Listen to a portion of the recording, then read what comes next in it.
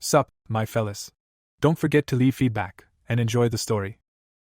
The protagonist suddenly woke up in the body of a little boy. He was greatly surprised by the human body. Adults with terrifying faces tried to feed the child, but instead of tasting vegetable juice, he smelled demonic energy. This is all because the protagonist was previously a demon king. After reincarnating as a skeleton, he rose in rank to fulfill the conditions of the gods. These great beings promised to return the lich to human life. After all, in the past, Isak was a simple worker who was once diagnosed with a terrible disease. The disease left him with only 6 months to live, so the protagonist prayed to the heavens for a second life. When he fulfilled all the gods' instructions in the body of the demon king, they simply decided to deceive him, believing the skeleton to be their slave. Isaac was filled with rage and decided to kill them all, but the great beings took all his strength and tried to seal him into a caterpillar. The protagonist saw no other way out but to kill himself. So Isak is forced to survive in the body of that very same infant. He remembers that Isaac can also be pronounced Isaac, closer to his true name Yishak. The gods must have written the wrong pronunciation when sealing him. That mistake explains why his soul was never sealed, and why he reincarnated into a body sharing his name. Delighted by their blunder, he starts laughing at the gods' carelessness.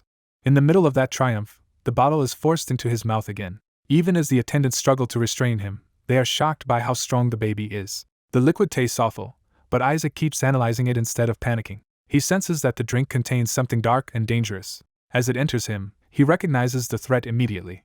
The story shifts to the Holy Helon Empire's eastern central temple, where this child is being kept. Elsewhere in the temple, a bishop walks with attendants, satisfied with how events are unfolding. He privately believes the child should be dead by now. A nobleman notices the bishop's unusually good mood. That nobleman is Emperor Alexander Heathcliff Hela, ruler of the Holy Helon Empire.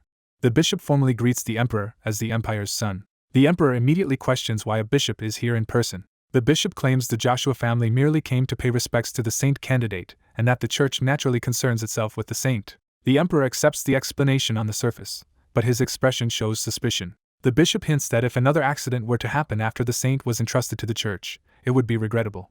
Before the threat can settle, a scream erupts from the saint's room. The bishop's composure breaks as someone rushes in with alarming news about the young master. People sprint toward the room in panic. The emperor bursts in demanding to know where his son is. A maid tries to explain what happened but can barely get the words out. The emperor braces for disaster. Instead, everyone finds the baby happily drinking and being adored for how cute and healthy he looks. When they hear he has already downed 15 bottles of the foul drink, the bishop is horrified. The impossible truth becomes clear. The child is still alive after consuming all of it. The bishop finally reveals why this should have killed him. The drink was not vegetable juice at all. A moment earlier, Isaac had already sensed the danger in it. He realized that the liquid entering his body was something he had encountered before. The recognition hits him all at once. The drink is halobane. Halobane is a lethal poison that destroys the holy power of clerics and kills if enough is consumed. For Isaac, however, that poison becomes demonic mana, turning the murder attempt into nourishment. He is thrilled that someone unknowingly handed a former demon king a perfect source of power. So instead of dying, he demands even more bottles. The attendants, still thinking it will work eventually, eagerly keep feeding him the poison. Isaac celebrates every swallow as a victory and a massive boost to his recovered mana. With his immediate survival secured, he turns his thoughts to what comes next. He deliberately relaxes and slips inward. Isaac leaves the waking world and dives into the subconscious. He pushes deeper still, heading toward the deepest layer he can reach. There, he arrives at the world of origin. Hidden in the place where mana cores are formed, the reborn infant believes he has finally found a safe place to strengthen himself. He calms himself and begins concentrating on condensing the mana he has absorbed. Determined to gain the ability to use magic in the future, he starts forging that gathered power into a mana core. The process suddenly destabilizes, and what should have been a careful formation turns into a magical eruption. As the light settles, he realizes something is wrong because the core is not forming in the normal tricolored way. The newborn core emerges pure white, shocking him. He quickly understands the color is not the real problem, because the tiny core is overflowing with an abnormal energy he never intended to release. Faced with that impossible power, he can only stare in disbelief. He concludes that this body's potential far surpasses anything he expected. The revelation hits him with the force of a life-changing truth. He realizes this child carries an absurd number of blessings, and if he develops them properly, his future power will be monstrous. Instead of fear, that discovery excites him because it promises a far greater existence than he had imagined. One memory rises above the rest as the key to what he has become. That key is the instinct and power named Isaac, born from a desperate will to survive. He remembers that his soul once clung to life so fiercely that survival itself became his defining obsession. From that obsession came the origin of the Skeleton King and the special original buffs and skills he later created. Now he realizes that this new body has inherited those same abilities, including Isaac itself. Back in the present, Attendants checking on the infant wonder whether the poison has finally killed him. Their fear turns to shock when the child suddenly shows he is still alive. He wakes just enough to babble, confusing everyone watching over the crib. Still acting like a baby, he immediately demands another bottle and even wants a stronger one. As the adults relax in relief, he dryly notes to himself that nearly being assassinated apparently counts as nothing serious here. The bishop notices something off about the child's stare and grows uneasy under it. The infant notices the emptied bottles and wonders if overeating might expose him. He decides he cannot risk acting too strangely yet, so he forces himself to play the harmless baby. He puts on a bright innocent smile to sell the act. The bishop is unsettled because the child should not look this healthy after the poison. He remembers that the dose was supposed to leave the infant dying and vomiting blood, not smiling at him. The bishop's unease turns into humiliation as he convinces himself the child is mocking him. A few days earlier, at the central papacy, the bishop had already been stewing over the struggle to control the next saint. He bitterly recalls how every noble house, even the low ones, began claiming that their own child was the true saint candidate. His superior reassured him that the rival candidates were already being quietly eliminated. Even so, the bishop brought up troubling rumors that House Joshua also had a saint candidate. That rumor immediately caught the attention of the man he was speaking to. The bishop panicked because House Joshua was too close to the emperor to be handled openly. His superior answered by smashing his goblet, making clear that hesitation was unacceptable. He coldly promised that the Joshua child would be dead before anyone arrived. The bishop's only role would be to confirm the corpse, because the rest had already been arranged. The order came from Cardinal Hyrii Barrett, Patriarch of House Barrett, who intended the saint to come from his own house. Remembering that promise, the bishop cannot understand why the Joshua infant is still alive.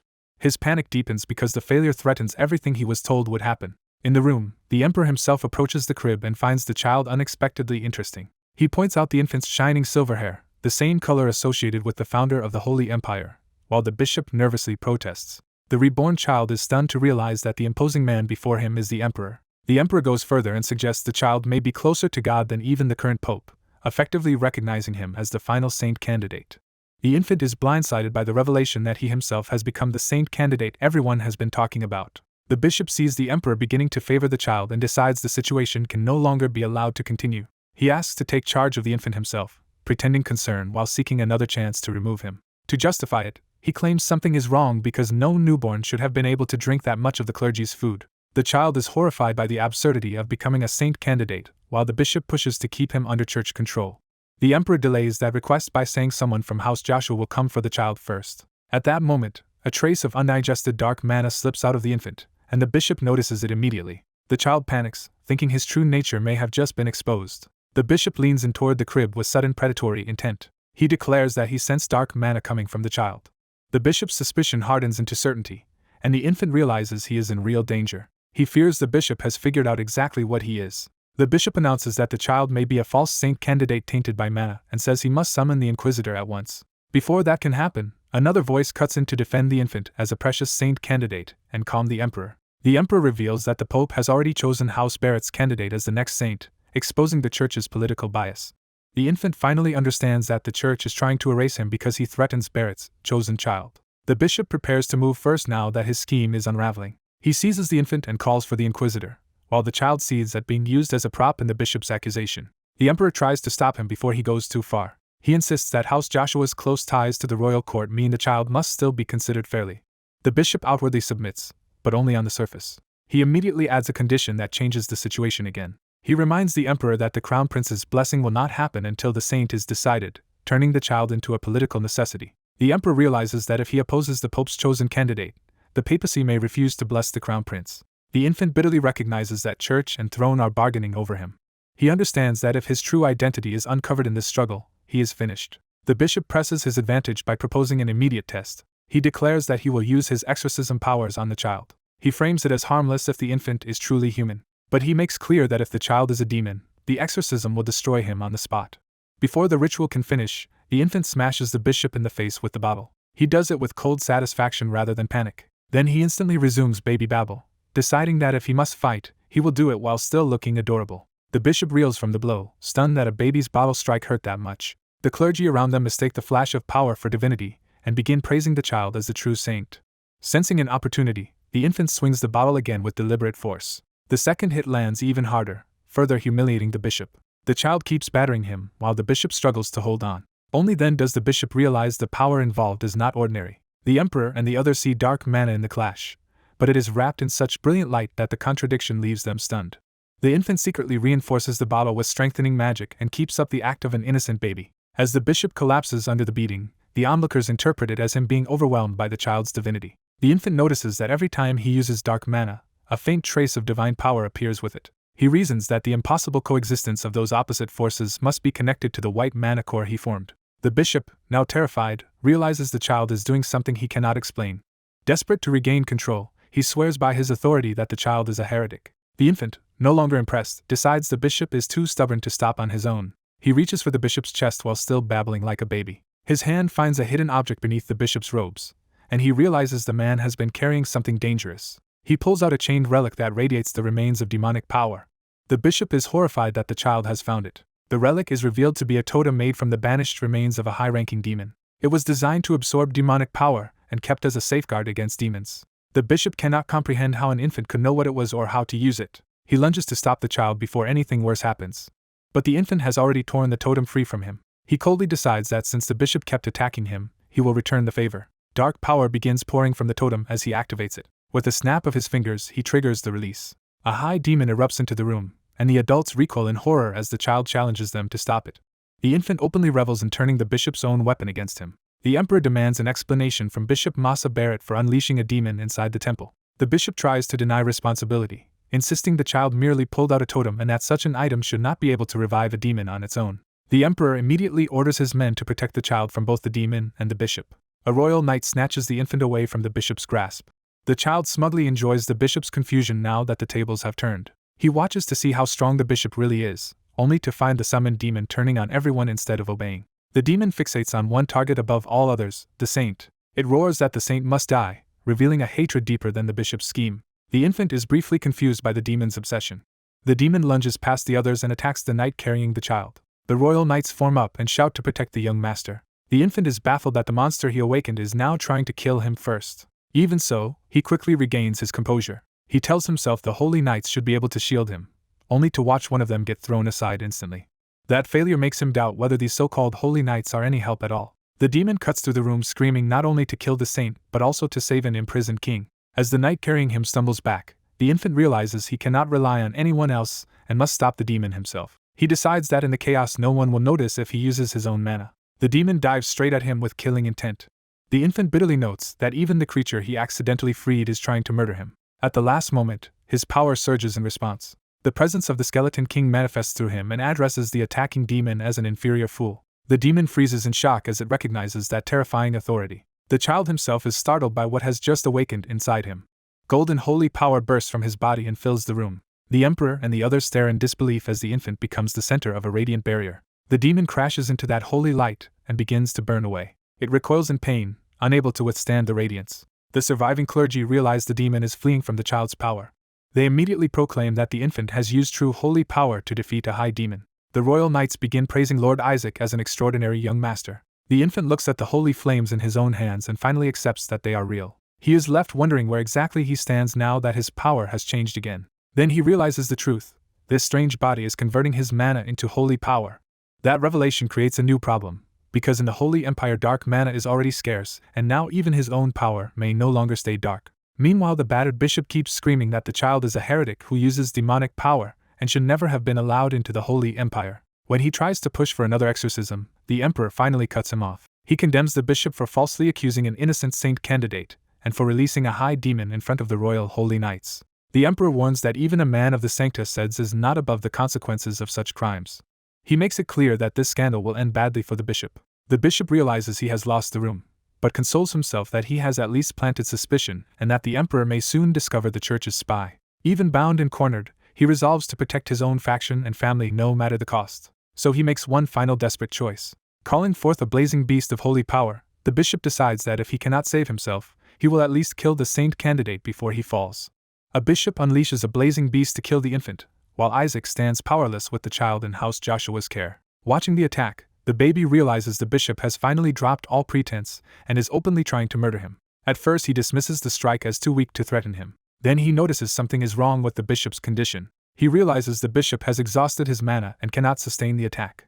A new surge of blue power suddenly cuts across the room. The summoned beast is intercepted before it can reach the child. A silver-haired knight arrives and demands to know who dared attack a child of Joshua. His entrance alone shifts the room's balance of power. The onlookers recognize him with alarm as the devout Azure. He is introduced as Relai Joshua, seventh son of House Joshua and commander of Joshua's knights. Relai immediately takes control and orders the bishop arrested. As the bishop is seized and rages, the baby fixates on the name Joshua and starts connecting it to old memories. Relai demands proper respect while the child strains to remember where he has heard that name before. The Joshua knights kneel and formally greet their young master, confirming the baby's status within the house. Relai apologizes to Isaac for arriving late, and the baby notes how rigidly disciplined he is. Trying to smooth over past grievances, Relai offers Isaac a present. The gift is revealed, and the child briefly mistakes it for gold. Instead, it turns out to be a decorative figure of the skeleton king being beheaded. The baby freezes as the image hits far too close to home.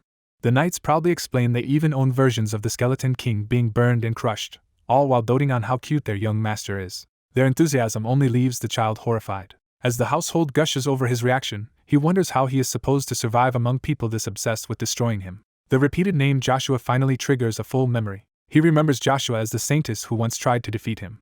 That memory sharpens into the revelation of Exo Joshua, the 45th saintess. Then another name follows, Ox Joshua, the 61st saintess. When he presses for more, the memory refuses him, but he now understands that the saintesses all belong to the Joshua bloodline, and that he himself was born into that family. The realization leaves him cursing the Joshua name, while everyone around him remains oblivious. The arrested bishop erupts again, denouncing the Joshuas as heretics and demanding to know where they got the child.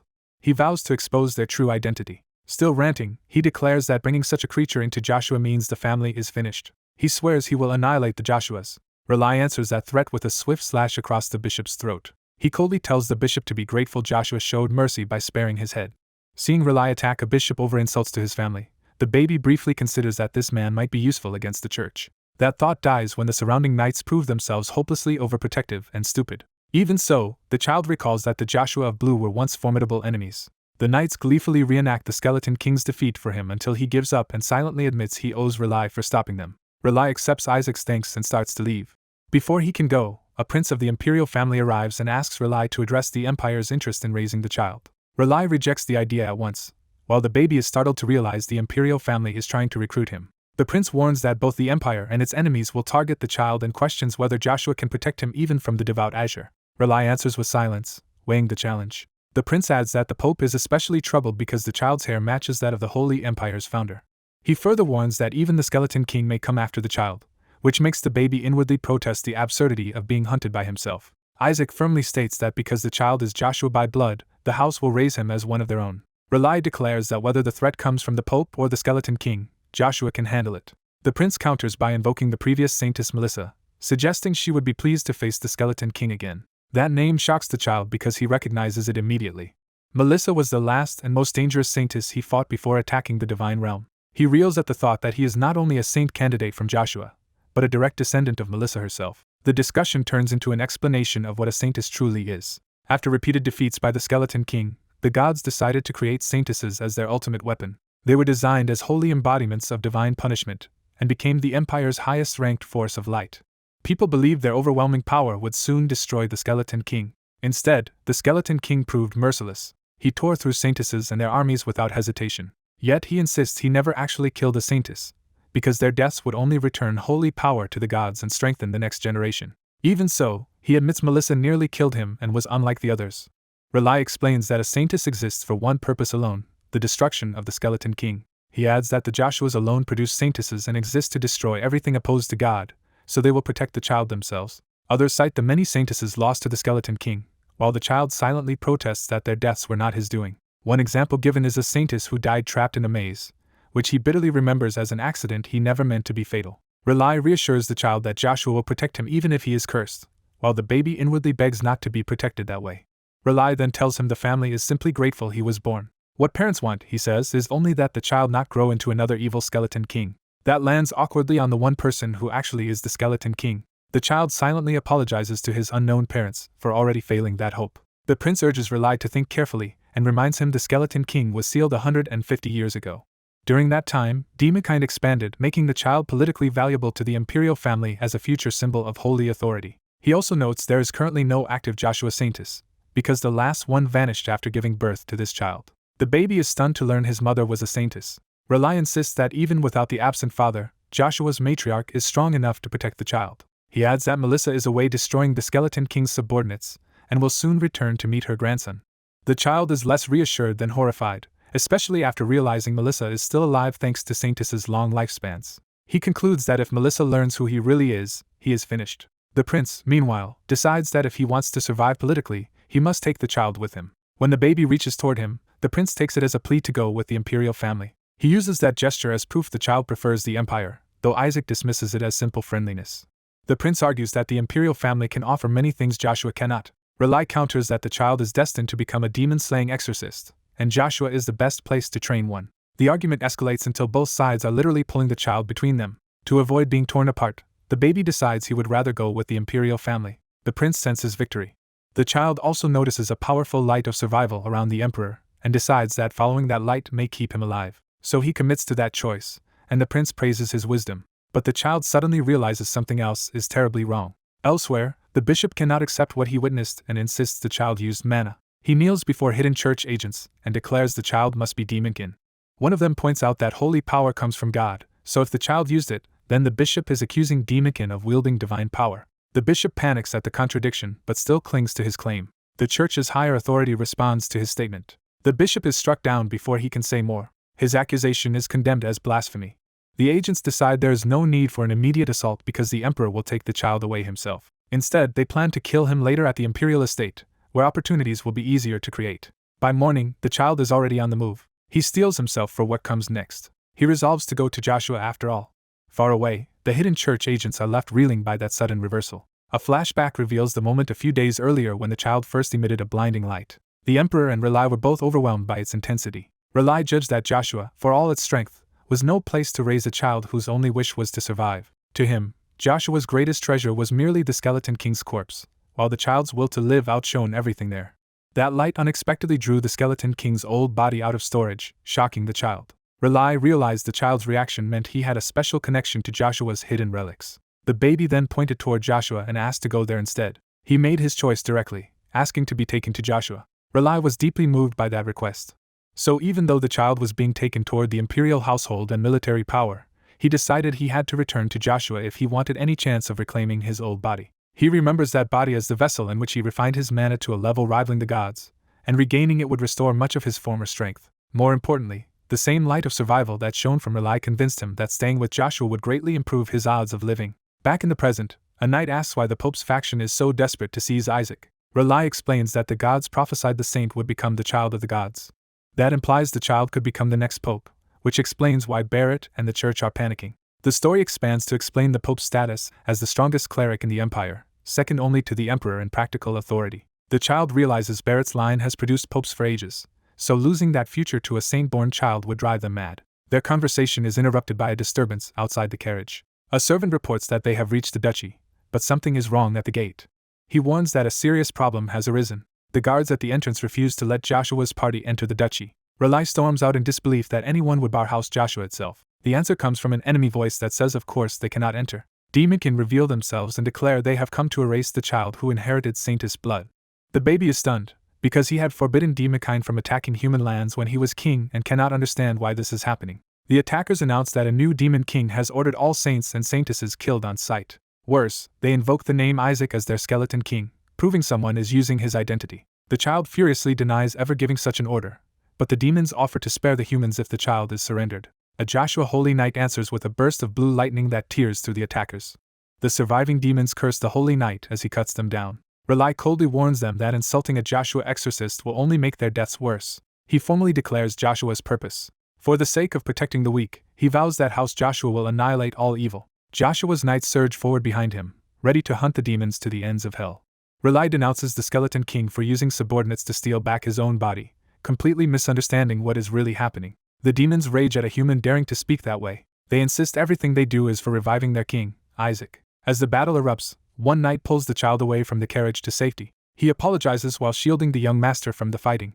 The child, bewildered, wonders whether someone is impersonating him as the Skeleton King. The knight carries him deeper into the forest away from the clash. He sets the child down and asks him to wait there. Before returning to battle, he leaves behind a strong protective barrier. The child quickly confirms that even high-ranking demonkin would struggle to break through it.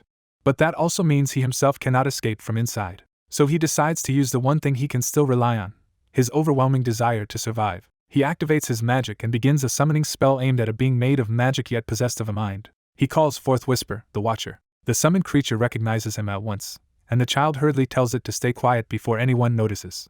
Isaac is relieved to find that his old detection spirit survived and can still recognize him. He explains that Whisper was created to handle detection magic automatically and developed a mind of his own over time. Whisper immediately proves that personality by praising his master's wickedness and mocking Isaac for ending up in a child's body. Still furious that the gods trapped his master in such a body, Whisper is ordered to stop ranting and search for enemies instead. Whisper eagerly accepts the command.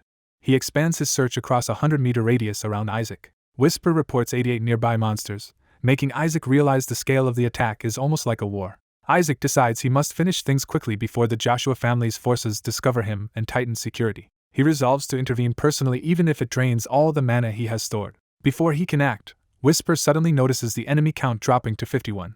The number keeps falling so fast that Isaac is left wondering what changed. As only 13 remain, the Joshua Knights sense a new threat approaching and form a defensive line. When only 4 enemies are left, one surviving demon recognizes a newly arrived ally and greets him as brother. The 2 demons join forces with the shared goal of killing the saint. Their obsession with slaying the saint sharpens the danger of the battlefield. Before they can finish their declaration, the knights cut them down. The human soldiers are startled by the sudden violent end of the last attackers. Whisper confirms that the immediate enemy force has been wiped out, letting Isaac relax for a moment. That calm ends when Whisper detects the true source of the attack, a Shadow Lich. The Shadow Lich appears in full and condemns the humans for touching his king, vowing to kill them. Isaac is baffled by the Lich's sudden fixation on him. The Lich's devotion becomes clear as he addresses Isaac as his one true king and master. Because Isaac once freed him, the Shadow Lich's twisted loyalty erupts into open rage at seeing his king trapped in a child's body. He warns the knights not to even look at Isaac with contempt. The humans cannot understand his language, so they only hear incomprehensible threats while wondering what he wants. Isaac realizes the Lich has figured out that he is the Skeleton King, though he notes the creature's persistence with mixed annoyance. The knights prepare for battle, while Isaac scolds the Lich for drawing so much attention to him. The Lich ignores that and instead fixates on Isaac as a precious source of mana he must protect. One knight tries to reassure Isaac that they will handle the monster for him. The Shadow Lich, thrilled that Isaac has acknowledged him at all, becomes even more excited and hostile. He immediately charges toward Isaac to obey what he thinks is his master's call. The knights realize too late that the monster is heading straight for the child. The Lich tears toward Isaac while cursing the holy knights for sealing his master in such a miserable state, and Isaac is pleased that he has the monster's full attention. Isaac decides he cannot let his precious mana core be exorcised and orders the Lich to break the barrier around him. The Shadow Lich accepts the order without hesitation. He smashes through the protective barrier in a single blow. The knights panic, convinced Isaac is about to die. Instead, Isaac casually praises the Lich for following orders. He then tells the Lich to stop showing off and get some rest, which completely confuses the creature. The Shadow Lich is stunned that his master is dismissing him. Isaac forcibly sends the Lich away, and the rejected servant cries out in despair as he is banished. Watching this, the Joshua captain begins to suspect an explanation beyond ordinary holy power. He wonders if Isaac has somehow performed a totemization and bound a demonkin to himself. Rely excitedly treats that possibility as proof of Isaac's brilliance, praising him for succeeding on the first try. When someone calls it a holy spell, Isaac privately insists he only used mana, but the others remain unconvinced. The captain notes that the effect resembled a high-level holy totemization spell, yet Isaac gives off no holy aura at all. Rely interprets the Lich's rush toward Isaac as instinctive fear of the child's overwhelming importance. He becomes certain that Isaac must be the saint they have been seeking. The captain admits the evidence is hard to dismiss, since even the demon targeted Isaac specifically, whether or not he is truly the saint. Even so, he is troubled that this extraordinary child is a boy, which complicates expectations. He starts to speak about the Skeleton King's curse on Joshua's son, but then makes a firm decision. As captain of the Order of Blue, he vows to protect Isaac as the future of the Joshua family. That resolve settles into a quiet personal commitment. He realizes he had been letting fear of the curse cloud his judgment. Accepting Isaac's potential, he declares that the child will restore Joshua's name. He gently tells Isaac they are going home and promises to teach him many things. He even decides to raise Isaac into a great holy knight, while Isaac inwardly just wants his original body back. The captain goes further and promises to save Isaac no matter how short his cursed life may be, shocking Isaac. He enthusiastically imagines Isaac becoming famous across the continent, while Isaac is horrified by where this is going. The captain cheerfully plans to teach Isaac how to curse the Skeleton King, and Isaac can only curse the Joshua family in return. They return to the Grand Joshua Duchy estate. Its wealth and prestige immediately make clear how powerful the family is. Isaac is impressed despite himself by the scale of the residence. At the same time, he bitterly resents how luxuriously these people live while he has suffered. His resentment deepens as he remembers the hardship he endured just to survive. Whisper is equally amazed by the estate and compares it favorably even to their old palace, which only irritates Isaac more. Inside, the captain presents the Joshua residence as the birthplace of exorcism and monster slaying on the continent. He proudly invites Isaac to look at the family's legacy. He shows Isaac children training to fight monsters and says Isaac will one day be like them. Those children are already being taught to hate and kill the Skeleton King. Their training is full of violent curses and zealotry directed at Isaac's true identity. Hearing that, Isaac concludes this family is full of fanatics. Even so, he decides that enduring them is worth it for now. As long as he has infiltrated the Holy Empire, he still intends to seize power and take revenge on the gods. Whisper readily agrees to help with that ambition. As they move deeper into the estate, Isaac notices a large concentration of mana. He is thrilled to realize the family has gathered dozens of mana cores in one place. Their escort announces that they have arrived. The captain orders his room prepared because he intends to keep Isaac with him. A servant apologetically reveals that orders have already come down to send Isaac to the annex instead. The order specifically came from the fifth young master, who forbade Isaac from entering the main building. The captain is outraged that someone wants to send Isaac to a place associated with death and misfortune, while Isaac dryly notes how badly this family is already falling apart. The captain dismisses the order as pointless interference from his brother. Whisper quietly informs Isaac that the annex is where the mana cores are stored, instantly changing Isaac's priorities. The captain refuses to let Isaac stay in such a haunted place, while Isaac desperately wants the opposite. Instead, the captain insists on taking Isaac to his own room and reading him stories about saintesses defeating the Skeleton King, which Isaac experiences as torture. That plan is interrupted when the fifth young master arrives and contemptuously asks why anyone is fussing over a homeless child. He coldly repeats that the child belongs in the annex. The newcomer is introduced as Gawel Joshua, the fifth son, and he openly challenges his brother for defying him. Isaac takes one look at him and immediately judges him to be trouble. The tension between the brothers confirms that first impression. Gawel orders Isaac handed over and sent to the annex at once. Relai refuses, arguing that Isaac is a Joshua descendant and should not be treated like an exile. He even threatens to keep Isaac with him and fill the child's nights with anti-Skeleton King scripture if necessary. Gawel mocks Isaac's frail appearance and questions where Relai even found such a child. Isaac dismisses the claim of noble descent in his own mind and starts wondering what kind of degenerate Gawel really is. For Isaac, the only thing that matters is reaching the annex and its mana cores, so he tries to ignore the insult. When Relai accuses Gawel of trying to brand Isaac as cursed to remove him from succession, Isaac suddenly realizes there is a struggle over inheritance. That revelation excites him, because he had already planned to drain this household, rise to sainthood, and use that power for revenge. Gawel argues that since a demon came for Isaac, the child may as well already be considered cursed, but the knights protest that Isaac helped banish it. Relai counters that the demon's interest proves Isaac's importance, and even suggests he carries the power of a saint. Gawel laughs at the idea and demands proof instead of empty praise. Whisper mischievously urges Isaac to show off with overwhelming magic, but Isaac refuses the absurd suggestion. Relai accepts the challenge and asks what kind of proof would satisfy Gawel. Gawel points toward a dead tree on the grounds. He proposes that Isaac revive the family's symbolic holy tree if he is truly saintly. Gawel explains that the tree died from demonic dark mana and says a real saint candidate should be able to restore it easily. Relai is appalled by the cruelty and impossibility of demanding that from a baby. Then Gawel lets slip a far more shocking truth, that Joshua's first son is missing and the second son is adopted. Isaac is stunned by the implication and immediately wants to know more. He grabs Whisper for answers, desperate to understand what he just heard. In his agitation, he nearly hurls Whisper away, and the spirit scrambles to stop him. Gawel keeps pressing the test, insisting that even a tree dead for 70 years should be revived if Isaac is truly special. But before the argument can continue, something changes. Relai realizes the dead holy tree is reacting. Fresh life begins to spread through its branches. The holy tree fully returns to life before everyone's eyes. Gawel is left speechless because even healing and purification magic had failed to save it before. When asked what happened, Isaac casually pretends it was nothing. He privately admits that he simply absorbed the dark mana around the roots, which restored the tree and left him pleasantly full. A knight asks Relai what he did, unable to believe the miracle. Relai honestly says he did nothing, then begins to suspect the truth. Isaac bluntly confirms that he consumed the mana involved and sees no reason to hide it from Whisper. The knights immediately declare that Isaac must have performed the miracle. Gawel calls them insane and insists a baby could not possibly have done what none of them could. The others ignore him and celebrate Isaac as someone who has now shown both exorcism and purification. Gawel turns on Relai and accuses him of staging everything. He claims Relai used the missing saintess to fake the miracle and pin the credit on Isaac. Relai denies ever meeting the missing saintess and fires back that Gawel should worry more about his own collapsing household. Isaac notices that Gawel looks nothing like the saintess Melissa and starts doubting the family story. Whisper voices the same suspicion, noting that Gawel resembles the Pope more than Melissa. Gowel explodes and accuses Rely of trying to install Isaac as the next saint candidate, even though the family already has another one. Isaac is intrigued to learn there is another candidate in the house and decides that defeating a rival might even be entertaining. Rely insists Isaac still has the right to lead the family as the son of their missing eldest brother. Gowel rejects that claim, saying the eldest brother abandoned the family when it was in danger. He then reveals that the man who recently resurfaced and announced he had a child is supposedly that missing first brother, making Isaac realize why he is treated as illegitimate. Gowel sneers that even if the man is the saintess's son, Isaac is only a half-blood outsider brought in from elsewhere. He goes further and says they cannot even be sure Isaac is truly their brother's child, reducing him to a tool for the family line. When Gowel suggests selling Isaac off for the family's benefit, Rely finally punches him. Rely refuses to let such filth pass, while Isaac quietly appreciates how much useful information this fight is exposing. The knights rush in to stop the brothers as Rely keeps beating Gowel, and Gowel rants that a fractured house will be easier for him to seize.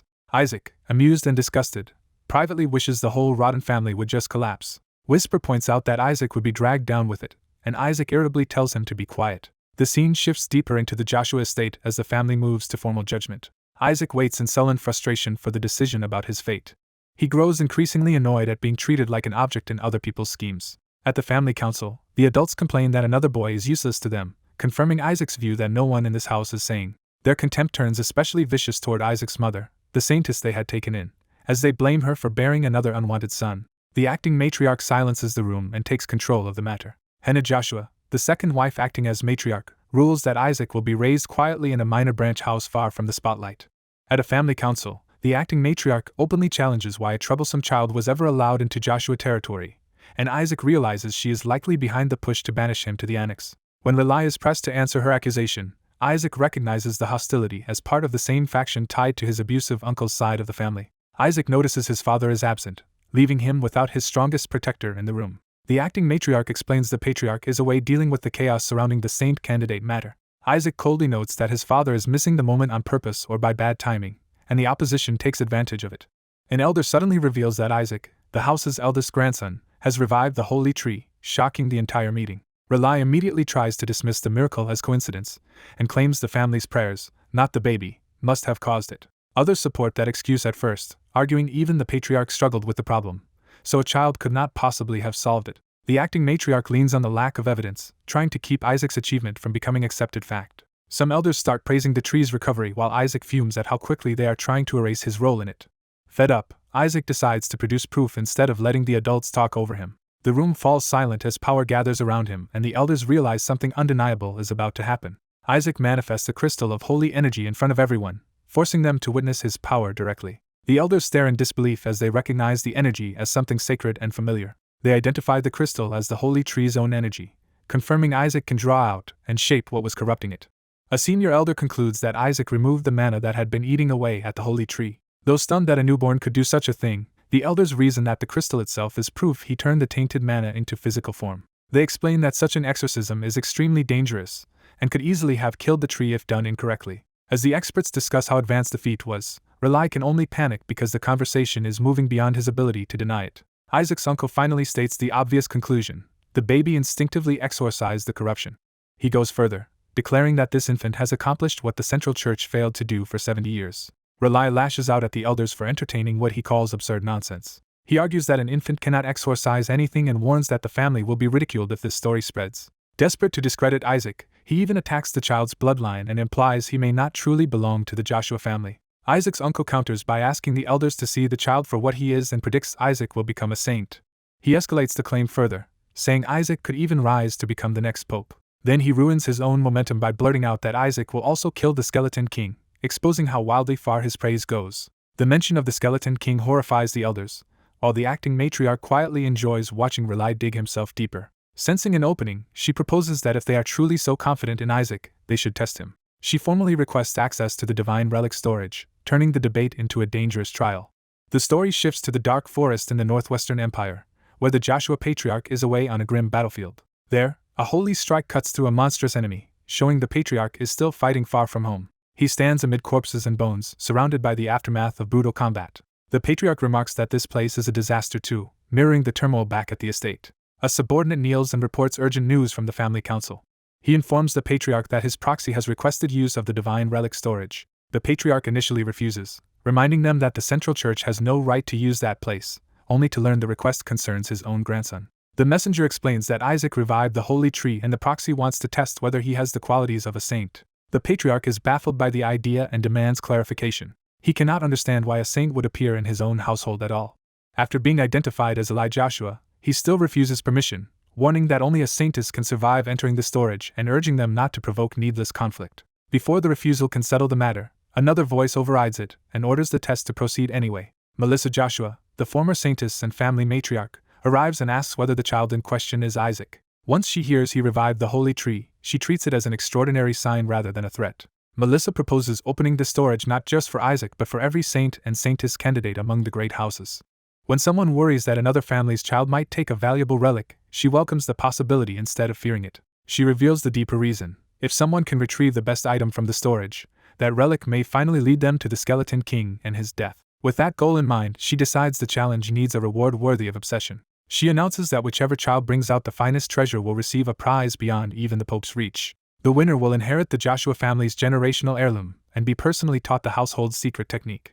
Melissa raises the stakes to the absolute limit, promising the victor everything the Joshua family can offer. It is explained that the divine relic storage holds ancient secret arts and sacred relics guarded for generations by saintesses, though the Joshuas are considered its owners. Because only children under 10 can enter, it once served as a ritual where 1-year-old saintess candidates chose an item that foretold their future gifts. But the place proved so lethal that even saintess candidates died inside, and after several such deaths the storage was sealed. Back in the present, Isaac's shadowy companion frames the coming test as a question of whether their little master can survive and return with treasure. Isaac grumbles at the dramatic narration, but the warning lands because he knows the challenge is real. The companion points out that Isaac is excited too, and Isaac readily admits it. What truly excites him is the rumor that the Skeleton King's body lies inside the storage. A servant notices Isaac's eagerness and asks if the young master is looking forward to the event. He reports that the matriarch has opened the storage to every candidate, not just Isaac. All children from the 5 renowned households will participate, including the Pope's line, though the servant still believes Isaac will win. Isaac privately welcomes the crowd because more competitors will create more confusion, making it easier for him to reclaim his original body. As he is handled and prepared, he is reminded to be careful, which only sharpens his focus. His uncle warns that demons captured from the battlefield guard the inside of the storage. Isaac initially dismisses that danger, assuming captured demons would be weak enough for him to overpower. Then he learns the guardians include 8th-rank demons, which are far beyond what he expected. The servant adds that a 9th-rank dragon may be the worst thing inside, and Isaac is horrified by how insane the trial really is. Even his companion calls the Joshua family mad for sending babies into a place guarded by a dragon. The companion tries to reassure Isaac by noting he at least knows a lot about dragons. That only makes Isaac more alarmed, because he knows from experience how dangerous dragons are in ways the others do not understand. He remembers having scammed many young dragons in the past, enough that they would likely recognize his soul if they met him again. Realizing that could expose him, he worries the companion may abandon him at the worst possible moment, only for the companion to casually admit the thought. Isaac decides he has no time to hesitate and resolves to act before the storage test begins. He reviews the impossible odds inside the storage and admits he cannot handle 8th-rank demons or a 9th-rank dragon in his current state. So he forms a new plan. Before the trial, he will steal enough mana cores from the Joshua household to power himself up. His first target becomes the annex, where he believes a mana core can be drained quickly. Night falls over the estate as Isaac prepares to move in secret. He slips toward a closed room, aiming for the annex without attracting attention. With his companion floating beside him, he studies the route and keeps low to avoid being seen. The companion notices Isaac's tense expression and asks whether he is all right. Isaac is not worried about being caught so much as being exorcised, because he is studying holy magic meant to destroy beings like himself. He laments that if he could only manipulate holy power properly, he could master those spells instead of merely reading about them. He briefly considers using dark magic to force knowledge out of his uncle, but the companion warns that doing so in the heart of the church would get the whole house branded demonic. Isaac admits theory alone is useless to him, and that he needs practical understanding instead. Before he can keep studying, his uncle notices his exhaustion and intervenes. His uncle carries him back in, assuming the child is simply worn out after an eventful day. Isaac remembers that babies are expected to sleep most of the day, and that expectation suddenly becomes useful. His uncle reaches out to settle him down, unaware Isaac is about to turn the moment into an experiment. When touched, Isaac instinctively triggers a holy regeneration spell, proving he can in fact activate holy magic under the right conditions. Thrilled, he wants to test an attack spell next, but the companion begs him to stop before he draws more attention. The companion reminds him that he still needs to reach the annex and cannot keep adults hovering around him. Isaac agrees and decides the fastest way to clear the room is to make everyone think he has fallen asleep. The adults immediately accept the act, praising how quickly Isaac sleeps and treating it as another sign of his excellence. Once they begin leaving, the companion marvels at how absurdly easy these people are to fool. Just before going, Isaac's uncle orders a servant to take Isaac's first totem away for safekeeping because it may be dangerous. That panics Isaac, since the totem is something he needs for his own resurrection plans. As the adults discuss displaying it prominently, Isaac realizes he may lose access to a vital source of mana. So he changes priorities and decides to drain the annex's mana core immediately before the totem is taken too far. He starts crawling toward the annex, determined to move on his own if he must. The companion offers to open the door for him, though not without mocking how slow this escape is. But when the door is tried, the companion discovers it cannot simply carry Isaac out as planned. Relai has locked the room from outside and even placed a holy spell on the mechanism, trapping Isaac inside. Isaac rejects the idea of breaking the door because that would bring everyone running and ruin his escape. Instead, he pounds on it in frustration, trying to think of another way out. He realizes he cannot use obvious magic without making his situation even worse, and the pressure starts to overwhelm him. As he struggles to think of an escape, a sudden cry interrupts him from the other side of the door. Someone outside reacts in pain and confusion, and Isaac senses an unexpected opportunity. The door opens to reveal Shuri Joshua, a 15-year-old saint candidate and son of Gawal Joshua, standing there injured and startled. Shuri looks down on Isaac as a helpless baby who cannot even walk yet. Isaac instantly recognizes him as a rival and notices blood on him, while the companion bristles at the threat. Shuri is shaken by Isaac's totem, realizing it is something even he could not have created and that the baby may be more dangerous than he thought. He gathers holy mana in his hand, preparing to strike before Isaac can become a bigger problem. Driven by jealousy, Shuri declares that he is the one destined to become the saint. He accuses Isaac of trying to steal what should belong to him, and raises his power to attack. Isaac immediately turns the situation to his advantage, deciding this older boy will be his way out of the room. He gleefully realizes he has found the perfect ride. Shuri demands respect and tries to assert his status, but Isaac dismisses him as just another son of the same rotten branch of the family. Isaac openly calls out Shuri's attempted holy attack, making clear he saw the hostility for what it was. Then Isaac starts beating him with the totem, punishing him before the older boy can recover his composure. The companion praises the hit while Isaac keeps battering Shuri and declares that the boy is going to carry him whether he likes it or not. Shuri finally retaliates by throwing up a defensive barrier around himself. He sneers that Isaac is nothing special and blocks the totem strike with holy magic. Proud of himself, Shuri boasts that no one else his age can use third-rank defensive holy magic. He immediately follows with a third-rank holy attack spell, eager to crush the baby before him. Radiant holiness floods the room, and Shuri unleashes the spell at full force. He fires again, trying to overwhelm Isaac with repeated castings and prove the gap between them. Isaac calmly thanks him for the meal, revealing that the attack is helping rather than hurting him. The holy power erupts around Isaac and is absorbed into his body instead of destroying him, leaving Shuri stunned. Shuri cannot understand how a defensive spell became so huge or why his attack is failing completely. Isaac realizes he has just learned the spell Shuri used and is delighted by how easily he copied it. He reproduces the same defensive magic himself, surrounding the room with multiple barriers and thanking Shuri for the lesson. Shuri panics as he sees the baby instantly imitate a spell that took him years to master. Isaac lunges again, pressing the attack while Shuri is still reeling. Shuri tries to retreat, but the copied barriers and Isaac's pressure leave him nowhere to run. The room fills with crashing holy force as Isaac's control of the situation becomes overwhelming. The companion asks whether killing a Joshua heir is really wise, and Isaac makes clear that death is not his goal. He points out that Shuri was never actually hit by the holy attack itself, only terrified by it. Shuri, realizing he is still alive, explodes in anger at being humiliated and frightened by a baby. He tries to recover his pride by insisting that no amount of attack magic can threaten a saint candidate like him, but his confidence is already cracking. Then he senses something far worse than Isaac's copied holy spell rising behind him. The companion abandons its harmless disguise and manifests as a towering demonic form, enraged that Shuri dared attack its master. Faced with that monstrous presence, Shuri's bravado collapses into pure terror. He can only stammer and cry as the demon looms over him. Isaac casually climbs onto the demon's shoulder, treating the terrifying transformation as nothing more than a convenient mount. The companion asks what exactly Isaac intends to do now that Shuri is completely broken. Isaac gives the answer plainly: Shuri is going to carry him, whether he wants to or not. Elsewhere in the dark, Shuri's own ambition is revealed as he identifies himself and clings to his dream. He had sworn that he would become the future saint. He had also vowed to escape the cursed Joshua house and rise all the way to the papacy. But before that dream can continue, someone arrives with enough force to shake the ground, threatening to change the situation again. A panicked boy runs through the night with a vicious toddler clinging to his back and cursing him as dead weight. The toddler orders him toward the annex while the older boy, terrified and confused, demands to know why he is being dragged into this. A shadowy familiar erupts beside them and threatens the boy with death, making it clear the toddler is no ordinary child. Under that pressure, the boy has no choice but to keep carrying the toddler as the sinister spirit looms over them. The boy gives up on arguing and focuses on surviving, even as he inwardly begs for someone to save him. Their desperate flight leads them across the estate toward a forbidden building under the moonlight. The toddler keeps directing the route like a commander, barking out turns while the boy obeys on instinct. Still running, the boy protests that no one should be out here at night, and cannot understand the toddler's purpose. He suddenly brakes as something ahead makes him realize where they are. Recognition hits him, and dread replaces confusion. He realizes they have reached the Joshua residence's second annex, a place feared as a haunted house. The boy blurts out that people have died there, and that the patriarch has forbidden anyone from entering.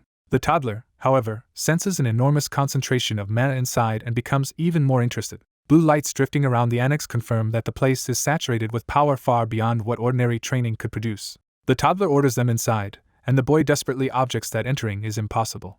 The familiar silences him and forces him onward, reducing him to helpless compliance. The annex door opens with an eerie creak, as if inviting them in. They step into a decayed interior that feels even more ominous than the outside. The toddler notes the ruin with detached interest, while the boy only grows more alarmed. Then the toddler notices something important deeper inside. He spots a clue that makes him pause and reconsider the place. The familiar explains that the entire building and every door within it are sealed by protective barriers. Hearing that everything is locked down, the boy pleads to leave before things get worse. The toddler answers by yanking his hair and demanding attention instead of retreat. As the boy protests, he suddenly realizes the toddler has shifted focus to something else in the room. The toddler approaches a wall of portraits and identifies the figures as former patriarchs of the family. The boy assumes the toddler is after the patriarch's authority, but he mocks that idea as short-sighted. He reveals he has no interest in the title itself and dismisses the future patriarch as someone else's problem. Without warning, he attacks the portrait's barrier. The boy is horrified as glass and magic begin to shatter around them. The toddler smashes through the protected portraits while the boy screams that he is desecrating the family ancestors. The toddler points out that barriers on portraits make no sense unless the paintings are hiding something more valuable. When the barrier breaks, the familiar confirms the seal is gone, and the toddler is pleased that his guess was right. He immediately abandons the boy and rushes deeper into the annex, leaving chaos behind him. The boy stares in disbelief as multiple toddler-like figures scatter away, making the scene even more incomprehensible. The toddler calls out excitedly as he darts through another doorway. He enters a storeroom packed with crates and floating mana, thrilled to have found the real treasure room. The boy chases after him and orders the familiar to shut the door before things spiral further. But the toddler ignores him and keeps moving deeper into the room. He refuses to explain himself, treating the older boy as too insignificant to understand. For a moment he settles down, as if preparing to begin something deliberate. Then he activates a ritual-like process and calmly signals that the real work is starting. The boy panics, shouts for him to get out, and threatens to report everything to the adults. He runs to the door to expose the toddler and have him expelled from the household. Before he can escape, several adults arrive, led by a silver-haired man who addresses him by name, Shuri. The man demands an explanation for why Shuri is here. Shuri tries to accuse Isaac and the monster, but the elder cuts him off and reminds him that entering the annex was forbidden in the first place. Shuri falters as the blame begins shifting onto him instead. The adults point out that many witnesses saw Shuri carrying Isaac here and that traces of holy attack magic were found in Isaac's room. They conclude that Shuri is responsible for the entire incident, and he can only stammer that some of the evidence is his but the rest is not.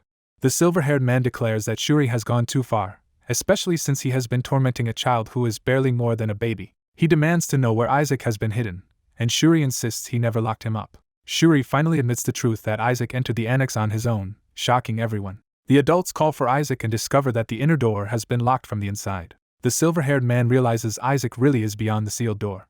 When the door opens, Isaac appears crying, making the adults rush to him at once. They check him over and are relieved to find only fear, not injury. The silver-haired man comforts Isaac and confirms that nothing seems to have physically harmed him. Even so, he remains deeply unsettled by what this means. Holding Isaac protectively, he condemns Shuri and tells him he should be ashamed. Isaac quietly thanks the man, playing the role of a rescued innocent. Privately, however, Isaac grins with satisfaction because he has just finished feeding on the annex's power. Shuri notices Isaac's strange expression and is thrown into fresh confusion. Isaac reflects that the annex contained far more mana than expected, enough to equal a century of training in a single night. Now armed with that stolen power, he realizes a long-delayed plan has finally become possible. While the adults misread Isaac's silence as trauma, he inwardly celebrates that his preparations can now move forward. By morning, the estate returns to calm as if the night's chaos never happened. Later, Isaac is told that someone new is being assigned to him. The silver-haired man introduces Asalai as Isaac's personal assistant from now on. Asalai formally identifies herself as a holy knight of the Joshua household.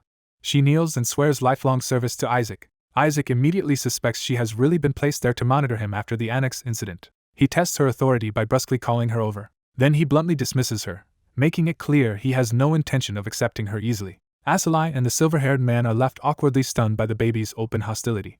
Isaac addresses the man directly, showing he knows exactly who holds real authority here. Asalai, despite herself, is charmed by how adorable he is and asks if she can pinch his cheek, while Isaac internally despairs at the household's insanity. The silver-haired man changes the subject and announces that Isaac has also received a gift from his uncle. He presents a ring in a case as a birthday present. Isaac and his familiar initially dismiss it as cheap trash and take it as proof the family must be in financial trouble. Asalai suddenly recognizes the ring and reacts with shock. The silver-haired man explains that it is the Saintess heirloom, obtained from the council specifically for Isaac. Isaac's attitude changes at once when he realizes the ring is genuine. He remembers it as the Elder Ring, a relic once used by saintesses in battle and containing a fragment of divine miracle. The ring's stored holy power is immense, making it far more valuable than it first appeared. Isaac judges that it may only survive 1 or 2 uses, but he already has a method to restore it. That discovery makes him start thinking several moves ahead. Elsewhere, Shuri seethes in private, still consumed by resentment. Isaac notices Shuri's murderous glare and immediately concludes that this must be the real owner of the gift. A cheerful man arrives and greets Isaac as his adorable nephew, drawing everyone's attention. Shuri instantly switches to a fake, affectionate smile, revealing himself as the uncle behind the present. He sweetly asks whether Isaac has been comfortable, but Isaac only finds the act revolting. Isaac decides Shuri may have finally gone mad, while Shuri inwardly curses the situation for becoming more complicated. Shuri recalls sabotaging the blessing device in the relic storage so Isaac could not receive a proper blessing, never expecting the family to compensate him with the Saintess heirloom instead. In that earlier discussion, the silver-haired man argued that since Isaac could not receive a blessing, giving him the heirloom was only fair. Shuri had tried to divert it to his own son, Relai, instead. But the elder refused, reminding him that Relai had already received a blessing and should not be greedy. Shuri had planned to reclaim the heirloom later under the pretense of donating it to the church, convinced Isaac would never understand its true worth. Back in the present, he pretends the heirloom is useless and scolds the family for giving Isaac such a worthless gift. He insists that because Isaac is precious to him, he would never burden the child with something so useless. Then he reveals the real gift he brought instead, a ring supposedly blessed directly by the Saintess. He claims his ring would help Isaac more in the relic storage and boasts that it is something Relai could never obtain. Feigning agreement, Isaac reaches toward the offer and lures Shuri closer. At the last second, Isaac rejects him violently, striking Shuri and refusing to hand over the heirloom. He also decides the church-tainted replacement reeks of the Pope and is not worth touching.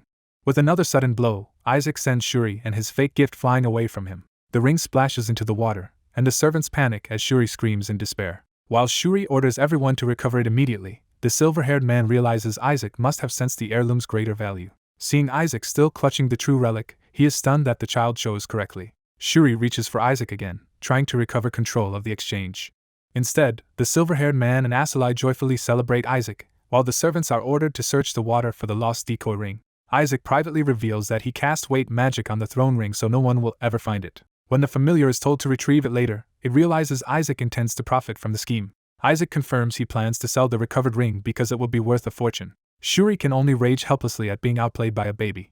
Later, he vents in his office that Isaac has no idea how expensive that lost ring was. He tries to console himself by claiming Isaac probably cannot use the Elder Ring anyway. One of his men agrees, explaining that the relic is useless to someone who cannot cast holy spells and would require the holy power of at least 20 people to activate. Shuri takes comfort in that, and sneers that Isaac's first birthday may not even draw enough guests to make such a thing possible. The next day arrives, bringing the long-awaited birthday gathering. To everyone's surprise, crowds pour into the Joshua estate from every direction. Asalai reports that more than 148 saint candidates are present, and that roughly 4,000 people, nobles and servants included, have gathered. She adds that all the ducal houses, many marquis families, foreign saint candidates, and even the emperor have come. Isaac is baffled by the absurd number of saint candidates, while his familiar dryly suggests the gods are exactly petty enough to allow this chaos. The silver-haired man admits he expected no one to come because the event looked like an obvious trap. A new arrival explains that people came precisely because they no longer believed it was a trap. That speaker is Count Simon Age, one of the empire's top merchant leaders and Relai's close friend. Simon says the rumors have spread across the empire, making attendance unavoidable. He bluntly states that everyone came because the weak sons of the Joshua household would all be present, turning the event into irresistible entertainment. He adds that the head of the Joshua family has staked something important on the occasion, making the spectacle even more attractive. He further claims that even the Pope's family will attend, making Isaac wonder what exactly has been wagered. The silver-haired man dismisses that as impossible, arguing the royal side despises Joshua territory because it is full of commoners. From behind a door, another voice warns Simon to mind his tongue. The warning carries enough force to silence the room at once. The silver-haired man recognizes too late that Simon's vulgarity has invited real danger. Bishop Barrett enters and remarks that the old saying about dangerous vulgar friends has proven true again. The silver-haired man immediately identifies him with alarm. Barrett's smile makes it clear he has arrived with hostile intent. He mocks the Joshua family for daring to host such an event, and says their infant had better bring back something from the relic storage if they hope to save face. He explains that he came because he wanted to see the child who dared call himself a saint candidate. When he notices Isaac is not even visible, the insult deepens. Barrett turns that absence into an opportunity to needle the family further. With false piety, he says he sincerely prays the saint candidate can restore the family's reputation. The silver-haired man begins to suspect that the church may have engineered this entire humiliating situation. He reasons that the sudden explosion in saint candidates from 25 to 148 makes sense only if the Sanctus Seds is deliberately allowing false or dubious candidates to proliferate. In that case, every family would push its child into the relic storage, and the weakest candidates would be targeted first. He realizes the chaos could easily become deadly for Isaac. As he starts to voice that fear, he turns back toward Isaac and Asalai. The thought lands with full force. If the competition turns violent, Isaac will be in real danger. The story closes by framing Isaac as a boy of the Joshua family whose extraordinary appearance hides far more than anyone around him understands. Joshua's child was dismissed as a useless burden who could only disgrace his family. Yet to those craving Joshua blood or trying to please the Pope family by ruining the Saintess's line, that helpless boy looked like an ideal target. Because of that, the child became perfect prey for schemes meant to cripple him and stain his future. A hooded conspirator handed over a bottle with orders to slip it to the Joshua boy as a cruel prank. The plan was not to kill him outright, but to leave him alive and incapable of doing anything. They were told to lace his water with medicine and even holy poison so the world would learn how cruel it could be. The conspirators also meant to humiliate him publicly and turn him into a laughingstock. Their goal was to prove before everyone that a child of Joshua could never become a saint. But when the baby drank the tainted bottle, he only found it tasty. As he kept downing bottle after bottle, the children around him stopped mocking him and started getting scared. Instead of collapsing, he demanded more poison as if it were a treat, leaving the others stunned. His bizarre enthusiasm sent the other candidates into panic, and some just wanted to flee the scene. The plotters realized something had gone wrong and wondered whether he had grabbed the wrong bottle. Even as they called him weird and embarrassing, they could not understand why he kept choosing the drugged bottles. Their contempt only grew as they accused him of disgracing Joshua's name while he kept drinking. One older boy finally snapped and tried to stop the baby by force. The baby only stared back, unimpressed, as another bottle was shoved toward him. When the older boy tried to offer a safe bottle instead, the baby rejected it the moment he learned it was not poisoned. He chased after the truly dangerous bottle with absurd energy, making everyone wonder what kind of monster he was. The moment someone admitted one bottle contained holy poison, the baby became even more interested while others panicked that he might die.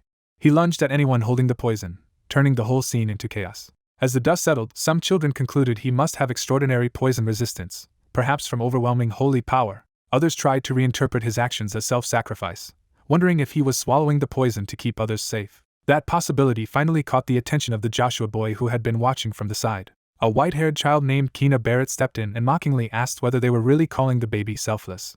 Shuri Joshua was shocked to see Kina there at all. Kina revealed himself as a direct descendant of the Pope family, making his presence instantly intimidating. The others were baffled that someone from the Pope family had appeared inside the Saintess's relic storage. Seeing Kina's status and the baby's absurd display, some already assumed the contest's outcome had been decided. Kina smugly suggested the Joshua baby was practically guaranteed sainthood, then cast doubt on his appearance by noting his hair did not resemble the Pope line.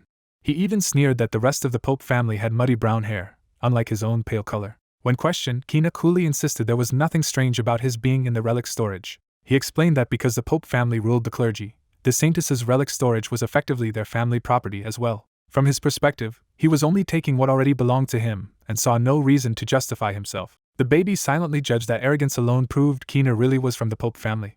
Kina then unleashed enough holy power to dwarf even a bishop's, confirming he was no ordinary child. With that power behind him, he condemned the other saint candidates for using petty tricks to humiliate a baby host. He called their behavior pathetic and worthless, openly shaming them. Kina dismissed the idea that a baby could naturally possess poison resistance. Instead, he claimed the Saintess's power must be protecting the child, while the baby privately decided stupidity ran in Kina's bloodline.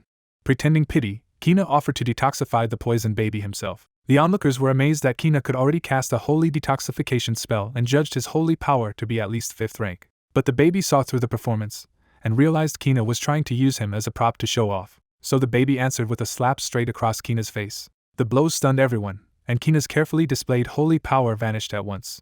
Kina froze in disbelief as he realized something impossible had just happened to him. He concluded that the baby had somehow nullified his holy power, a thought that shattered his confidence. For the first time, Kina wondered in horror whether the Joshua baby might actually be stronger than him. His fear quickly curdled into rage as he reduced the child to nothing more than a Joshua insect in his mind. The baby only glared back and threatened him in baby babble while clutching a bottle like a weapon. Before the baby could swing it, Shuri Joshua threw himself in to stop him from escalating further. The crowd misread the moment as family loyalty, and mocked the baby for striking someone who had supposedly tried to save him. Shuri, however, angrily admitted he was protecting them all from getting smashed by flying bottles. Kina recovered his composure and dismissed the slap as a childish surprise, insisting the baby was still just a baby. He then took his leave with a final insult, telling the Joshua children to salvage their family's honor if they could. Shuri held the baby close, still tense and furious after the confrontation. As he walked away, Kina declared that the finest treasure in the relic storage would belong to him. He added that no Joshua could even approach the body of the Skeleton King, hinting at a secret objective hidden in the trial. Shuri was disgusted by Kina's fixation and could not understand what the baby was suddenly trying to do. The baby exploded in outrage the moment he heard the phrase body of the Skeleton King. He grabbed Shuri and demanded an explanation, while Shuri was left reeling by the sudden obsession. Shuri finally revealed that the family head had promised a secret technique to whoever brought back the Skeleton King's body. That revelation instantly sharpened the baby's focus. He connected the name Melissa to the Skeleton King and realized the relic mattered personally to him. In his mind, the Skeleton King himself erupted in outrage at the idea of children playing with his body. While the others regrouped, the baby sat among the emptied poison bottles, still processing the new information. His expression hardened as he started thinking beyond the farce around him. The Skeleton King's spirit reflected that his body held centuries of accumulated mana, enough to push him to the 10th rank if recovered. But with so many children now searching the storage, stealing it away unnoticed would no longer be easy. The baby decided that if obstacles remained, he would simply push through them. At that moment, a voice called all the candidates together. An elder announced that the children would soon depart and needed to listen carefully to the rules from that point onward. He began a formal explanation of the relic storage as a sanctuary preserving the saintess's remains and treasures. The baby immediately lost interest and decided to leave before the lecture finished. Shuri tried to stop him and demanded to know where he was going. Before he could catch him, a trap detonated nearby and sent debris flying. Shuri recognized the elder as Isaac and realized the situation had gone badly wrong. The baby burst forward using a newly learned holy spell called High-Speed Stride. Isaac shouted that the area ahead was restricted and that entering it would trigger the entire storage's defenses. The other children panicked as they learned the whole relic storage could become one giant trap. The baby ignored every warning and kept charging deeper while the others screamed for someone to stop him. Outside, at the Joshua residence banquet hall, the adults overseeing the trial remained unaware of the full disaster unfolding inside. A worried attendant hoped the young master was safe, while Isaac's father remained grimly silent. The observers then established a magical connection to the interior of the relic storage. Through familiars tracking the third-place candidate, they began receiving updates on the children's progress.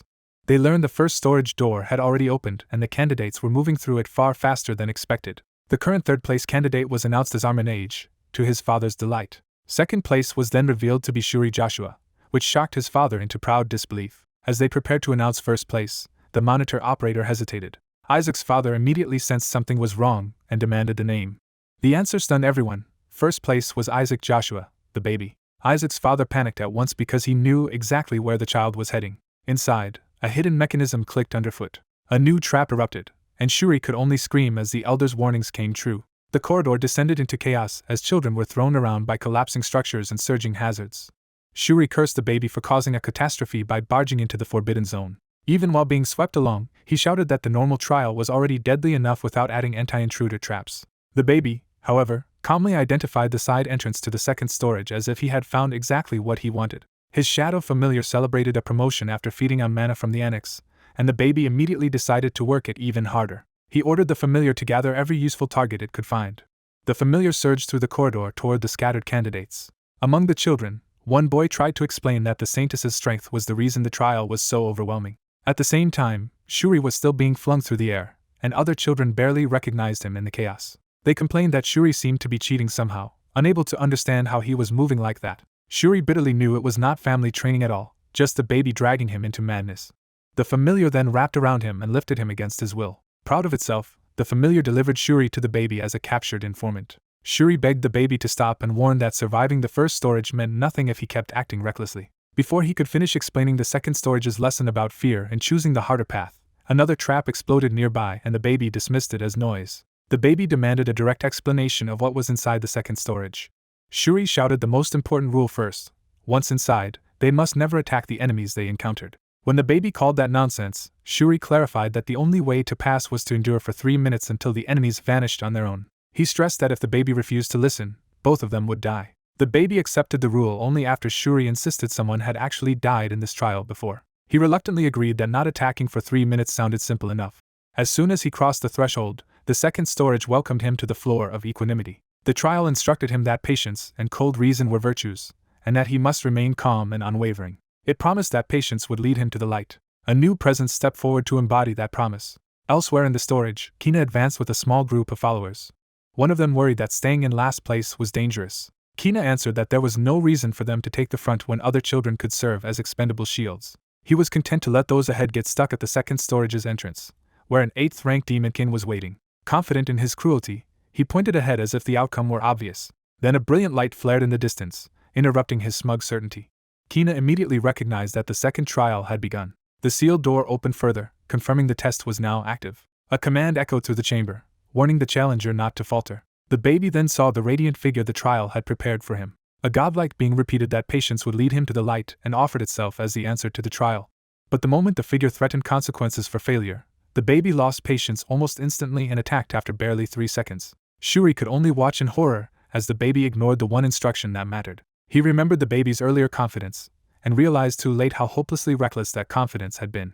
As the floor split and danger surged upward, Shuri screamed at him for being insane. The baby answered that no one could expect patience from him after showing him a god's face, and decided 3 seconds was more than enough.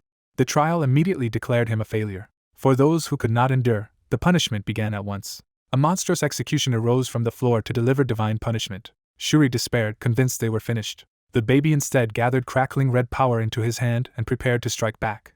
His attack blasted into the executioner with overwhelming force. Shuri could only stare as the baby casually continued his assault. The executioner's core was torn open by the blow. Even after seeing it happen, the baby only wondered what that thing had been. The punished guardian collapsed into rubble, leaving the baby standing before the wreckage. He scoffed that calling such a creature 8th rank had to be a joke. The Skeleton King then realized the golem had been created with his subordinate's magic. He identified it as a form of magic unique to the Skeleton King's elite demonkin, the 14 familiars. That discovery made him suspect either those familiars had once served the Joshua family like dogs, or this relic storage was directly connected to his missing body. Determined to confirm the truth himself, the baby crawled onward toward the next answer while Shuri shouted after him. A rival group realizes the Joshua family has cleared the way for them, leaving Isaac confused by their sudden delight. They begin searching the area for whatever the Joshuas uncovered. The loudest of them, Nizer Sepet of the Sepet ducal family, boasts that he knew the Joshuas would be the key to passing this trial. Nizer openly thanks them for defeating the gatekeeper and orders the Joshuas aside so his group can claim the second storage first. He complains that Isaac's side already forced everyone through enough trouble and assumes the Joshuas were only useful because the baby somehow avoided every trap. Nizer twists that into an accusation, calling the Joshua children despicable for using underhanded means. He even claims Shuri must be secretly cooperating with Isaac, which only leaves Shuri baffled. Isaac denies any alliance, but Nizer presses the others to believe the baby could not have dodged the traps without help. To prove it, Nizer points to the ring hanging on Isaac and declares it must be a special artifact. He snatches the ring away, convinced it contains the secret to bypassing the dungeon. Nizer proudly announces that the ring will let his group avoid every trap ahead, while Isaac realizes he has completely misunderstood what he stole. Isaac stays unnervingly calm, making Shuri suspect he is waiting for the thieves to trigger something worse. Nizer marches forward with the stolen ring and orders the Joshuas to remain behind him. Drunk on ambition, he starts proclaiming that he alone will achieve the impossible feat of retrieving the Skeleton King's body. He grandly shouts his own name as if victory is already his. The moment he steps forward, the room answers with a dangerous reaction he did not expect. A massive explosion erupts around Nizer's group, engulfing the area in fire. The survivors finally understand they walked into a trap, and Shuri immediately realizes Isaac had anticipated it. Shuri sees the truth at once. Isaac deliberately let the others take the bait. The ceiling and chamber begin to shake from the blast. When the smoke clears in the second storage, Isaac is already moving through the wreckage with Shuri on his back while the rival children lie scattered and unconscious. Isaac calmly notes that the mines in this section have now all been cleared thanks to the fools who rushed ahead. Even so, he notices a problem before he can relax. A few children from another group are still following him, and Isaac cannot understand why they have attached themselves to him. Those boys decide the baby must possess some kind of divine instinct because he comes from the Saintess family. They also conclude that Nizer must have been the suspicious one, while Isaac wants no part of their admiration. Shuri, meanwhile, decides Isaac is more dangerous than any demonkin and silently urges the others to flee while they still can. One of the boys sincerely tells Isaac that if a true saint exists, it would be someone like him, and Isaac accepts the praise as obvious. A new figure approaches and politely introduces himself as Paris Julius, second prince of the Julius kingdom. Isaac immediately recognizes the prince's homeland and recalls rumors that a prince from that kingdom received a god's blessing, marking Paris as potentially useful. Shuri tries to get Isaac's attention, but Isaac remains focused on the newcomer. Their advance stops when they reach the next destination. Isaac identifies the great door before them as the entrance to the third storage. A radiant gatekeeper appears and formally welcomes the candidates. The being announces that this place is the floor of remembrance. More winged gatekeepers descend and demand that the candidates show courage and determination. Some of the children cheer, thinking they can simply move on now and praising themselves for following Isaac instead of Nizer. The gatekeepers clarify the trial with brutal simplicity, defeat them and claim the glory. The others assume that means a straightforward fight, but Isaac starts connecting this trial to the earlier ones. He quickly realizes the gatekeepers are exactly what he suspected. Instead of fear, Isaac looks entertained by what is about to happen. His confidence shocks the boys who have been relying on him. Shuri decides to trust Isaac completely, and concludes the gatekeepers must be lying if they contradict his judgment. He reasons that the first storage tested choice, yet he passed it by ignoring the obvious setup and charging through. He remembers the second storage was supposed to test equanimity, even though he himself was anything but calm. So he concludes the third storage's keyword, remembrance, must mean the answer lies in recalling how the earlier trials actually worked. From that pattern, Isaac declares that attacking the gatekeepers would be the wrong move. He orders everyone to back away, and even Shuri is startled that Isaac has somehow chosen correctly again. Shuri starts wondering if Isaac's saintess blood is finally making him act kindly. That hopeful thought dies immediately when Isaac begins gathering power for something violent. He blasts one of the winged gatekeepers out of the air while internally mocking the idea that he would ever sacrifice himself for others. Shuri is left staring, unable to understand why Isaac attacked after insisting no one should. The struck gatekeeper rises again and begins to respond. It condemns Isaac for choosing the wrong answer after all. The surviving gatekeepers retaliate with a sweeping attack toward the children. The blast explodes among the candidates, sending them screaming for help. Isaac and Shuri remain untouched in the middle of the chaos, making the others wonder what they are seeing. Shuri starts to grasp that Isaac may have planned even this. Isaac only grins wider when Shuri calls him insane. Seeing the gatekeepers attack, Isaac recognizes a familiar mechanism from his past. The gatekeepers reveal the truth themselves. The earlier guides were lying puppets created by the magic of the 14 familiars, and the candidates were foolish to trust them. Isaac gleefully orders the monsters to show the children how cruel life can be, while Shuri can only despair at his personality. The chamber erupts again in fire and destruction as the false guides continue their assault. In the confusion, the other children suddenly lose sight of Isaac and the Joshuas. They panic and search for him, unaware that Isaac has hidden himself with a 6th-rank holy spell, invisibility. Isaac smugly notes that his uncle gave him this spell for a critical moment, and he is delighted to finally use it. Paris realizes Isaac even included him in the invisibility, and thanks him, though Isaac dismisses it as nothing. Isaac casually tosses the stolen ring to Paris. Paris catches it, and realizes Isaac has entrusted him with the ring. He assumes Isaac is lending it to him because he lacks experience fighting demonkin, while Isaac wordlessly lets him keep believing that. Paris gratefully vows to remember this kindness, and begins channeling power through the ring. The ring suddenly reacts violently in his hand, interrupting him with a burst of force. Isaac's familiar praises its master, and Isaac realizes the prince possesses exceptionally strong holy power. Shuri is horrified that Isaac has already turned someone as important as a prince into another accomplice. As the battle worsens, one child demands to know whether anyone can use defensive holy power. A black-haired boy steps up, raises a barrier, and tells the others to stay behind him. One of the Demonkin gatekeepers hurls a punishment attack straight at the shield. The defender calls for the others to act while the attack is incoming. Another boy tries to launch a holy attack in response. He is struck down before he can finish, and the counterattack fails. As he collapses, the ring Isaac gave away begins floating and burning with gathered power. The children stare at the ring in terror, unable to understand what it is doing. The ring starts draining holy power from the nearby children, leaving them weakened and helpless before the Demonkin. Even the Demonkin pause in confusion at the strange phenomenon. One of them mockingly asks whether anyone else was fooled by their lies while the ring continues to harvest power. Isaac's familiar explains that the ring is absorbing the children's holy power, and Isaac immediately orders it redirected elsewhere. The familiar obeys and sends the stolen power toward the Demonkin instead of the hidden Joshuas. The redirected drain knocks more children down, and the Demonkin coldly tell them not to feel wronged. They explain that the lying puppets spare those already neutralized, so losing holy power and fainting is preferable to being killed outright. Isaac's familiar reports that the transfer is nearly complete just as a new surge of energy begins to form. A massive concentration of holy power gathers, startling even the familiar. That power erupts into the form of a blazing Holy Spirit, shocking everyone present. The familiar is blasted back by the spirit's sudden appearance. The spirit immediately locates Isaac's hidden position despite the invisibility. It appears before him and calls him by name, revealing itself as Isaac Joshua. Isaac is annoyed that the one person he had been waiting for has finally shown up at this moment. Shuri can only marvel that Isaac somehow anticipated even this arrival. The Holy Spirit spreads its wings and fills the chamber with overwhelming pressure. Its very existence is absurd, and the onlookers realize that summoning a Holy Spirit at such a young age is monstrously abnormal. The spirit admits Isaac has surprised him, because he did not expect anyone else here to be capable of defeating a demonkin. He then needles Isaac by asking whether Isaac trapped the other children just as ruthlessly as he did in the first trial. Before Isaac can answer, the surviving children protest that Isaac did not betray them at all. They insist the baby passed the trial on their behalf and even guided them to safety. They go so far as to call Isaac their benefactor, leaving Isaac and his familiar equally disturbed by their devotion. The Holy Spirit mocks them for calling themselves saint candidates when they needed a baby to save them. One of the boys fires back that the spirit has no right to boast after hiding in the rear and doing nothing while they searched for traps. The others pile on, declaring Isaac more saintly than the spirit and promising to report this disgrace once they escape. They keep praising Isaac and talking about following the Joshua family, while Isaac internally complains that the demonic baby on his head is the real parasite here. One of the boys starts to explain that without Isaac they would have been doomed. Then everyone notices a new threat descending from above.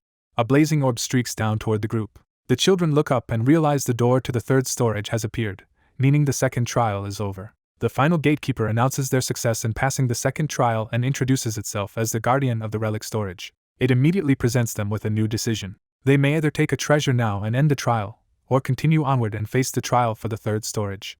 One child tries to choose the harder path at once, but the gatekeeper cuts him off and warns them to choose carefully. The choice is repeated so no one can pretend they misunderstood the stakes. The gatekeeper promises the treasures of the third storage to anyone who passes the next trial, but leaves the consequence of failure hanging ominously. Then it states the consequence plainly: failure means death, terrifying the children. Isaac's familiar senses the source of the voice and identifies it as a dragon, which Isaac recognizes from long experience. That confirms for Isaac that the warning about death is no bluff. Even so, some of the boys still want to continue, convinced the third storage is their chance to become saints after everything they endured. Others quickly agree and ask to proceed. The gatekeeper confirms that they truly wish to face the next trial despite the danger. When they insist, it accepts their decision. The final trial begins at once. A new presence manifests, and the children recoil in confusion. Isaac, by contrast, immediately recognizes the pattern and finds the setup laughably simple. A giant statue appears and declares the final trial: praise your God. The children stare up at the statue and realize it depicts their deity.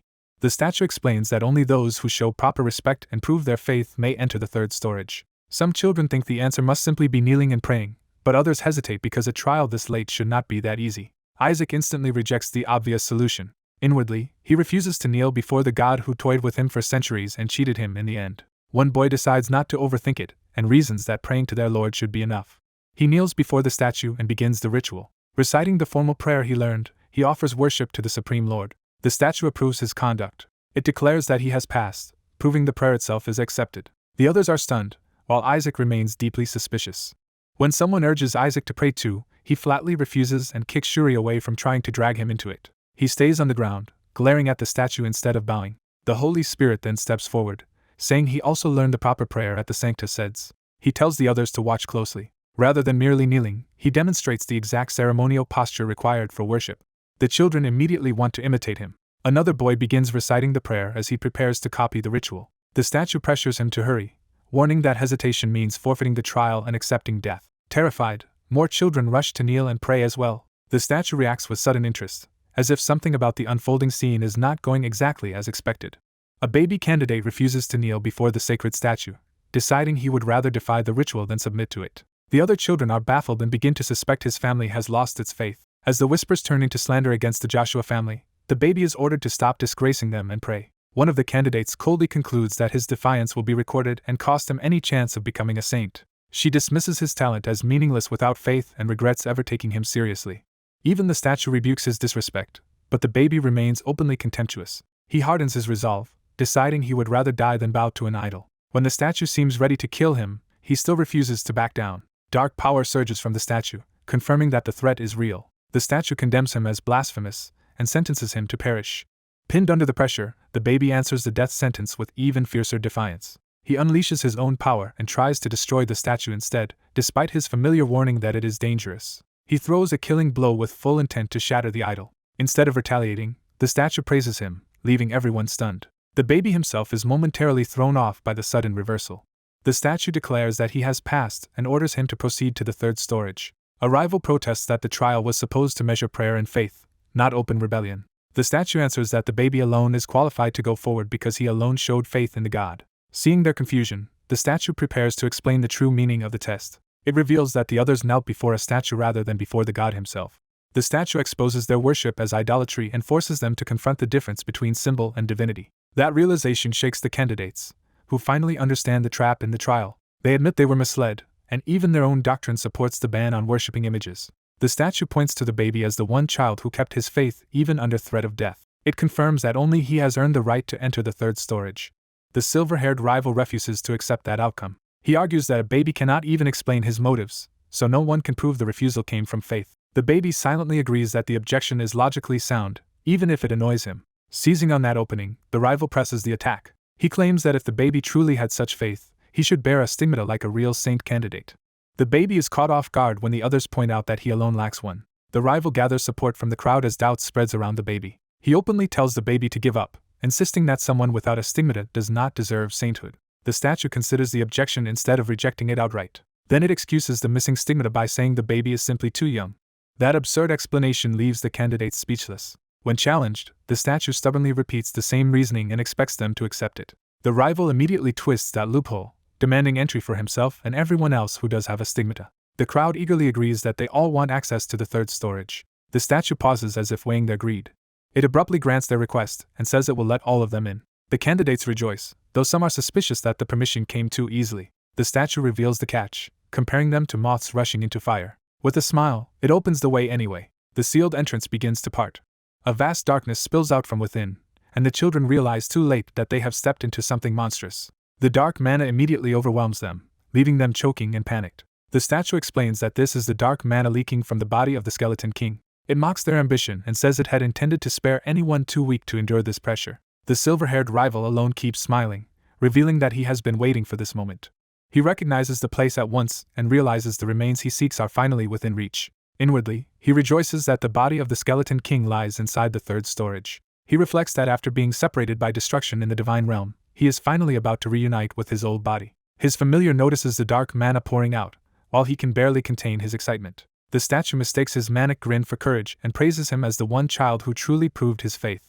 The other children stare in disbelief at the baby smiling through unbearable dark mana. The statue offers one last mercy, conjuring a blazing orb and saying it is not too late to turn back. It tells them that anyone who cannot smile in the face of death may retreat now. Those who give up are promised a lesser reward from the second storage instead. Most of the candidates immediately consider retreat, deciding survival matters more than pride. The silver-haired rival rejects the consolation prize outright. He declares that they will all continue into the third storage. Then he shocks everyone by ordering that every trap in the third storage be activated. The others denounce him as insane, but he only asks whether he is being taken seriously at last. He reminds them that no saint in history, not even Saintess Melissa, ever retrieved the Skeleton King's body. He reveals that he knows the third storage was designed to protect children, and that the statue itself is only a safeguard. Because he wants a greater evaluation than the Saintess ever received, he refuses an easy victory. He demands that the third storage be restored to its original, most dangerous state. The baby's ambition sounds deranged even to the others, who can only stare at him. The statue accepts his demand. It intensifies the trial so the true saint can be decided more clearly. Terrified candidates beg him to face the danger alone instead of dragging them with him. As the pressure lifts them helplessly, they realize he has no intention of letting anyone escape the ordeal. They are pulled deeper into the trial against their will. A barrier and hidden mechanisms flare to life, and the children are thrown into chaos as the traps reactivate. The baby watches the confusion with delight until his familiar spots something important ahead. A relic rises from the center of the chamber. The familiar recognizes it as the baby's original body. The baby is overjoyed to find that his body has been absorbing the energy of the third storage all this time. The others realize that even a fragment of the Skeleton King's remains is radiating terrifying dark mana. The baby notices that only a thumb bone is genuine and that the rest is merely a replica built around it. The relic reacts as if awakened by his recognition. Dark energy swells violently around the false hand. That surge tears open a seal and releases a horned demon guardian. The children panic as they recognize one of the 14 familiars, a demon that should not have appeared after the earlier trial. The baby realizes too late that removing every safety measure has unleashed something far worse than expected. The demon descends in fury and addresses the intruders as vermin. It accuses them of daring to covet the skeleton king's body. One of the boys blames the silver-haired rival for causing the disaster and demands he answer for it. Instead of apologizing, the rival calmly promises that everyone will still leave with the treasure. He identifies the demon as one of the 14 familiars once trained by the skeleton king and later captured by the Pope family. Confident he prepared a holy spell for exactly this situation, he claims the treasure for himself. He begins casting with complete confidence. A massive holy command forces the demon to kneel. The other children recognize the power as the light of the Pope family.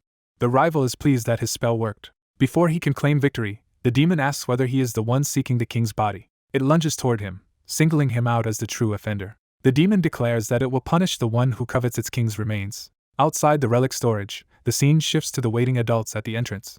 They realize communication with the inside has been cut and grow uneasy. A messenger rushes in with catastrophic news that the seal on the demon in the third storage has been broken. The report shocks the observers, especially the silver-haired man waiting outside. They identify the released monster as one of the 14 familiars. The silver-haired man understands at once that everyone inside is now in mortal danger. The supervisors admit they entered to disable the traps and then vanished, which means the children were left exposed. The staff conclude that no child could possibly survive such a monster and urge the trial to be stopped. Before they can act, a blinding light erupts from the entrance. The adults shield their eyes as the sealed gate begins to open on its own. The silver-haired man realizes the relic storage itself is opening. The light intensifies until no one can see what is emerging. The attendants try to push everyone back, fearing dark mana will spill out with the opening. Then someone notices that the demon's presence is gone. Hope surges as they wonder if the monster has been defeated. They reason that one of the children inside must have overcome the familiar guarding the skeleton king's remains. The silver-haired man outside is immediately credited, and others assume the Pope family's heir must have done it. A cardinal congratulates the long-haired church leader, calling it a fitting result for the strongest saint candidate. The cardinal smugly accepts the praise and says Kina has done well. But behind the smile, he is already calculating his next move. He turns his thoughts toward Joshua, deciding that once the skeleton king's body is secured, the Joshua family will be forced to submit to the Pope family. He prepares to end Joshua's resistance for good. His confidence falters when the children begin emerging from the gate. The silver-haired man outside watches closely, sensing something is wrong with the expected outcome. He searches the crowd for Isaac and Shuri instead of celebrating. As the dark entrance clears, he silently prays that they are safe. The gate finally settles, leaving the waiting crowd gathered in tense silence. Reports come in that some children are injured, but none appear gravely harmed. Yet the children who entered deepest into the third storage still have not returned, raising fresh alarm. The silver-haired man grows more anxious as the delay stretches on. Then word comes that the final group is approaching. Armin and Shuri stagger out exhausted, carrying younger children with them. Their families rush forward in relief, calling their names. Shuri collapses into her father's arms and confirms she made it out alive. The adults immediately check the returning children for injuries. The silver-haired man's relief vanishes when he realizes Isaac is still missing. Seeing the whole group, he confirms Isaac is not among them. The cardinal notices the tension and turns his attention toward the silver-haired man's concern. He confronts the silver-haired child candidate and demands to know what he is holding. He presses further, asking where the skeleton king's body is, and the child falters under the question. The cardinal dismisses the object in the child's hand as worthless, trying to reassert control. At that moment, another burst of holy light flares overhead and interrupts him. Someone points upward as a new presence descends from the sky. A radiant wolf appears, carrying the missing baby Isaac in its jaws without harming him. The silver-haired man outside instinctively calls out for Isaac to stop or come down. Everyone recognizes the missing child at last, safe atop the glowing beast. The silver-haired man and the attendants rush toward Isaac in disbelief and relief. A woman identifies the beast as the young guardian dragon that protects the relic storage. The creature's true nature becomes clear as a holy dragon's presence manifests through its wolf-like form. The observers realize this is the hatchling guardian of the relic storage itself, personally carrying Isaac out. The silver-haired man concludes that although it looks like a wolf, it is unquestionably the holy dragon summoned into the relic storage by the dragon-linked matriarch, a being of unmistakably noble rank. A strange sound draws everyone's attention to the baby Isaac. They realize the child has put a suspicious bone in his mouth and is somehow absorbing power from it. The elders panic as they suspect the object Isaac is chewing on may be tied to the skeleton king. Their fear sharpens into shock when they conclude it may actually be the skeleton king's body. Even while scolding the child, the elders excitedly celebrate that the lost remains have finally been brought back. Kina freezes as the situation suddenly turns against him. A stern man presses Kina to admit whether he handed the skeleton king's body to Isaac. Kina awkwardly tries to justify himself, claiming it was not wisdom but mercy meant to spare his host embarrassment. His excuse only sounds more absurd, and the silver-haired Joshua man rejects it outright. The dragon familiar publicly identifies Isaac as the one who truly claimed the Skeleton King's body, overturning the false narrative. Kina is openly ridiculed as his attempt to take credit collapses. He can only stammer in disbelief as the accusation rebounds on him. The scene flashes back to the relic storage, where Kina's holy magic failed against the Demonkin. The Demonkin recognized the clergy as enemies and cursed them as insects. It saw the children gathered before it and focused on them as prey. The Demonkin moved to slaughter the trapped children without hesitation. Kina was left screaming helplessly as the others braced for death. At the last moment, a violent blue force erupted and interrupted the attack. Kina looked up in confusion, unable to understand what had saved them. A blue defensive barrier had formed around the children. Kina recognized the color and began to suspect the barrier's source. The impossible answer emerged. The protection came from Joshua's baby, Isaac. The Demonkin turned its fury on the clergy instead, accusing them of coveting the Skeleton King's body. It lunged again, but Isaac met it head-on with blue power. The baby struck back fiercely, treating the monster like a disobedient servant.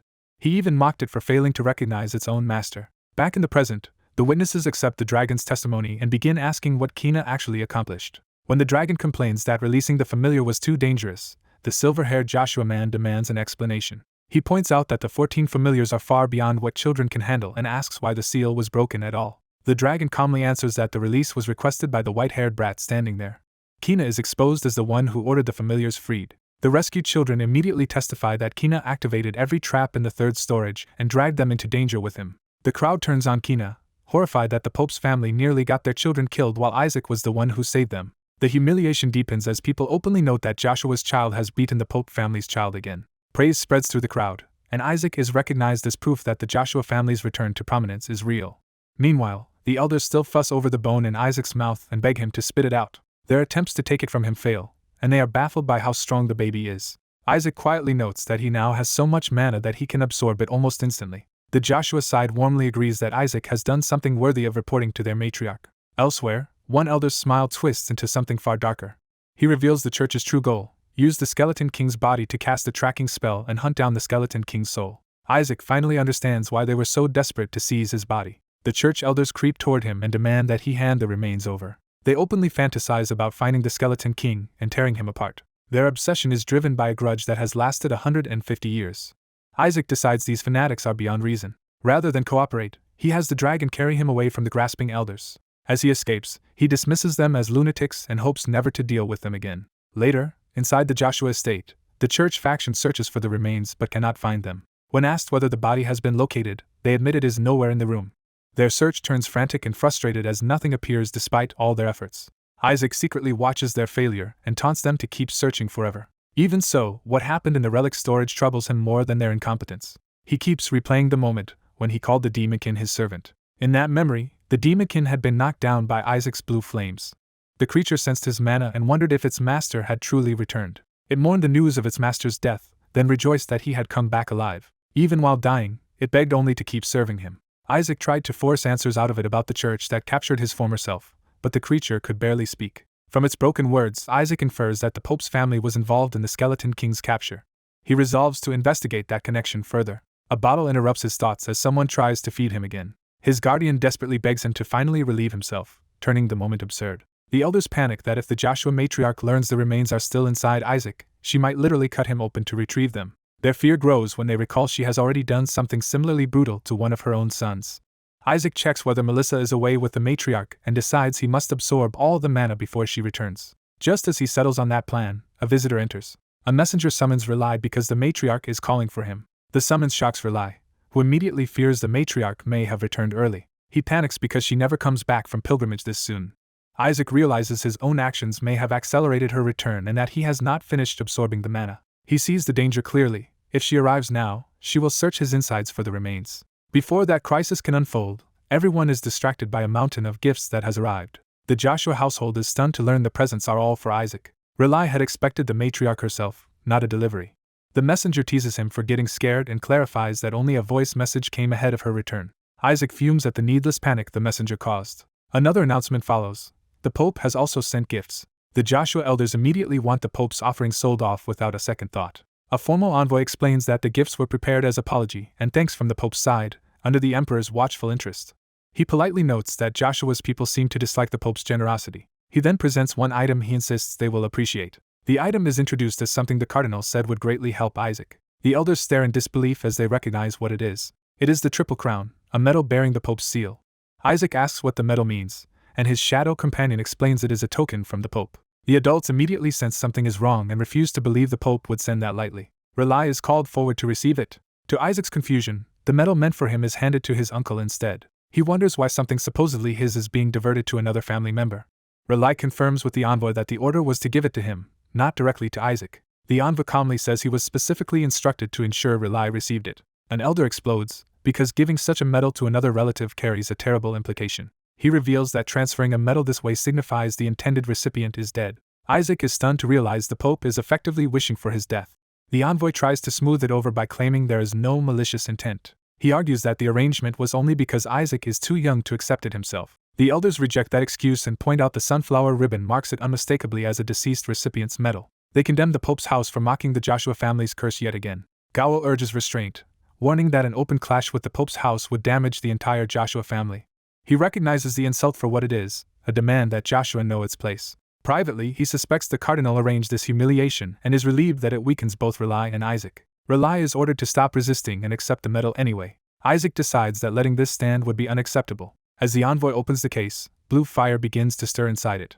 He notices the strange reaction but does not understand it in time. The metal erupts in blue flames and flies from the case. Everyone recoils as the holy fire swells overhead. They realize the metal itself is burning with holy flame. The envoy is left trembling, unable to explain who cast such power. The elders turn toward Isaac as blue fire gathers around the child. Isaac cheerfully reveals himself as the caster. The envoy accuses him of defying the Pope by destroying a gift sent personally in his name. The Joshua elders immediately defend Isaac, arguing no child could be blamed for failing to accept a medal he never truly received. They declare the incident happened before acceptance, and therefore the family can pretend the gift was never received at all. The envoy is horrified as the Joshua side calmly turns the Pope's insult back on him. Rely presses the point further, asking whether they should really accept a medal that melted under a baby's flames. That possibility unsettles everyone, because it means the Pope's blessing was wiped away with ease. The envoy tries to recover by asking for the medal back and claiming he must have brought the wrong item. Before he can fix the situation, Isaac's flames leap onto him as well. The envoy is engulfed in harmless but humiliating blue fire. The Joshua elders laugh it off as Isaac merely playing, while Isaac threatens to burn them too if they do not let go of him. The envoy, furious and humiliated, storms out cursing the Joshua family. The Joshua side celebrates the reversal and orders the offensive medal disposed of. They laugh that their matriarch would have loved seeing the Pope's servant disgraced.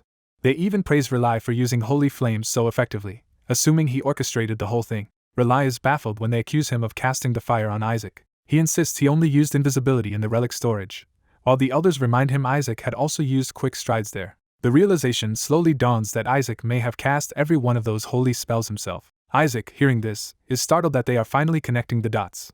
The elders begin to understand that all the holy magic in the storage may have come from the baby. Isaac braces as they start asking how he could possibly know so many divine spells. The answer is the secret scripture, a legendary treasure that lets its user instantly learn and cast the spells written inside. Isaac reflects that bringing that book out of storage was a smart move, even if its fire magic is weaker than what he wielded as the Skeleton King. The adults struggle to explain his feat, since his mother is not even a fire user and ordinary talent cannot account for it. As the debate grows more confused, a woman cuts in with a sharper observation. She argues that the real miracle is not Isaac's talent but his ability to erase the Pope's blessing itself. The elders instantly latch on to that idea and become excited again. They demand the medal be brought back so they can inspect it personally. When they look for it, the box is empty. Rely admits the medal is gone. He explains that after being told to get rid of the hateful thing, he simply threw it away. The others are left speechless that he obeyed the order so literally. They immediately send people to recover it before the family heads hear anything about this mess. Privately, Gowel is pleased, because without the medal there is no evidence for the claims being made. He decides the Joshua leaders must never learn that a supposedly unmelting papal medal was destroyed. A few days later, the story shifts west of the Joshua dukedom. Someone in dark clothing moves through the new location, hinting that another thread of the story is about to begin. The scene settles over a remote lakeside area, marking the transition to the next development. A cloaked figure arrives there in secret, setting up the next encounter. A stern patriarch advances with his retinue as the household rushes toward the mansion under his command. He orders everyone to stay focused until they arrive, and his men obey without hesitation. As they near the estate, something catches his attention. He realizes the disturbance is coming from the mansion itself. Inside the grand house, a crisis is already underway. The elders stare in disbelief, unable to process what they are seeing. They realize the infant Isaac is manifesting the Skeleton King while casually finishing off what should have killed him. After surviving hundreds of bottles of poison and sacred fruits, Isaac innocently notes that the food meant to strengthen bonds with holy beasts tasted good. He immediately decides those holy beasts will be useful allies when he eventually moves against the Pope and even the gods. He also concludes House Joshua must possess such a beast of its own. That thought is interrupted when he senses a response. A holy beast of House Joshua, Terenblum, answers his call. Isaac is confused by the sudden development just as someone tries to stop him from leaving the feast. The patriarch arrives and takes control of the room. The entire household bows to him, formally acknowledging his authority. Isaac is stunned to learn that the patriarch of House Joshua is his own grandfather. Seeing the man's overwhelming aura, Isaac becomes optimistic that this family may finally be useful to him. One of Isaac's uncles begs the patriarch not to cut the child open, while Isaac privately vows not to let that happen. The uncle steps forward to shield Isaac from the patriarch's judgment. The patriarch coldly orders that Isaac be thrown into the sacred flames instead. The uncle desperately objects, and Isaac is horrified that only this one relative seems to be protecting him. The uncle argues that Isaac is still too young, though Isaac notices that this only delays the threat rather than removing it. Another relative joins in, absurdly calling the flames a reward, which only deepens Isaac's disbelief. The uncle explains that burning Isaac could both extract the skeleton king's remains and strengthen him with the fire's blessing. He pleads for more time, or at least a less destructive method. Then he proposes a compromise. Instead of the flames, he suggests dropping Isaac into the sacred waters, while Isaac curses the entire family as lunatics.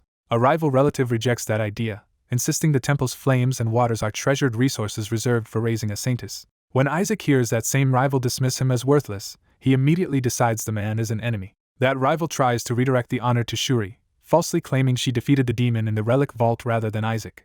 Isaac's defending uncle counters that even the holy dragon recognized Isaac's achievement, but the rival refuses to accept it. He reminds everyone that Isaac even burned the Pope's medal with holy flames, only for the rival to accuse the elders of staging the whole thing. The rival keeps denying the evidence until the patriarch interrupts. The patriarch produces the melted metal itself, silencing the denial. He recalls that the Pope is the one human directly connected to heaven.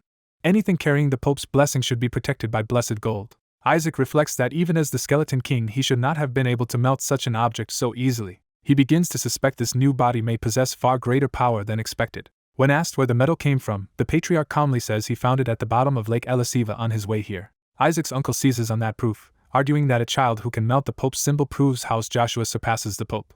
The elders eagerly add that such a child could even endure the skeleton king's flames and become an ideal hunter of that threat. They frame the matter as urgent, warning that if the skeleton king problem is ignored, disaster will spread again. Isaac's shadowy servant notes that someone has been impersonating the skeleton king, but Isaac decides the confusion only benefits him. The servant then points out that this deception may connect to an incident from 70 years earlier.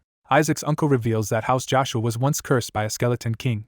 That revelation catches Isaac completely off guard. The uncle claims the skeleton king came to destroy the saintess's bloodline and left a curse on the family. Isaac's servant reasons that curse could not have come from his former master, who died long before that event, and Isaac realizes the family's shortened lives may stem from another demon entirely. He dismisses an ordinary demon's curse as manageable, but his servant explains the curse suppresses vitality in humiliating ways, including stunted growth and impotence, leaving Isaac momentarily speechless.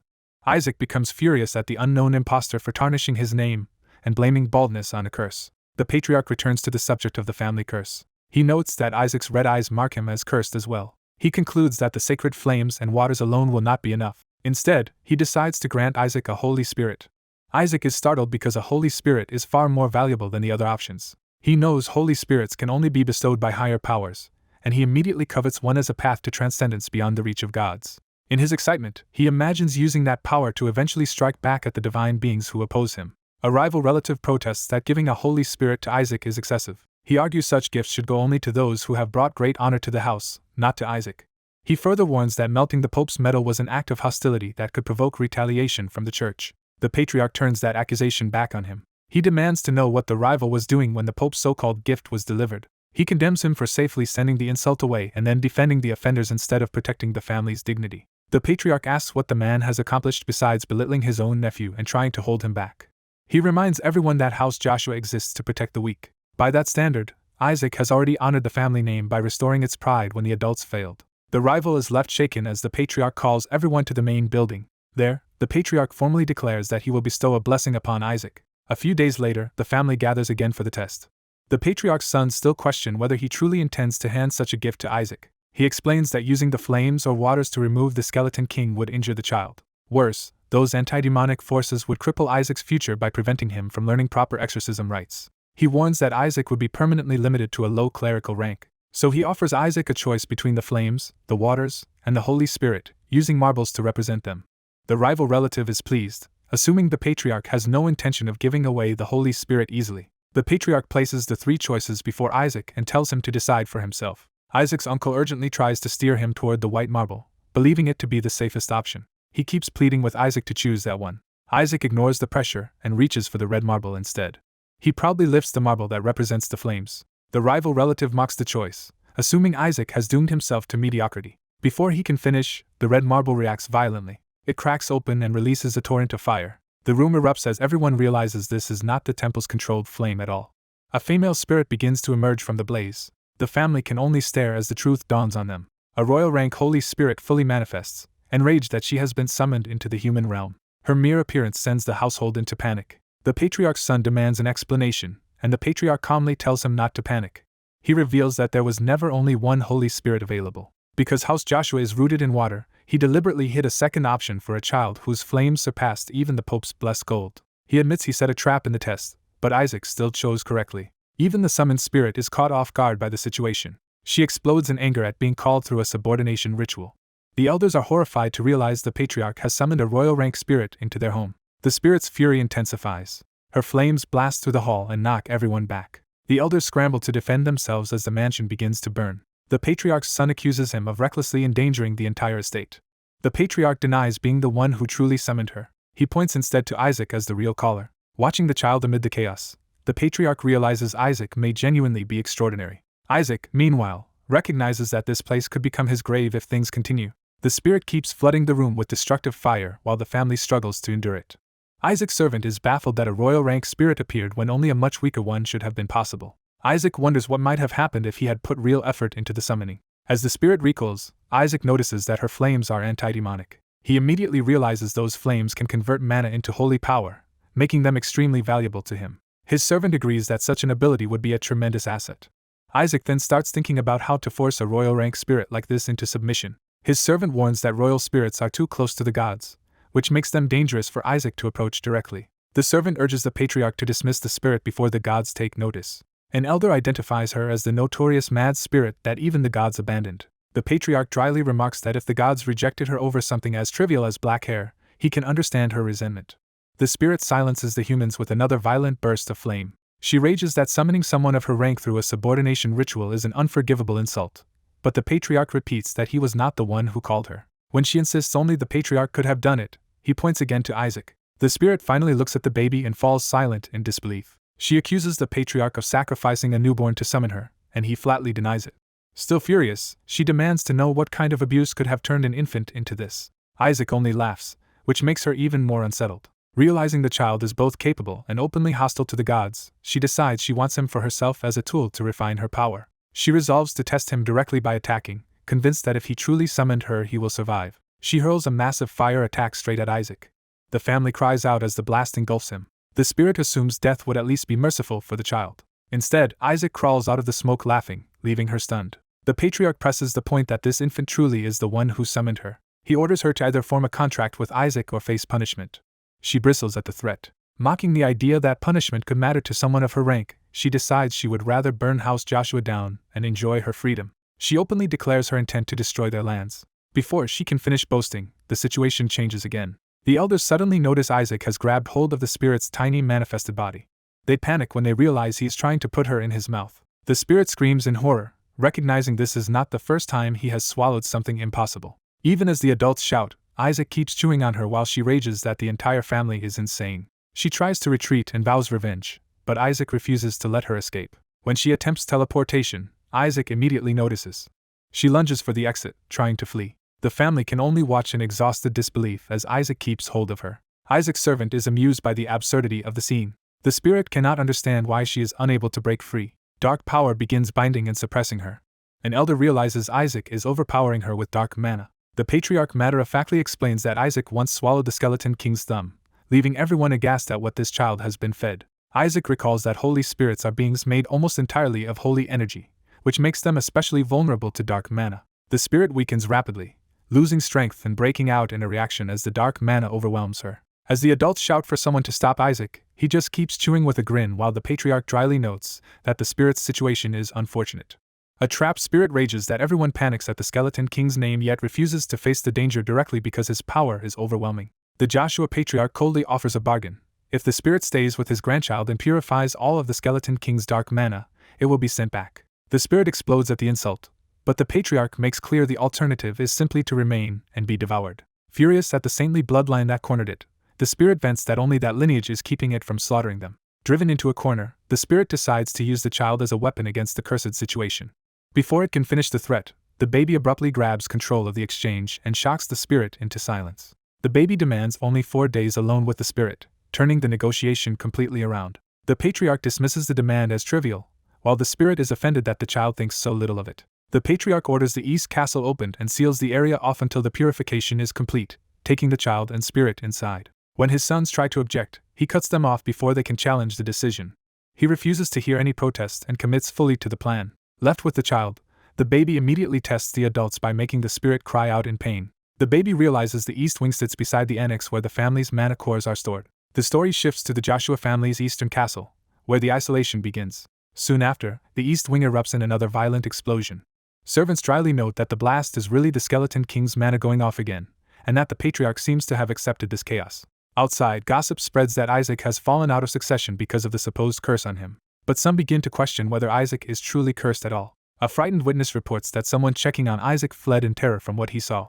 The rumor becomes stranger when the figure inside is described not as a monster, but as a balding old man. That detail makes someone realize Isaac has been shut away with the Holy Spirit for 10 years. The burning East Wing underscores the shocking implication that this has been going on for a decade. Inside the East Wing, the disturbance continues behind closed doors.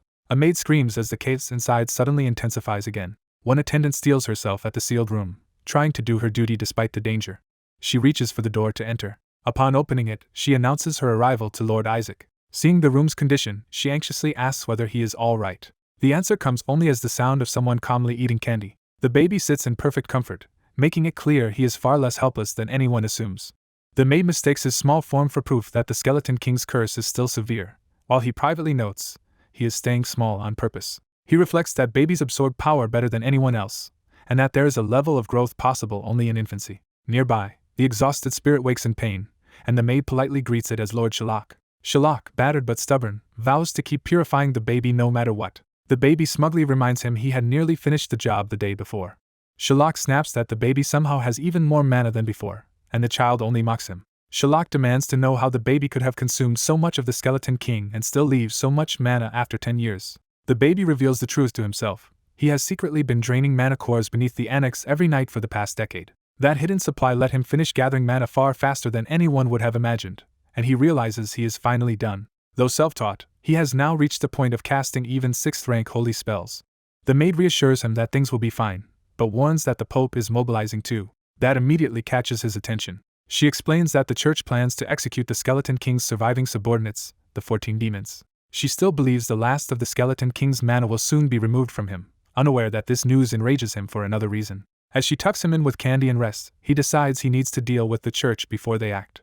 A familiar voice praises Kim Shuri's success, making the baby realize his old accomplice is nearby. Outside, Shuri is being congratulated for becoming the youngest ordained priest after skipping a grade. He is told even the princess will attend his ordination. His father boasts that escorting the princess as top of his class is a great honor, and Shuri plays the dutiful son. The praise continues until Shuri suddenly vanishes mid-conversation. His father is left staring at the empty space where he stood. A moment later, Shuri is violently yanked through space and slammed into Isaac's room. He crashes hard at the baby's feet, instantly losing all dignity. The baby addresses him by name, making clear this was no accident. When Shuri looks up, the baby threatens him with death if he lies. The child accuses him of being a habitual liar who thinks academy status will protect him. He reminds Shuri that his achievements were only possible because he personally coached him. Shuri protests that he worked hard too, but has to admit he never could have reached this point alone. The baby starts planning ahead, noting that many holy spells only become available after ordination. He tells Shuri that he will be helping with that next step. Shuri nervously asks what he can possibly do for him. The answer is simple extortion. The baby wants every reward and gift Shuri has received, including his quiz prize money and Goel's support. Shuri realizes all over again that the harmless-looking child is a demon in disguise.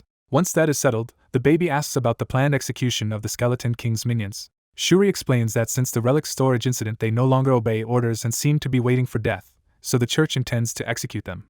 The baby accepts that he cannot stop it immediately, and decides he will act within the year. His first target is the priest ordination ceremony. Shuri points out that Isaac is not even enrolled in the academy, so attending should be impossible. The baby laughs at the objection, already seeing a way around it. Shuri explains the loophole. With a recommendation from academy professors and a past test, someone can be ordained without normal enrollment. The baby bluntly calls him an asshole, while privately acknowledging that Shuri has correctly understood him. Shuri adds that recommendations are only given for major public deeds like saving an important person, and Isaac has only a month left to arrange that. Isaac immediately focuses on one detail: the princess will be present. Realizing a princess is exactly the kind of high-status target he needs, he starts plotting around her attendance. The scene shifts to the Joshua training grounds as events outside continue moving toward the festival. Isaac's father orders messengers to turn back. He declares that Isaac will not be going to the capital. The family protests that this year is different because all saint candidates are being ordained at the Foundation Festival. That argument finally makes him pause. They press the point that Isaac has remained hidden for 10 years while the other candidates built reputations, and that his relic storage feat should count for something. They even gush that Isaac is living in the East Wing like the saintesses of old, and that they cannot wait to see how much he has grown. An academy professor eagerly adds that he has always wanted to teach Isaac, and that the ordination will also be attended by the princess and even the Pope. The mention of the Pope sharply changes Isaac's father's mood. When told the Pope will personally grant hero titles to those ordained, the stakes rise even further. A hero title would multiply Isaac's strength, making the ceremony far more valuable than a mere public appearance. The professor objects that Isaac is still too young, but Isaac's father rejects age as irrelevant beside talent. The others are overwhelmed by his intensity as he thinks it through. At last he gives in and allows preparations to proceed. But he warns that everyone involved will be held accountable for what they have claimed. Back inside, Isaac and Shuri wait, while the dark spirit lingers nearby. Another fire breaks out in the East Wing, signaling that a new threat has arrived. Outside, a robed man watches the burning manor with deliberate interest. He confirms that Isaac is indeed inside. He reveals his goal: to summon and seize a royal rank spirit during the chaos, something normally beyond even the Pope except briefly. The spirit he wants is a black-haired fire spirit tied to the barriers of heaven, a vicious being denied the rank of spirit king because of its temperament. He reasons that the Pope's family, obsessed with collecting spirits, would reward him richly if he delivered such a prize. He prepares special tools for the theft. Among them is an item that neutralizes divine mana, completing his plan. His scheme is to suppress Isaac's holy power, drive the Skeleton King's dark mana berserk, and smuggle the spirit out amid the confusion. The professor is led straight to Isaac's room, unknowingly helping the intruder get close. The visitors enter, excited that they will finally see the hidden little lord. They are startled to find Isaac still looking exactly as he did 10 years ago. Isaac notices the newcomers and instantly understands an opportunity has arrived. He turns on an irresistibly cute act, silently welcoming the recommendations he needs. The professor and attendants are completely overwhelmed by the sight. The intruder, however, sees through the charm and decides to force the Skeleton King's mana berserk with everything he has. As he reaches for Isaac, the baby notices the move. The man snatches Isaac up and triggers his sabotage, expecting the dark mana to explode. Instead, nothing happens at first, leaving the room in stunned silence.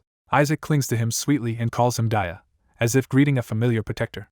The man is baffled because he released enough holy mana to send the dark power rogue, yet Isaac remains stable. Shalak realizes what Isaac is doing and screams for the priest to kill the intruder instead, while also demanding to know why so much divine mana is being released. The intruder spots the royal rank spirit and thinks this confusion is finally his chance to steal it. He reaches for the hidden device in his clothes to complete the theft. Trying to hide his panic, he awkwardly claims his sweating is just from the weather, but Isaac catches the suspicious scent. Isaac immediately recognizes the culprit for what he is and prepares to expose him. At the same time, Shalak suddenly convulses as the sabotage begins affecting him instead. The spirit erupts in pain and power, shocking everyone who expected Isaac to be the one destabilized. A violent surge of red energy tears through the room as the situation flips out of the intruder's control. Shalak fully goes berserk and unleashes a destructive scream.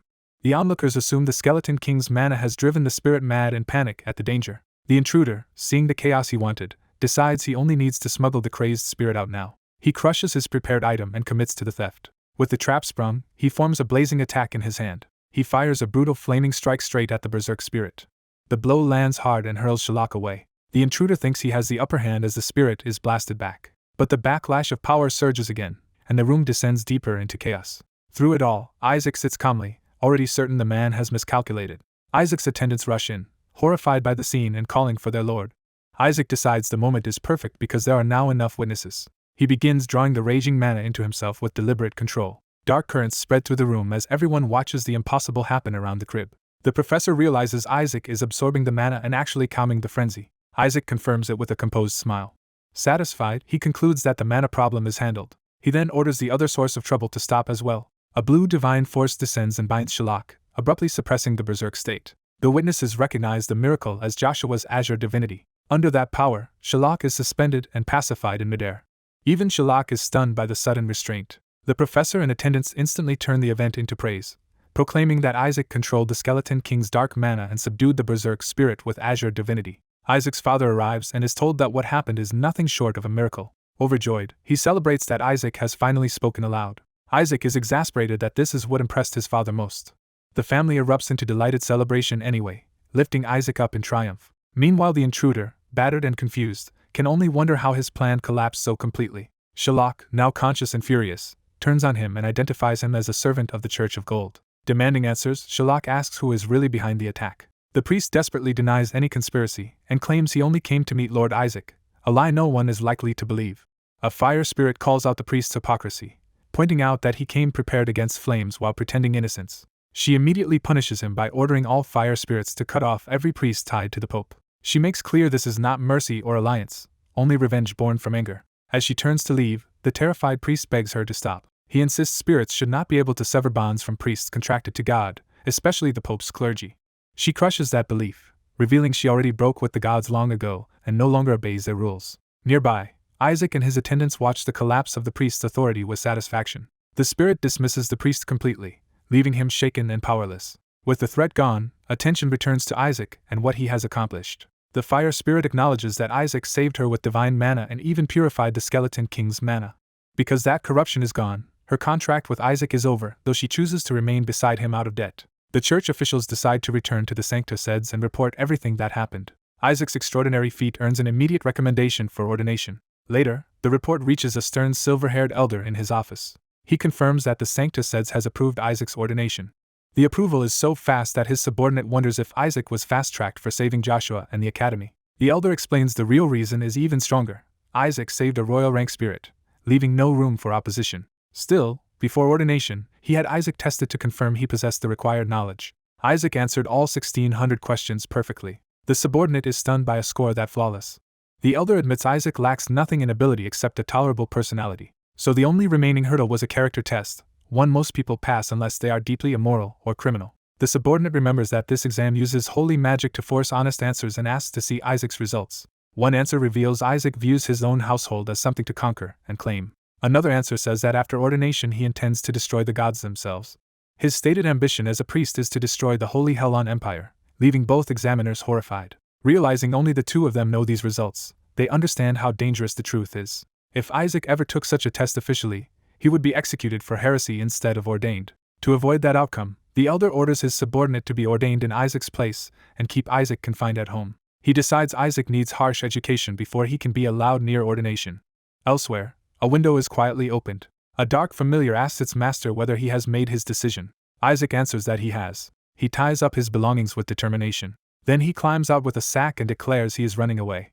The story shifts to the capital's academy, Roman. Students in the Holy Spell Division gossip that a 10-year-old is being ordained. The news spreads as something outrageous and certain to make the graduation ceremony memorable. One red-haired student reacts with mocking disbelief. He ridicules the idea that a toddler could possibly deserve ordination.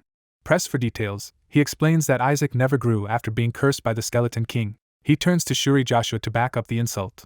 The group laughs off Isaac's ordination as probably just an honorary title. Another student recognizes that the mockery is about to stir trouble again. The red-haired boy sneers that belonging to the Saintess's household lets even useless brats get ordained. Shuri is enraged by the insult to Isaac and their house. Before she can answer, a silver-haired girl cuts in and demands whether Nizer Sepet thinks the Sancta Seds is a joke. She reminds him that Isaac's recommendation was accepted by his own father, Duke Leon Sepet. Then she twists the knife by saying he has just insulted his own father. Nizer lashes out, asking why an outsider is even present. She calmly reveals she was invited to mentor the graduates, as a holy spell instructor. She turns to Shuri and says Shuri worries her too. Her warning is political.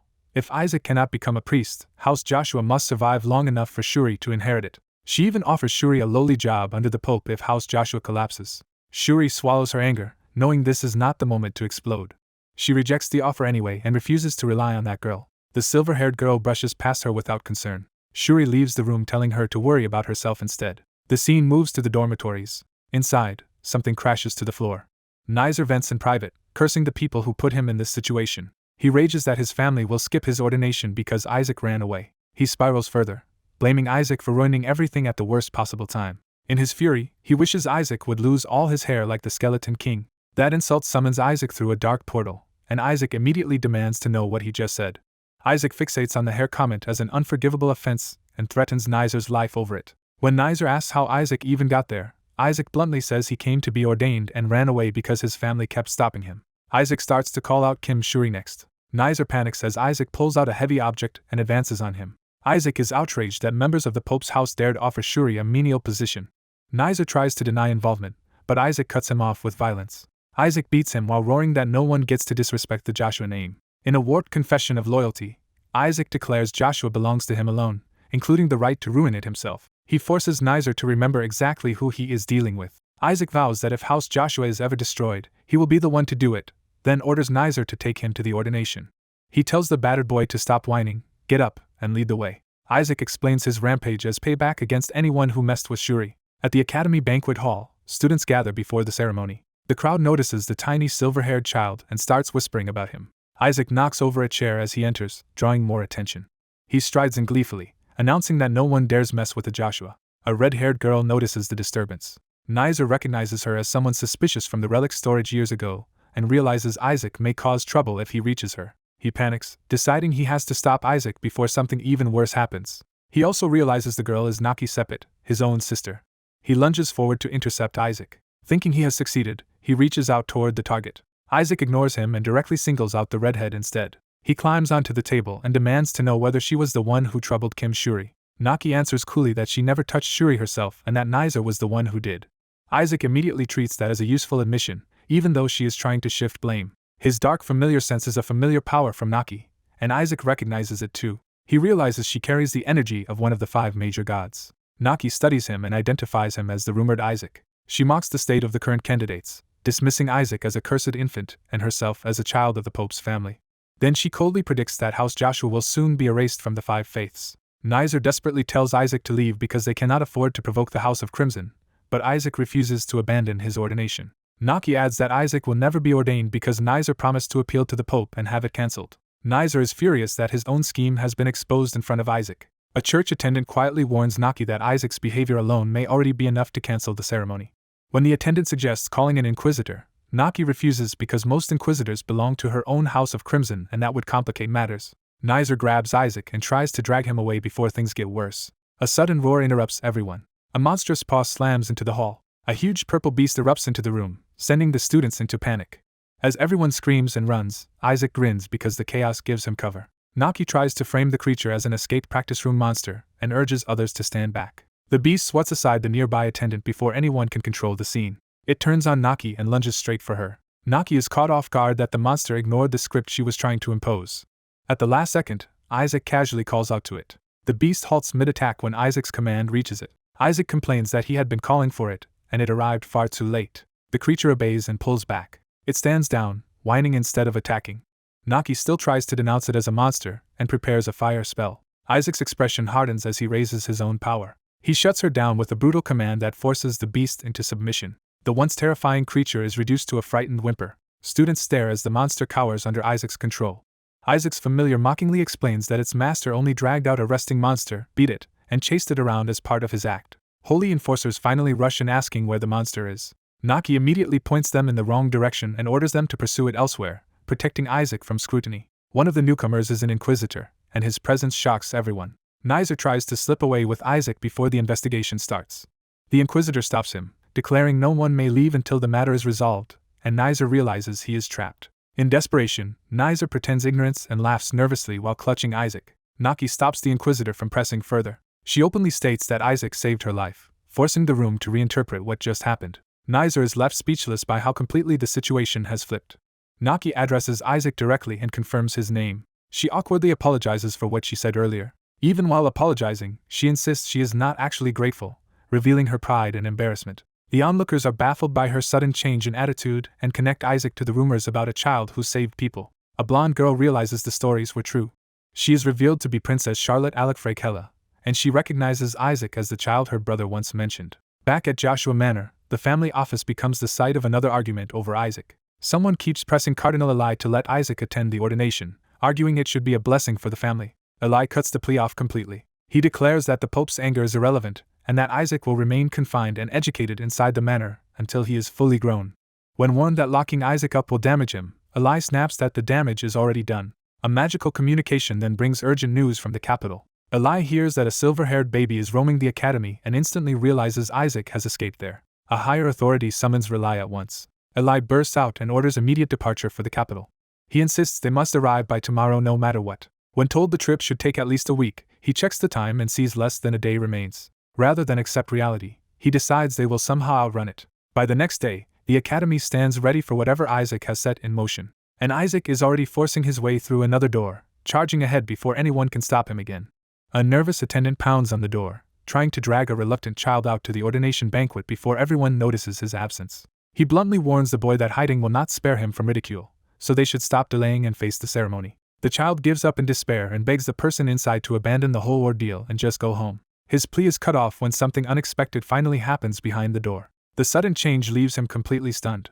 A transformed voice identifies him as Kim Shuri and orders him to come along. The story shifts to the final day of the Foundation Day Festival, where the ordination banquet is already underway. The hall hums with quiet conversation as the candidates and guests wait for the ceremony to begin. An official command brings the room to attention and everyone rises for the arrival of the highest authority. The formal entrance begins. The Pope enters with the patriarchs of the 5 great houses, each taking his place as a power in the empire. Among them, one ambitious noble applauds with smug confidence. He privately boasts that he will soon control House Joshua and even claim the Cardinal of Azure for himself. His scheming is interrupted when a breathless relative named Rely suddenly appears. Instead of helping, the noble dismisses the intrusion and assumes Isaac should be safely at home.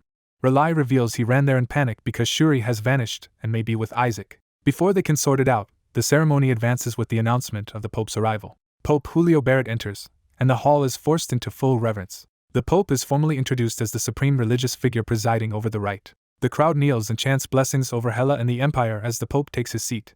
The Pope settles in with quiet authority. He ascends the throne prepared for the ordination. As the guests sit again, one patriarch notices Isaac is still missing and grows uneasy. The officiant announces that the ordination will now begin and calls the chosen candidates forward, briefly easing some tension. That relief vanishes the moment Isaac Joshua's name is called.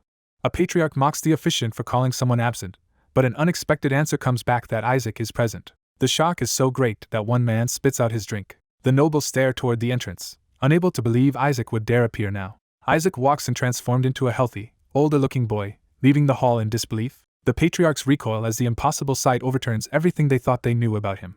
The officiant repeats the summons, and Isaac calmly steps forward to claim his place. Those who knew the cursed child can only watch in stunned silence as he advances. One elder is overwhelmed with joy that Isaac has grown and is even wearing the priestly robes prepared for him. Rumors spread instantly that the infant cursed by the Skeleton King has somehow overcome it and become both powerful and beautiful. Even the other candidates are left asking how such a change could be possible.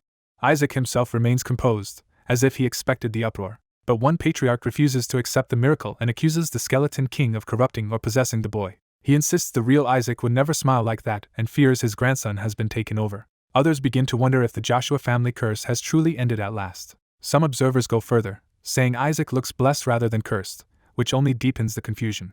Isaac reaches the Pope, and the old man addresses him directly. Isaac immediately senses that the Pope is no ordinary frail elder. He recognizes the Pope as a veteran monster in human form, carrying the presence of many predecessors and immense hidden power. For a moment, Isaac considers simply killing him on the spot. His murderous impulse is so blunt that even his own inner voice frames it like a joke about beheading the Pope during the rite. Meanwhile, Isaac's grandfather realizes the boy is dangerous and must be stopped before he acts. He lunges in panic, but his attack goes wildly off course and crashes into the floor instead. Trying to save face, he screams that he only slipped because of a cockroach. His brother can only stare at the absurd excuse in disbelief. The officiant hurriedly forces the ceremony onward by calling Shuri Joshua next, while Isaac realizes his enemies are trying to derail him. Shuri approaches the Pope as Isaac lingers nearby, still under pressure. The Pope remains unreadable and allows the ritual to continue despite the chaos. The officiant announces the next stage, where the candidates must pay their respects to God. The Pope asks which God will bestow a blessing on the child, turning the rite into a test of divine favor. The holy vessel is brought forward for the selection. Watching from above, Isaac's grandfather desperately hopes the patron saint of Azure will answer. He reassures himself that no evil god could possibly choose Isaac. His brother coldly adds that if an evil god did appear, they would simply destroy it. That confidence falters when Isaac points out the bowl of holy water and seems to understand something they do not. The Pope asks what Isaac means as the vessel is presented before him. Isaac pricks his finger without ceremony. He lets a drop of blood fall into the holy water. The water reacts at once, surging with blue power. A towering divine manifestation rises from the vessel, stunning everyone present. Isaac's grandfather exults, convinced the patron saint of Azure has personally answered his grandson. Isaac recognizes the god of light that once favored Joshua, but he regards it with contempt rather than reverence. He notices a tiny detail that confirms his suspicion. To Isaac, the identity of the god hardly matters because he is angry no matter who appears. He points straight at the Pope's glowing emblem, and the old man suddenly realizes something is terribly wrong. The Pope recognizes the sign too late.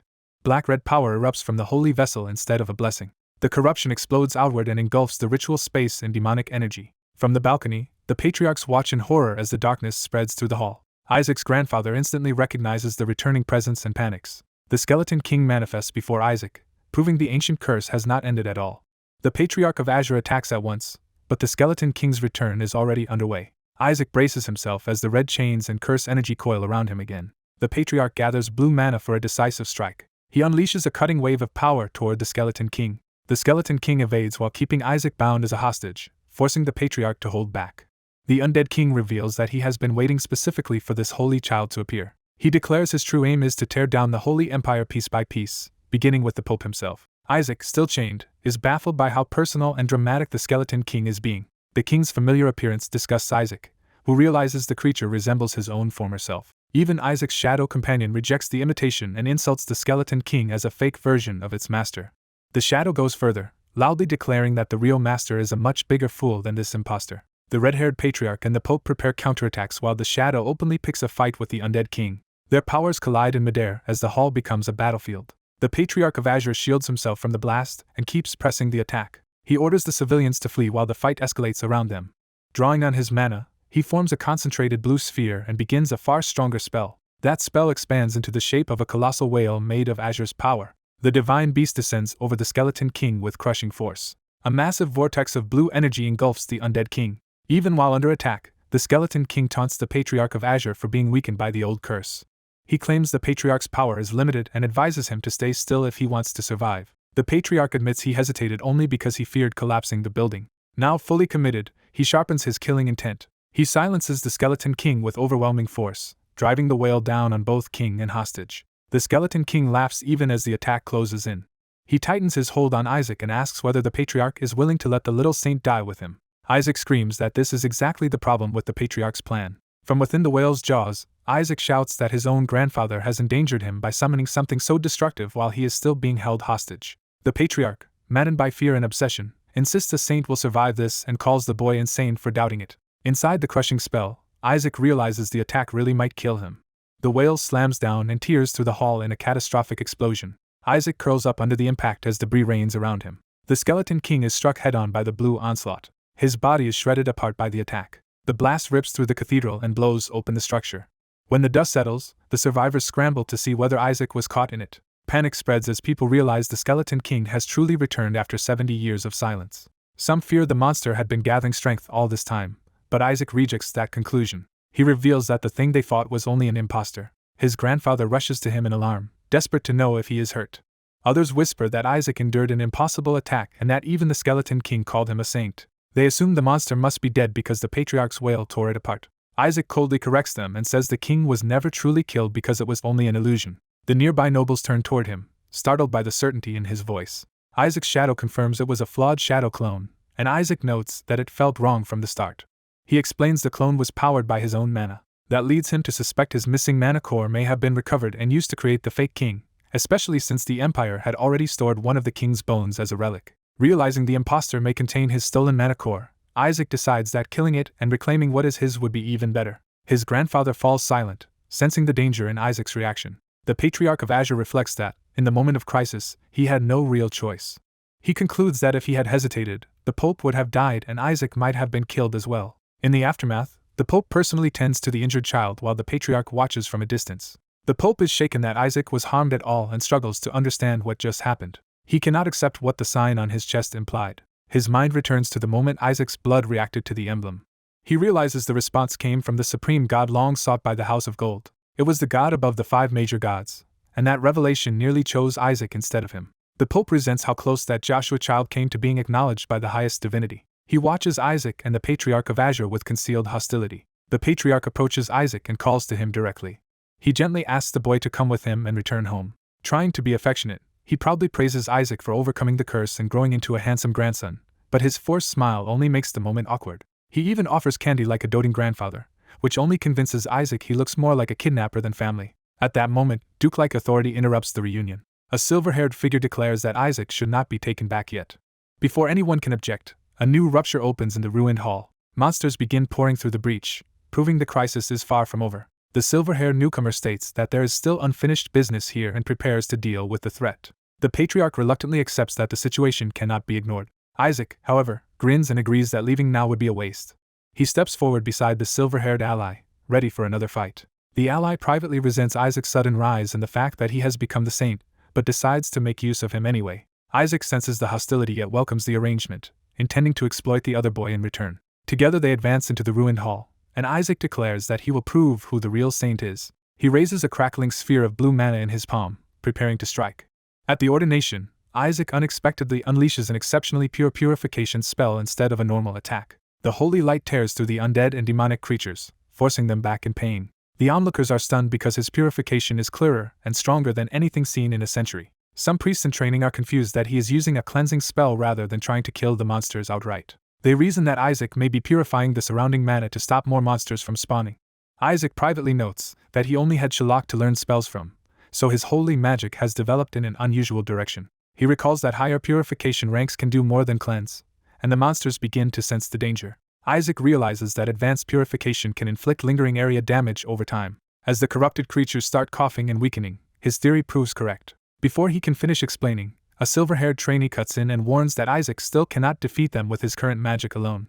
The older trainee acknowledges Isaac's absurd talent for doing this much with only 5th-rank magic. He insists talent is not enough and explains that these monsters must be struck with stronger holy attacks from multiple directions. When the trainee demonstrates, his own spell fizzles, leaving him momentarily confused. Isaac immediately breaks into laughter at the failed attempt. The silver-haired trainee snaps that Isaac clearly does not understand what kind of monsters they are facing. He starts to explain that their regeneration demands overwhelming force, but Isaac keeps interrupting. Amused and irritated, Isaac dismisses the trainee as ignorant and regrets not letting Azure's Patriarch deal with him earlier. Isaac reveals that the visible monsters are only bait. He starts searching the room for the real source of the threat instead of focusing on the obvious enemies. After locating suspicious mana, he prepares a precise spell at floor level. He exposes a hidden glowing bug and declares that he has found the true culprit. The silver-haired trainee can only stare, unable to understand why Isaac is targeting an insect. Isaac pins the bug with a needle-like strike. The bug explodes in toxic energy, proving that it was the hidden trigger behind the spreading corruption. Isaac explains that the insect slowly poisons everything around it.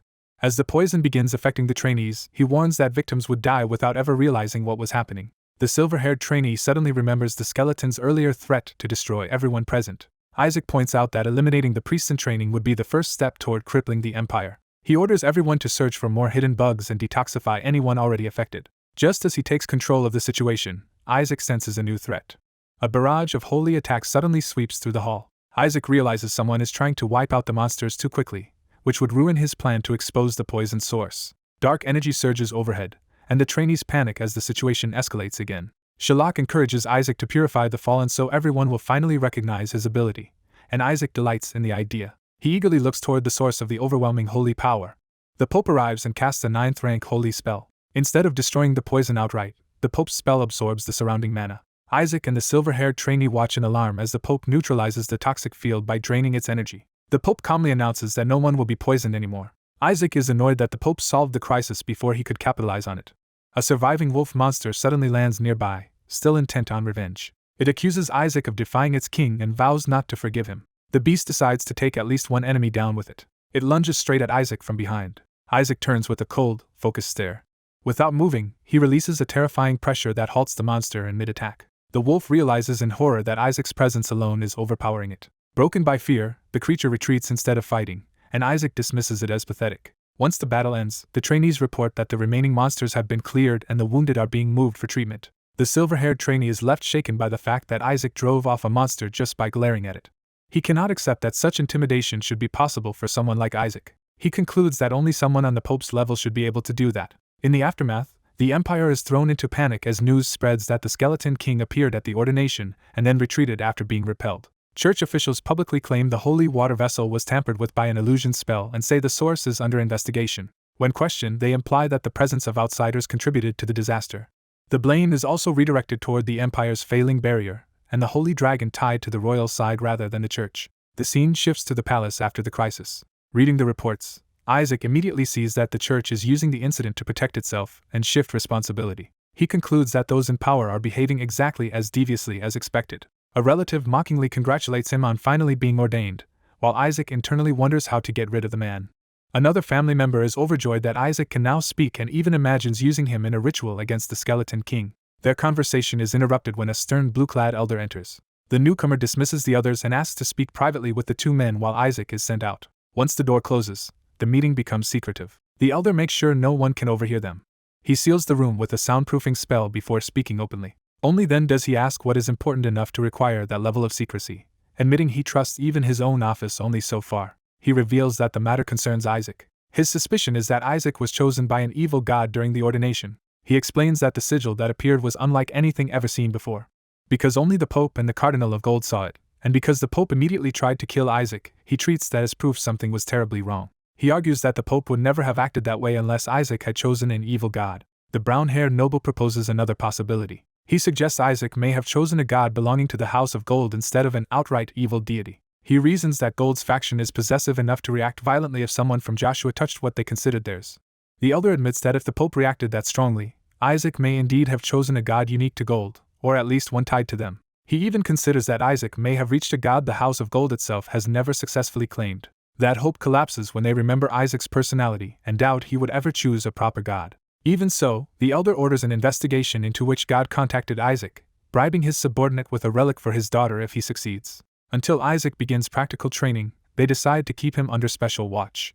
The elder warns that if Isaac repeats his previous test of faith result, he may become something far worse than an ordinary priest. He names the feared possibility outright: Isaac could become a dark priest. The three men are horrified by what that would mean. They realize that if Isaac falls that far, their entire house could be branded traitors and dragged down with him. The elder resolves that they must prevent that outcome at any cost. Soon after, Isaac is told that practical training for the nephews of the great houses will begin. One relative fondly recalls his own miserable upperclassman hazing, while Isaac hears it as a threat of military-style abuse all over again. They explain that the trainees will work with upperclassmen, discover their specialties, and be judged for future assignments by the results. Isaac is reminded that after this period he will formally contract with a god. His uncle brightens when Isaac asks when they will be allowed to join the offering ceremony.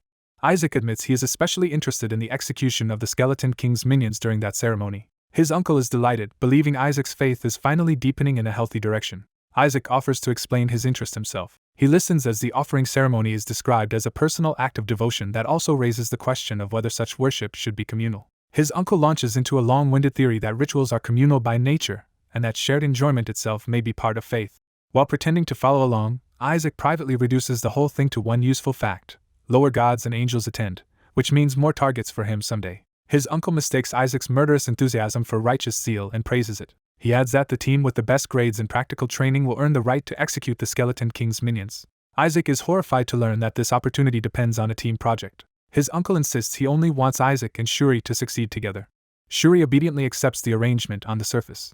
Isaac also agrees outwardly, while privately deciding he will sacrifice some teammates and save the rest if that is what it takes to rescue his own minions. His uncle reassures himself that such a sweet child could never become a dark priest, completely missing Isaac's real intentions. Still uneasy, the brown-haired noble asks Isaac directly which god chose him at the ordination. Isaac hesitates, clearly remembering something unpleasant.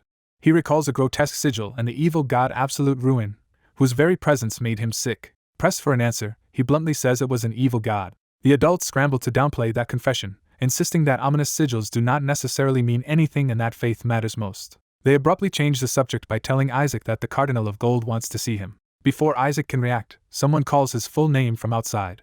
The men freeze at the interruption. The silver-haired woman from earlier storms in and announces that she has come specifically for Isaac. The adults panic, fearing she may be here because of the evil god or to harm Isaac on the Pope's orders. Instead, she grabs Isaac's hand and addresses him directly. She admits that she once thought he was worthless. Then she insists she is only being honest, leaving Isaac baffled while Sherlock laughs at the chaos. She explains that Isaac's isolation was not weakness but proof that he refused to let the Academy's mediocrity taint his talent. Having recognized his excellence at the ordination, she declares that practical training with ordinary students would be a waste of his time. She invites Isaac to train directly under her grandfather and skip straight to real combat. In her mind, Isaac should join her, defeat the Skeleton King, and help lead the Empire. Isaac is tempted because the offer is absurdly favorable, and even he can tell she seems serious. He starts to answer, but his patience snaps and he rejects her outright. He declares that he will proceed with practical training instead, while Shuri quietly confirms that she has always been this unhinged. The woman keeps pushing, promising him years' worth of experience and dismissing concerns about formal qualifications. Isaac tries to redirect her toward the brown-haired noble instead. She rejects that suggestion immediately, saying Isaac and that man are nothing alike. She argues that Isaac has enough talent to drive away monsters with a glance. Sherlock realizes she must have seen Isaac use Intimidate and now wants to learn that ability from him. That only hardens Isaac's refusal, and he says the thought of being taught by the Pope's side makes him sick. The woman takes that as an insult to her grandfather and demands to know if Isaac is calling him disgusting. Isaac starts to answer with murderous honesty, but someone clamps a hand over his mouth before he can finish. The room jolts as a new presence intervenes. Azure's patriarch arrives and cuts in before the argument can explode further. He physically pulls Isaac away and tells the woman he does not want her anywhere near their child. She protests that even a patriarch should not keep Isaac from her if he spends time with the wrong people.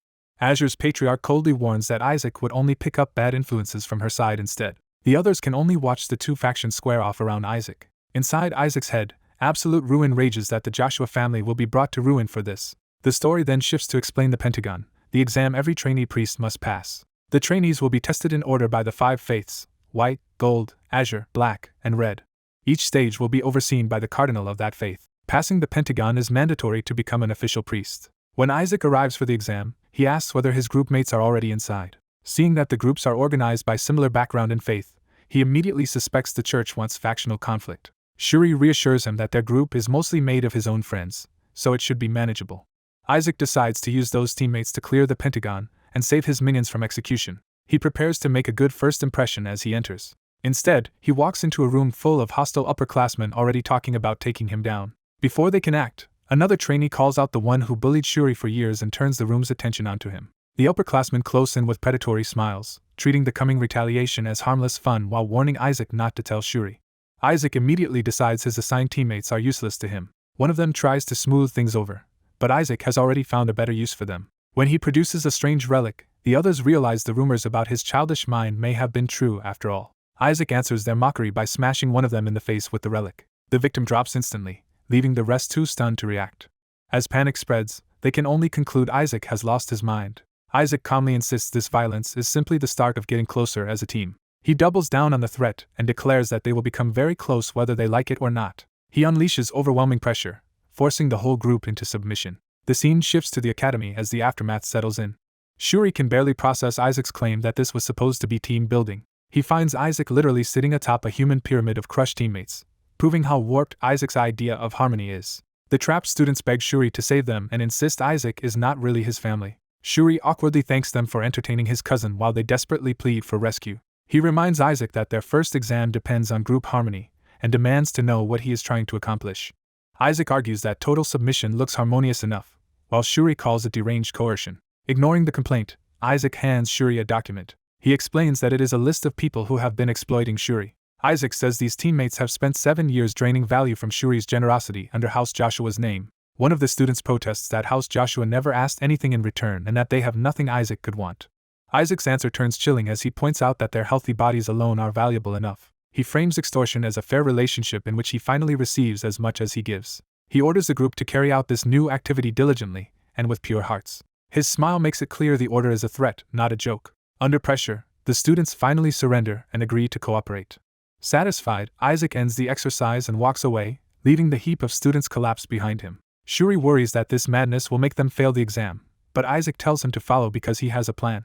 Isaac reminds him that one failing score means immediate failure, yet claims he already knows how to avoid it. He leads Shuri to a wardrobe and tells him to look inside. Inside, Shuri finds a bound and gagged student hidden away. Isaac presents the captive as if unveiling a clever surprise. Shuri is horrified until Isaac explains the captive belongs to their group and had been carrying a letter about quitting as a spy. That revelation makes Shuri realize Isaac may have uncovered a real plot. He drags the captive out for questioning while the boy trembles. A quick blow loosens the captive's resistance. Shuri immediately guesses that Nizer was the one who ordered this sabotage. The captive breaks down, apologizes, and claims he had no choice. Isaac dismisses the excuses and demands the exact order Nizer gave him. The spy confesses that Nizer told him to keep making outrageous demands of Shuri until Joshua's group collapsed during the test. He also admits his earlier hostility toward Isaac at the entrance ceremony was staged on Nizer's orders so Nizer could claim credit for defeating the Skeleton King's minions. Isaac finally puts a full name to the mastermind, Nizer Sepet. He decides on the spot that Nizer needs to be taught a lesson. A few days later, Nizer is already furious that his spies keep failing him. He berates one subordinate for being so incompetent that multiple infiltrators have already quit. The servant can only weakly blame Joshua's bizarre team building exercises. Nizer gives up on the excuse and sends the servant away. His remaining aides reassure him that he still has 3 loyal people inside Joshua's group, enough to finish the job. Even so, Nizer remains fixated on Isaac and decides the boy must be removed quickly. What truly fuels him is jealousy that his father has taken an interest in Isaac and even invited him to their house. He convinces himself that once today is over, Isaac and House Joshua will be finished.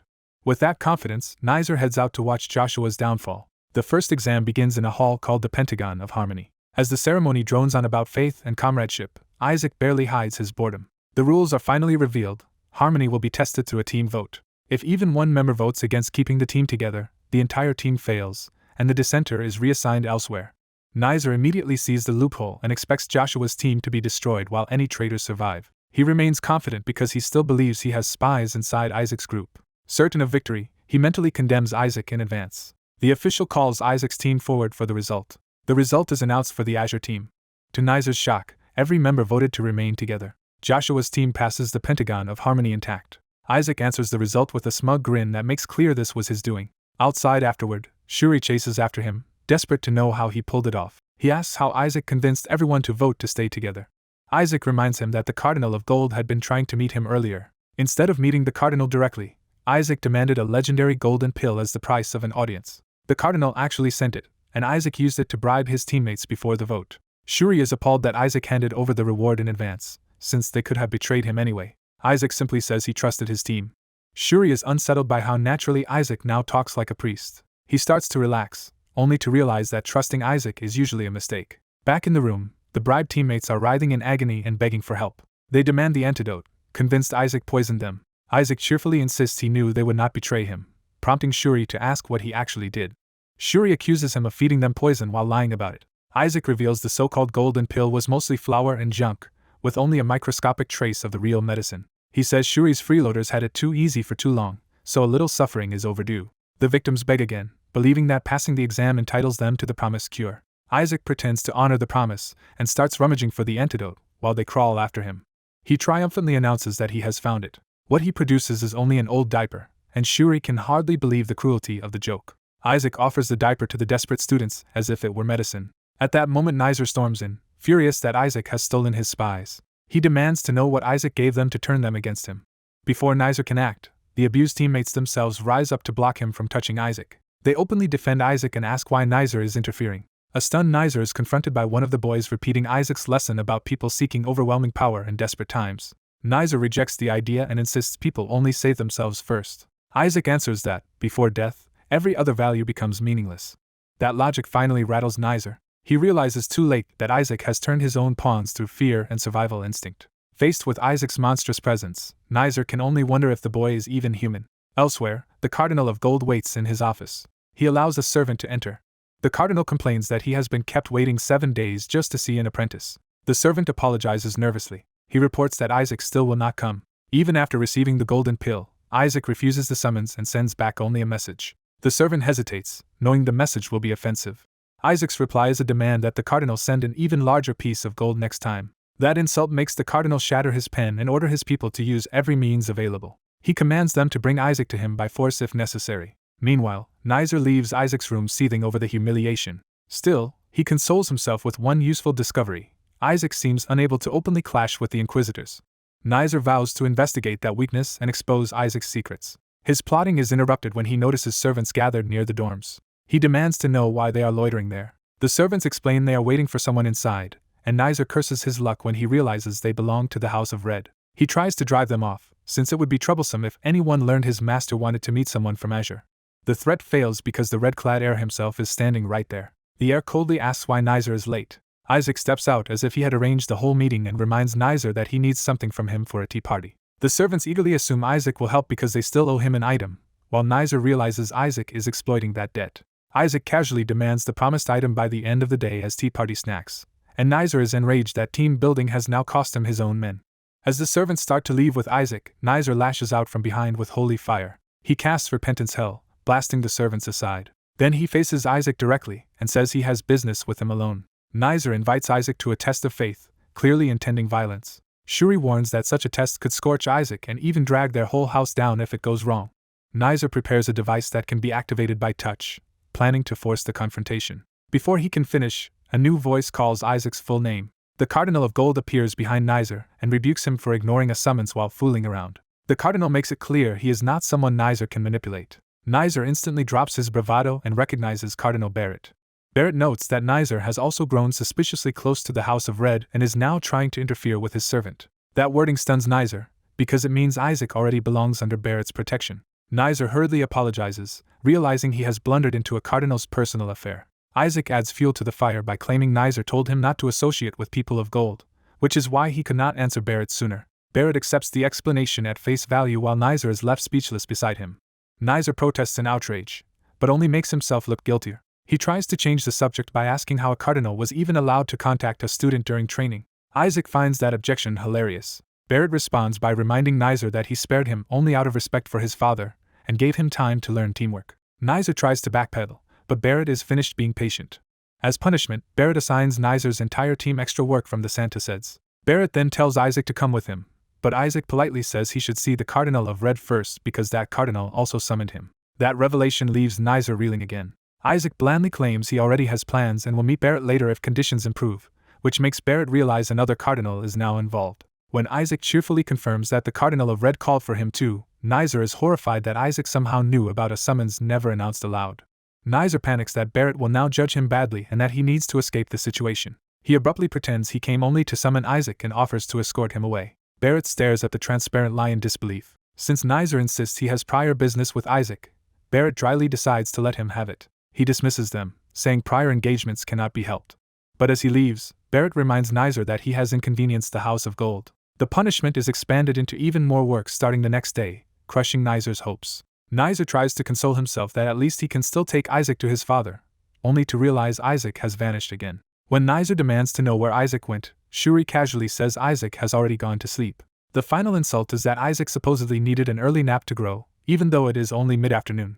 Isaac's ordination begins in chaos as he sleeps through it and leaves the red-robed attendants furious. 3 days later, his punishment has become relentless menial labor. While dragging a mop in misery, Isaac swears he will kill Joshua for putting him through this. He finally explodes at the injustice of being worked nearly all day. When he complains to a contact for help, he is mocked for failing even to deliver a child and for dragging his team's grades down.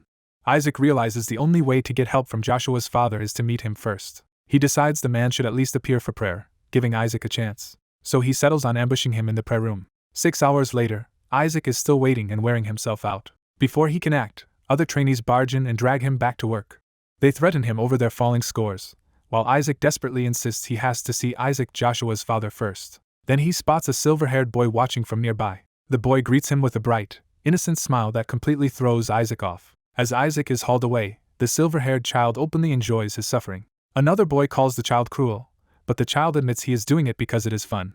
Still, he says meeting the Cardinal of Red would actually help them more. He explains that Cardinal Barrett would never award them the top king grade. He has to spell out the grading system for Isaac, who realizes too late how badly he misunderstood it. The child warns that if Barrett is angered enough to hand them the lowest rank, they will be thrown back to the academy, and Barrett likely wants Isaac dead as well. When Isaac protests that a cardinal should have no grudge against a 10-year-old, the child reveals Isaac's mother had once been engaged to Cardinal Barrett.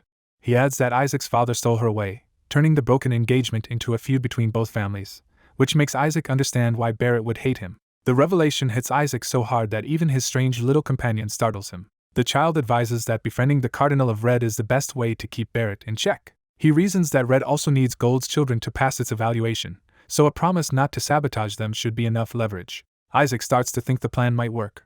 Then a sinister red hand suddenly clamps over his mouth and body, cutting him off. His companion notices too late that something is wrong. A voice calls for Isaac. The owner of that voice is Cardinal Barrett himself, reading calmly in the prayer room. He invites Isaac in, and the room erupts as if the trap has already been sprung. Barrett immediately addresses him as the kidnapped child, making clear he knows exactly who Isaac is. Isaac mocks Barrett's gentlemanly act and calls out the hypocrisy of having him abducted. Barrett drops the mask just enough to call him a brat. He says he has something important to tell Isaac, while Isaac assumes this is just retaliation for being ignored. Barrett confirms Isaac's identity. Then he shocks Isaac by saying he wants to adopt him into the House of Gold. Isaac is too stunned to process the words. He can barely comprehend that Barrett wants him as an adopted son of gold. His first instinct is that this must be mockery or some new scheme against Joshua. Barrett insists the offer is genuine and says Isaac should leave Joshua and join House Barrett.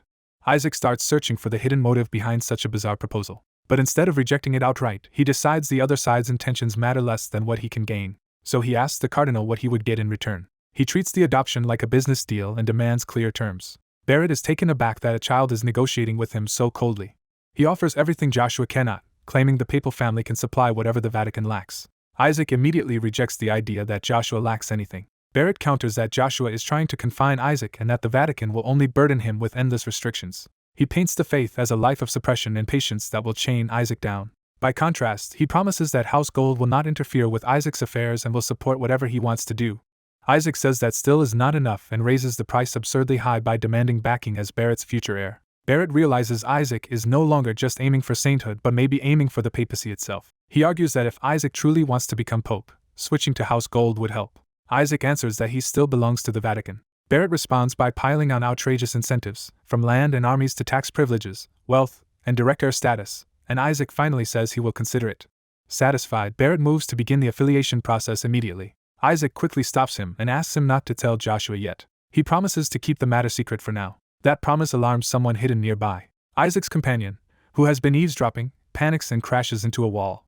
He tries to recover while Barrett turns toward the noise. Terrified, the spy bolts while insisting he heard nothing. Barrett can only sigh at the obvious lie. He tells Isaac that the spy's report does not matter and that only Isaac's own choice matters. Isaac clarifies that agreeing to think about the offer was not the same as agreeing to defect.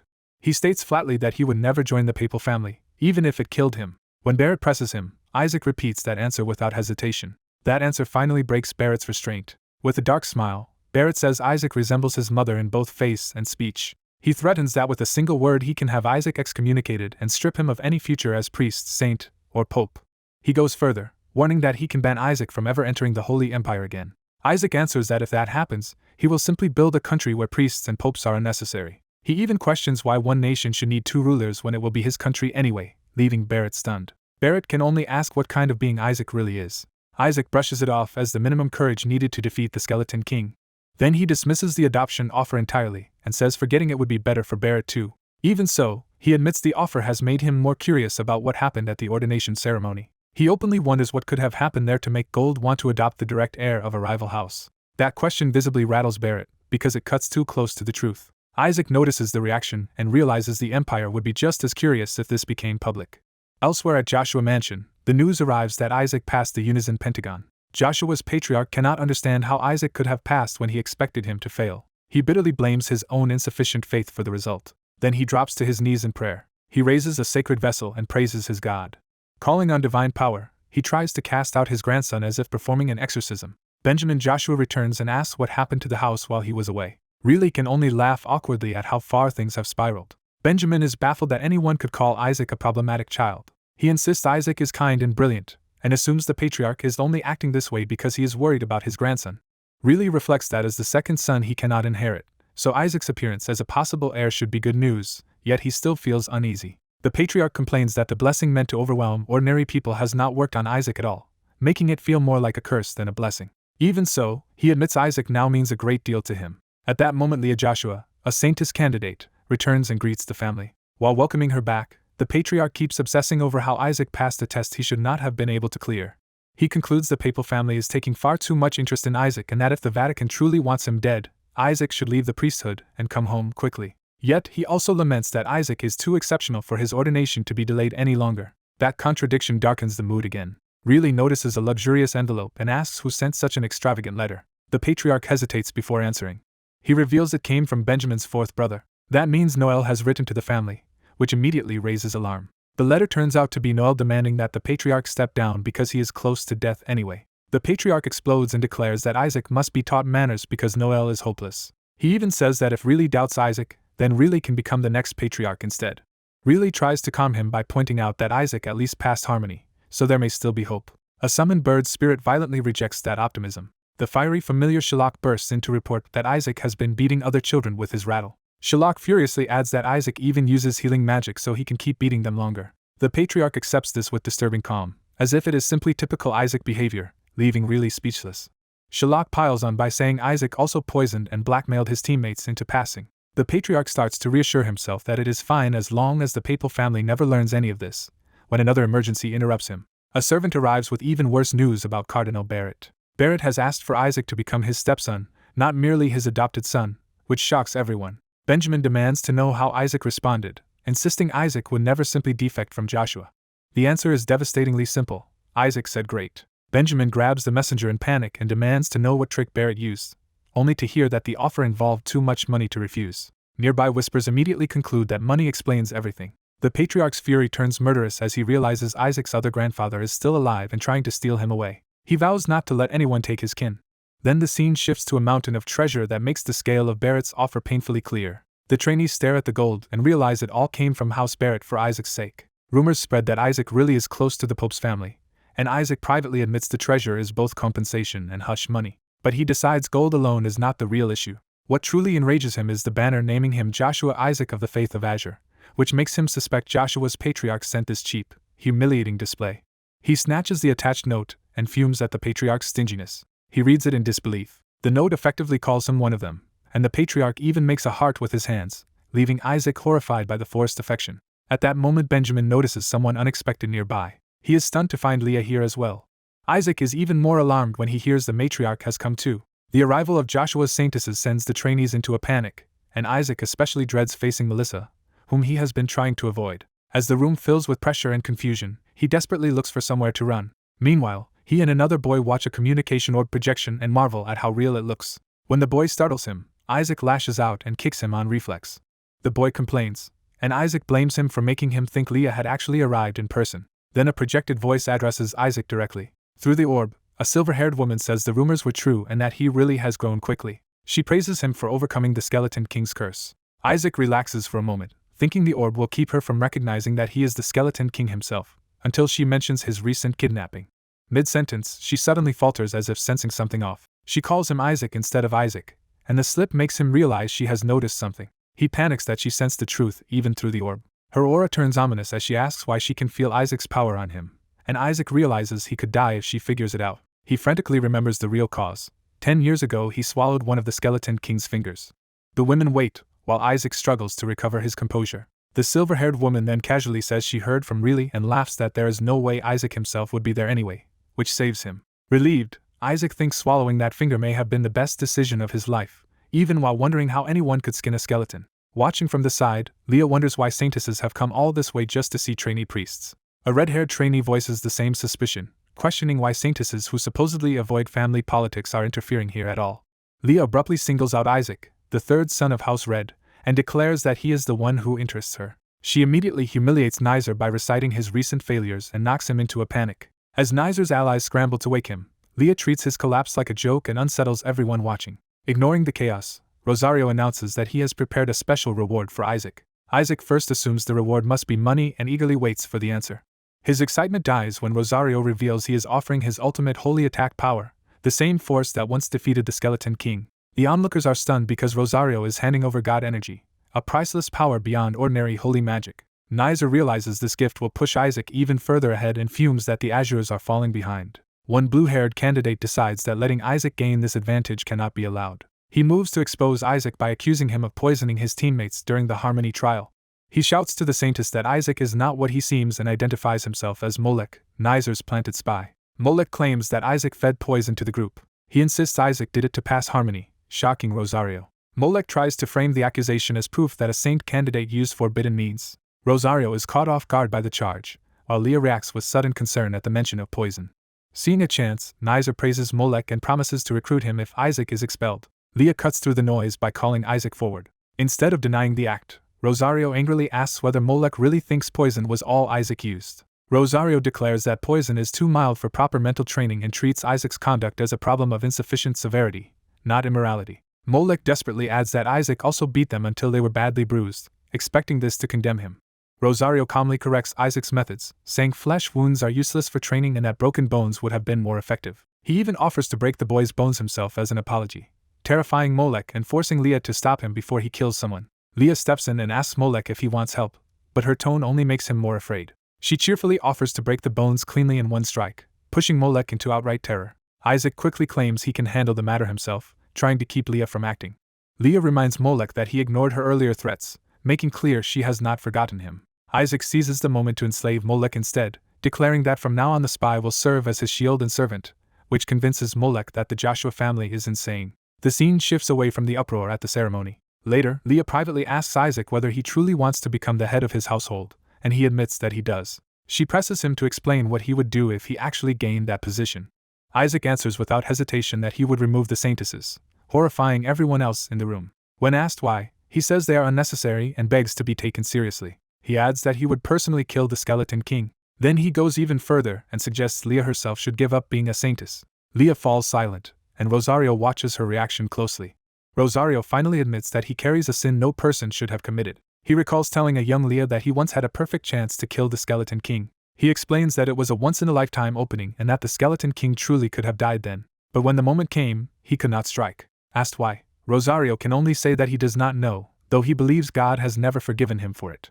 Isaac is stunned when Rosario says the Joshua family's curse exists because of him. Rosario explains that killing the Skeleton King is the only way to lift that curse, so the burden of doing it belongs to him. Isaac asks what terrible sin Rosario actually committed. Rosario hesitates, and Leah senses there is more behind his confession than he is willing to say. She decides there must have been some hidden reason Rosario could not kill the Skeleton King. Rosario then reveals why he summoned Isaac in the first place. He presents an item that leaves Isaac and his companion reeling when they recognize whose it is. The gift is a blue pendant preserved in a case. Isaac realizes it is the unique symbol of a saintess. He immediately senses that receiving such an item should be impossible.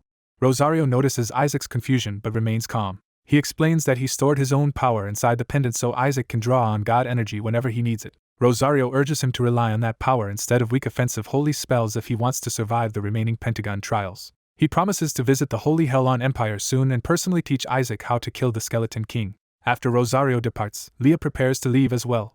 Before she goes, she pauses in front of Isaac as if something still needs to be said. Leah leans in and begins asking Isaac a pointed question. She asks whether he possesses a manicore, catching him completely off guard. Isaac panics internally because he secretly created one himself and cannot understand how she suspects it. Leah briefly wonders if she misread him, giving Isaac a narrow chance to recover. She clarifies that the object in the pendant is the manicore that had been stored in the outer building. Isaac hurriedly pretends he knew what she meant all along. He claims he kept the core because he could not absorb it, and had been trying unsuccessfully to break its seal with holy spells. Leah immediately says the seal can be undone with the necklace and starts removing it. Isaac is shaken that she not only knows about the manicore but can also release it, yet he decides to accept the chance. Leah hands him the necklace and says she is not sure he can use it, but she respects his effort to restore his household's lost techniques. Isaac wonders what this has to do with those techniques, and Leah instead asks again what he plans to do after removing the saintesses. He answers with complete sincerity that he wants to live as a rich man with no responsibilities, which makes Leah laugh. Amused, she tells him they will meet again after his apprenticeship and departs in good spirits. Left behind, Isaac concludes that Leah is just as abnormal as Rosario. Outside, Leah's night escort notices her mood shift. He prepares the carriage and asks her to return. Before boarding, he reminds her that the necklace she gave away could lead Isaac to the Joshua household's secret techniques. Leah answers that she already knows exactly what she handed over. She explains that the necklace is an heirloom passed down from the household head, so every direct branch covets it.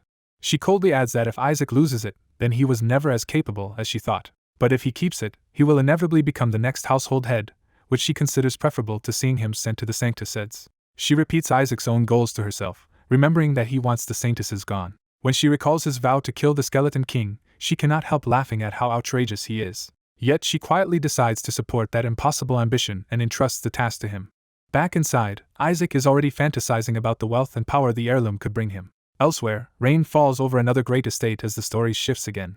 A servant welcomes Master Goel after a long absence. Goel exchanges polite greetings but makes clear he has returned with a purpose. He immediately asks about Joshua and is told Isaac is still considered worthless as ever.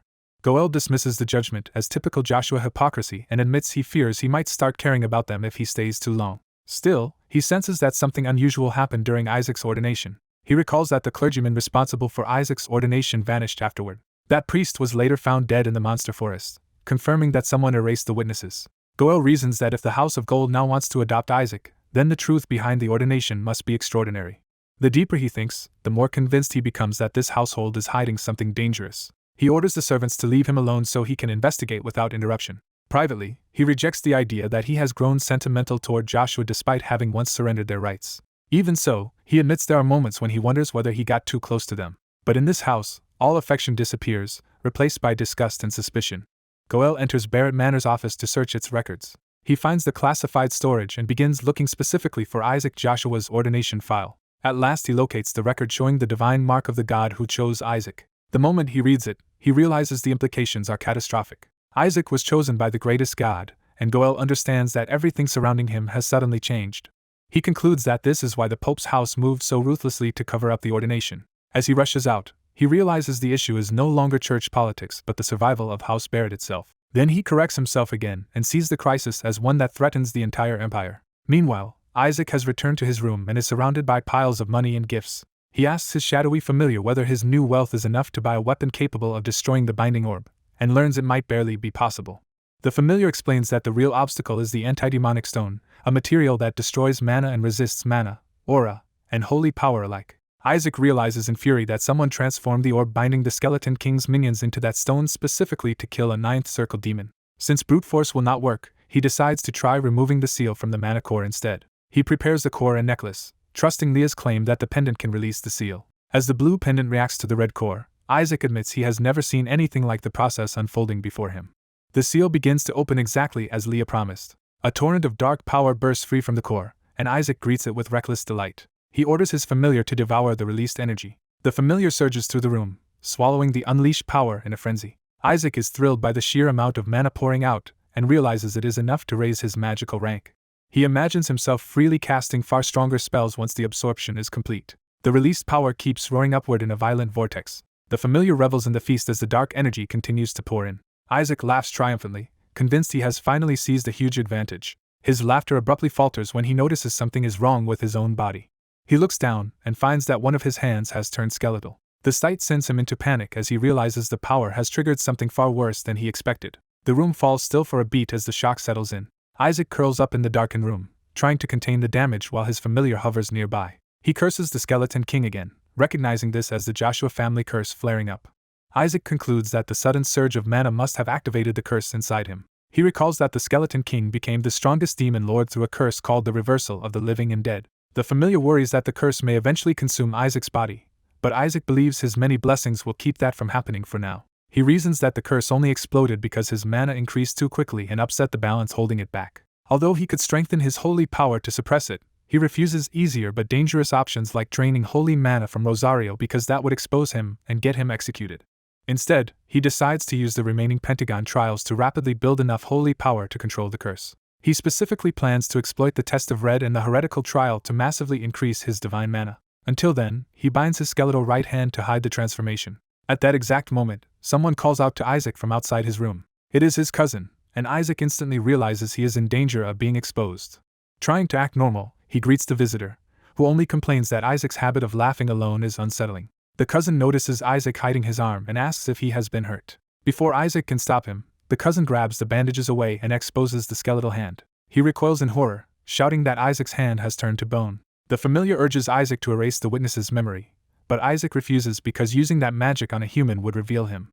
Instead of fear alone, the cousin reacts with pity and assumes Isaac's twisted behavior must have come from a body ruined by the family curse. He laments that Isaac should have spoken up sooner because everyone judged him as evil without knowing the truth. He explains that Joshua men are cursed either to be born untalented or to be born gifted but with a severe physical defect. He even remembers an ancestor who suffered from the same kind of affliction.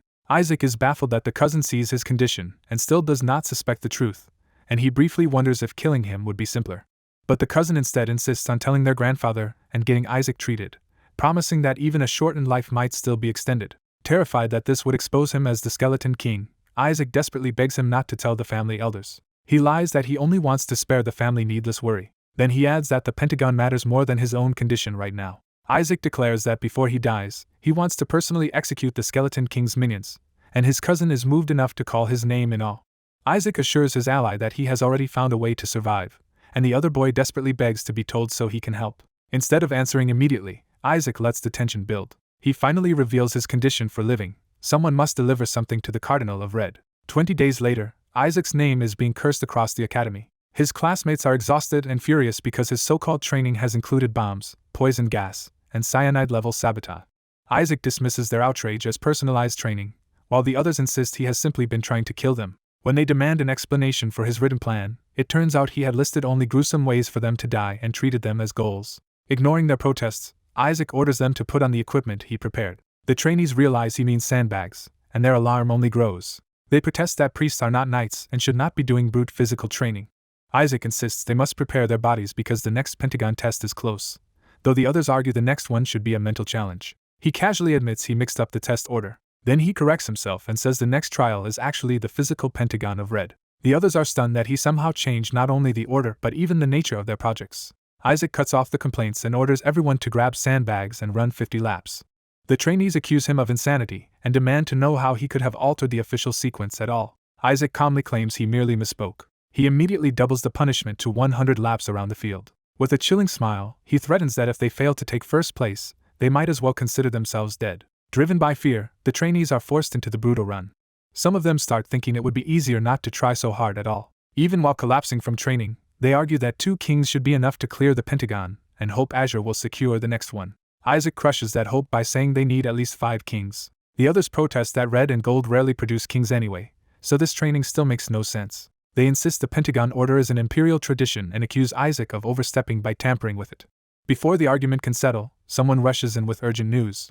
The messenger announces that the Cardinal of Red and the Cardinal of Gold officially swapped the next test order, making the Pentagon of Red come first after all. The trainees realize Isaac had been right and are horrified by what that means. They remember that the Pentagon of Red is a one-on-one combat trial, and failure there means failing the entire program. With the next test now confirmed, the scene shifts from panic to preparation. Isaac greets the news with a predatory grin and proposes that training should begin in earnest. A few days later, everyone gathers at the Imperial Training Center for the trial. The House of Red team arrives in formation. Their red-haired leader fumes that his father actually granted Isaac's request. He recalls being told that Isaac wanted to show something interesting, and that he had permission to attack Isaac hard enough to force out his true abilities, only to learn the match is now team versus team. He decides that even so, Azure should not be a threat with Shuri Joshua leading them. Confident in Red's combat specialty, he assumes Isaac is the only real obstacle and believes the rest of Azure will fall easily. The Red team charges into the arena full of confidence. Their leader promises they will crush Azure quickly. That confidence falters the moment he notices who is seated above the arena. The Cardinals of Red and Gold are personally watching the match. The Red team leader realizes the man on the throne is the Cardinal of Red, Leon Sepet. Isaac also notices the unexpected presence of Kina Barrett beside the arena. Isaac casually explains that his usual cupbearer is sick from breakfast, so he brought a replacement for training. That replacement is Kina, and Isaac treats her presence as perfectly normal. The Red team leader is appalled by the implication. He points out that Kina is as strong as an upper-level priest and has no business being here. Even the Cardinal of Red thinks the Cardinal of Gold has gone too far. When he demands an explanation, he discovers the Cardinal of Gold did not even know Kina had been added. It becomes clear that Isaac privately asked Kina to help him in exchange for studying under her and learning stronger techniques, and she agreed. The Red team leader can only stare in disbelief as the arrangement sinks in. He denounces the setup as cheating and shouts his protest across the arena. He argues that Kina is not a trainee and that someone of her level should never interfere in a fight between trainees. Kina calmly answers that she refused her upper-level promotion. She explains that she also surrendered the privileges that came with it. By doing so, she remained a trainee on paper so she could stay beside Isaac Joshua longer. The audience and officials are left speechless by her declaration. The referee steps forward to oversee the dispute. Kina demands a ruling on whether she is allowed to participate. The referee reluctantly notes that she is still officially a lower-level priest and has not yet taken the Pentagon tests. He rules that no rule actually forbids her participation, leaving the protest dead on arrival. The Red team leader realizes his side cannot defeat Kina head-on, and with Isaac also present, the battle looks unwinnable. He starts searching for a loophole and decides their only chance is a duel between team leaders. Isaac notices him thinking hard and waits for the idea. Instead of strategy, Isaac mocks him crudely, then checks whether his injured hand will hold up. Isaac answers that it will once he gains more holy power. His teammate quietly tells him he should have been the leader all along. Isaac rejects the praise and says their progress has really been because of that teammate. The teammate starts listing Isaac's achievements, from leadership to grades, as proof that Isaac deserves the credit. He even says their success in the Harmony trial came from Isaac, leaving Isaac baffled by the sudden admiration.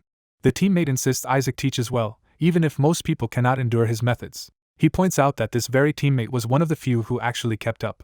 Kina adds that the red team leader is still dangerous, but if Isaac's assessment is right, even that redhead should not be too hard for him. The teammate tries to warn Isaac further, but Isaac cuts in. Isaac answers with a cheerful death threat, promising to kill him first if he loses.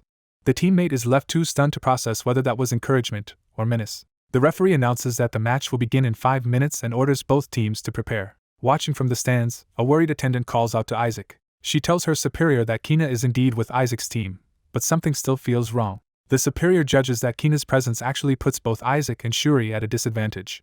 He then reveals that the House of Red has already used the spell of ruination on its own members. Those affected begin turning feral, their bodies and minds pushed toward monstrous aggression. Isaac restrains the transformed trainees with chains and tells them to wait until the right moment. The observer recognizes the chains as an Azure holy spell. The attendant explains that Isaac asked her to teach him uplift spirit. The superior is baffled because the spell should only boost morale, not create the beast-like frenzy now appearing. She insists it should merely make people brave enough to face fear, while the superior points out that Isaac's version has turned them into monsters. Isaac proudly reveals that he combined uplift spirit with herb doping in a secret method unknown to the clergy. He calls the result beastification. Having trained his teammates to withstand it, Isaac decides to unleash the transformed group to maximum effect. As the battle is about to start, a summoning formation appears above the arena. Isaac looks up eagerly and asks whether it has begun. The summoning completes. A divine manifestation of the red god descends into the arena. The spectators immediately recognize what is happening. The patron god of the House of Red, the god of justice, has answered the call. Azure panics that Red will gain a blessing through prayer, which would put them at a severe disadvantage. One of Isaac's teammates realizes they still have to win despite that divine support. The summoned god's power crashes into the arena with overwhelming force. Rocks and debris rain down as Azure braces under the pressure. Isaac sheepishly starts to say he did not mean to cause this much trouble. Then the god statue is suddenly shattered, and Isaac's name is screamed in shock. His teammate realizes Isaac has once again done something outrageous and tries to stop the situation from turning violent between allies. The House of Red erupts in outrage, accusing Isaac of breaking and even beheading the statue of their god. One teammate grabs Isaac and demands an explanation. Kina is equally stunned and demands to know how he destroyed a god statue at all. Instead of apologizing, Isaac excitedly asks what spell it was and whether she can show it to him later when teaching him. Kina dismisses the broken statue as meaningless because every god except the god of gold is worthless to her. Their teammate can only pray for divine patience with both of them. Another teammate laughs bitterly that Isaac has at least tested how durable the training field is. Kina forces Isaac to apologize, and he offers an obviously insincere one. The Cardinals watch the chaos from above without intervening directly. The Cardinal of Red decides Isaac is a troublesome child worth breaking down and interrogating later. The Cardinal of Gold counters that the real problem is the House of Red for letting its god statue be destroyed by a trainee in the first place. He warns that if anyone's faith deserves testing, it is Red's, and makes clear he will not let Isaac be touched. The two Cardinals glare at each other, their rivalry surfacing openly. The Cardinal of Red swallows his anger and decides not to start a full heresy trial over trainees, ordering the Pentagon to continue. Azure is startled that the match is still proceeding after all this. The Cardinal of Red turns to his team leader and issues a direct command. Nizer looks up at his cardinal, waiting for the order. Leon Sepet coldly commands him to cripple Isaac Joshua. At last the referee begins explaining the official rules of the Pentagon of Red. The objective is to find the one real necklace hidden among many fakes, and the first team to secure it wins. Each leader must secretly choose who carries the real necklace, and once assigned, it cannot be traded. Nizer immediately frames the game in tactical terms, saying there are 3 ways to find the real necklace. He lists them as forcing a confession from the enemy leader, deducing the carrier, or subduing the entire opposing team and taking every necklace. As the necklaces are distributed, Nizer orders his team to gather tightly. He tries to steady their nerves by mocking Azure as harmless. At the same time, Shuri abruptly says he wants to resign as leader. Isaac furiously demands that Shuri stop stalling and hand out the necklaces. Nizer sneers that Shuri is weak-minded and should never have been leader in the first place. Red convinces itself the match will be easy as long as they keep an eye on Kina. They underestimate Azure completely, assuming priests who hunt monsters will be useless against human opponents. The referee raises his hand to start the match. Red surges forward, convinced there is nothing to fear from Azure's supposed weaklings. That confidence vanishes the instant something unnatural rushes at them. A beastified Azure trainee launches into the fight with a feral scream, shocking Red. Isaac is delighted that the test now gives him legal cover to beat up the clergy he despises. One of his teammates is horrified by how inhuman Isaac looks when he says it. Red still clings to the idea that Azure's code of honor will keep them defensive, just as Isaac dives straight at them.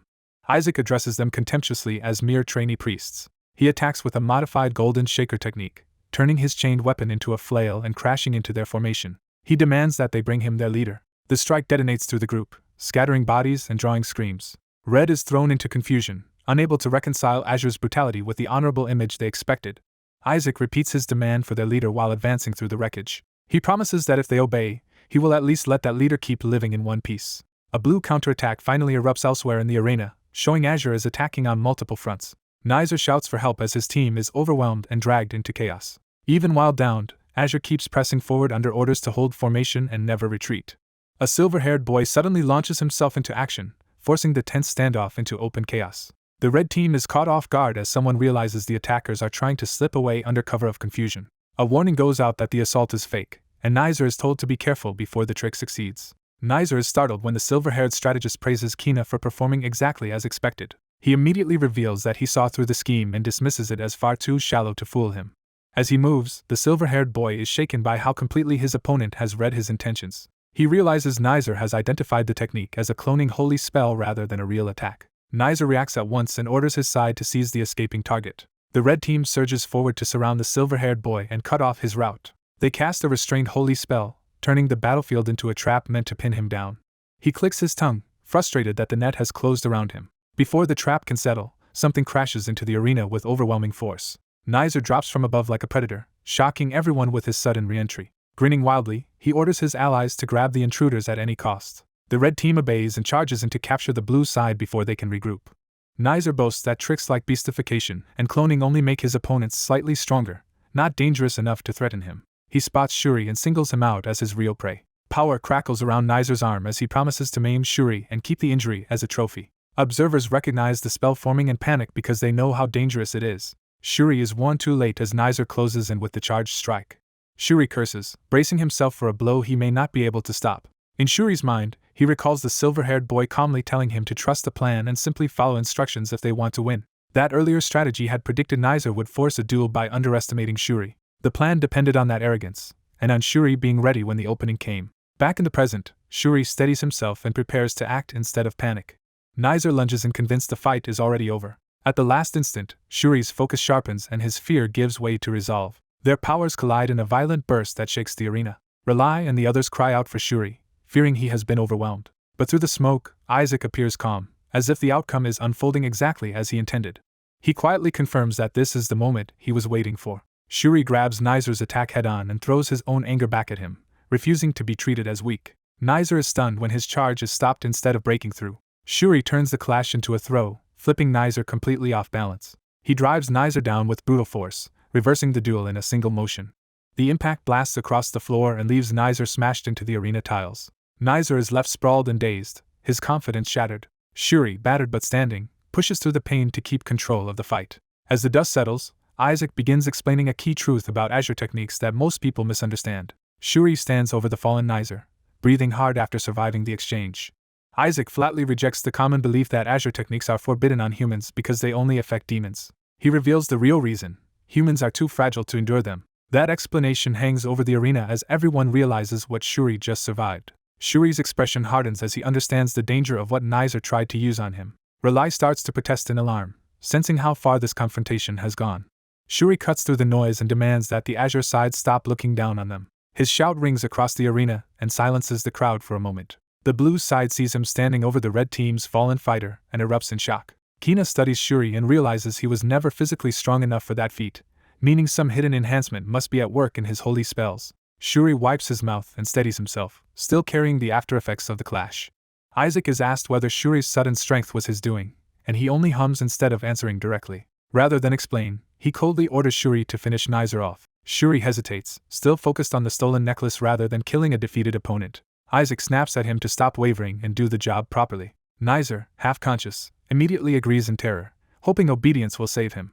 He tries to reassert himself by calling Shuri by his full name, but the fear in his voice gives him away. Shuri ignores the bluff and demands to know where the necklace is. Nizer laughs and insists that as the future head of his house, he would never break under such crude pressure. Shuri abruptly changes tactics and starts begging in a way so deranged that even Nizer is unnerved. When Nizer tries to answer with threats about the torture methods he has learned as an heir, Shuri cuts him off and looms over him.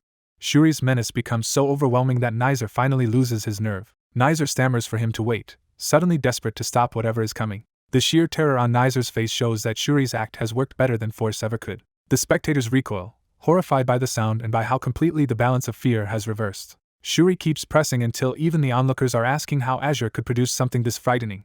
Isaac watches the breakdown with delighted amusement. Nizer's composure finally collapses under the pressure. Shuri reminds him that he was given a chance to confess cleanly. The red side rushes toward them, calling for Nizer and trying to intervene. Kina stops them, insisting they should not interfere. Instead, he calmly activates a holy spell of his own.